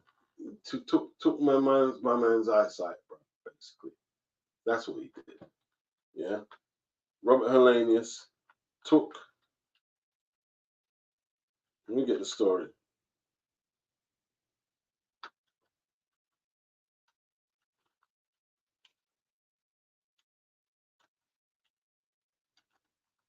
Yeah, he's a piece of crap.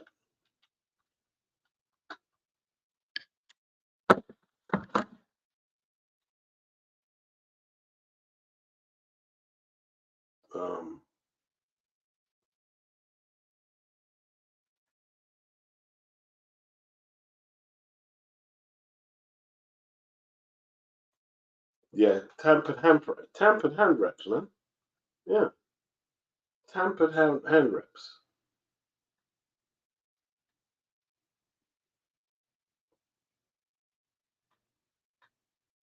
And like the treatment he got, it was in Europe somewhere. They treated him. It was in Germany. Where was it again?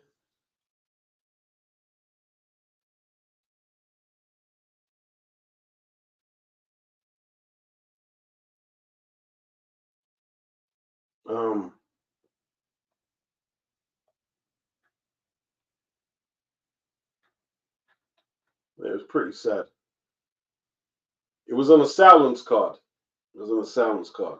I can't pull up all the info right now.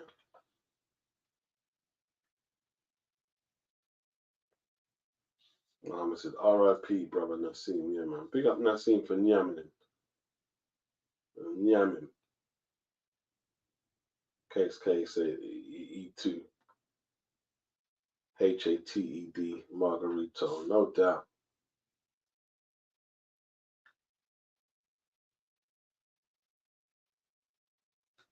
Tampered gloves, Shondell.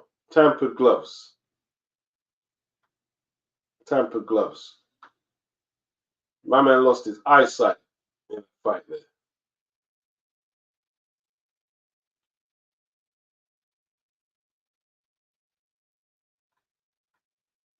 Yeah, Oscar's just annoying. Oscar's annoying with the clapback. That's annoying. I don't hate him, but he's just annoying, isn't it? You just hate him. But them people there, they're disgusting, man. People are disgusting.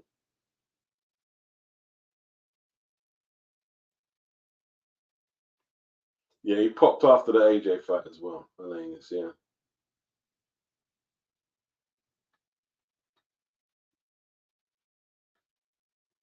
Oh yeah, was Lujan. Is it Margarito who messed up Lujan's ear? Remember his ear was hanging off the ear. Flipping now. He was either in Denmark or Finland, Alexander. Or someone in them place there. I mean, Scandinavian.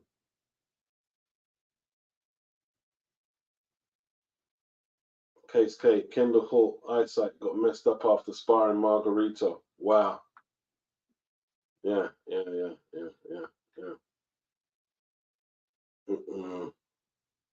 Yeah. He gave Kermit Cintron. Kermit was trained. I remember that fight. Manny Stewart, didn't it? He came up with Manny Stewart.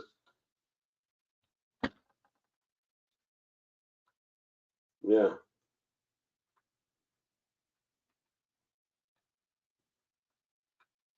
Manny Stewart. The bad person, man. The bad person, Margarito. He is a bad person.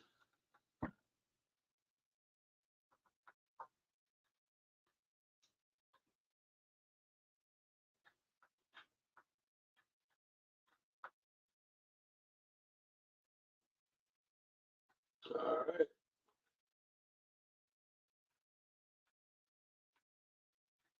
Been a good one, people. It's been interesting.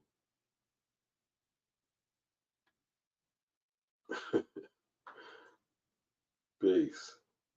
Shondell, he said, I'm American and I can't stand Jerome Miller either, bro. I was like Wilder's camp smiling when Daniel pummeled him. You see Wilder when when Daniel pumped him, Wilder gave that little he popped his fist. He was just yeah. Let that man take his beating. Catch that beating, man. Awful person, Jerome Miller. Yeah. Jerome Miller in that list all day. In that list all day. 100% in that list.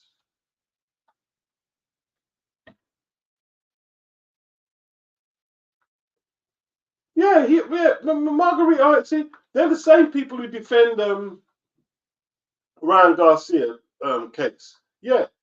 Marguerite had people defending it. Had people defending it. Yeah.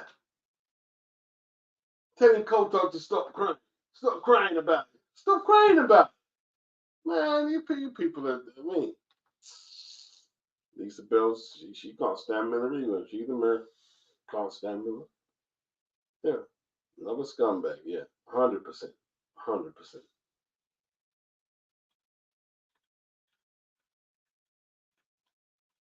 Yeah. Plaster Paris raps, you know. Peace.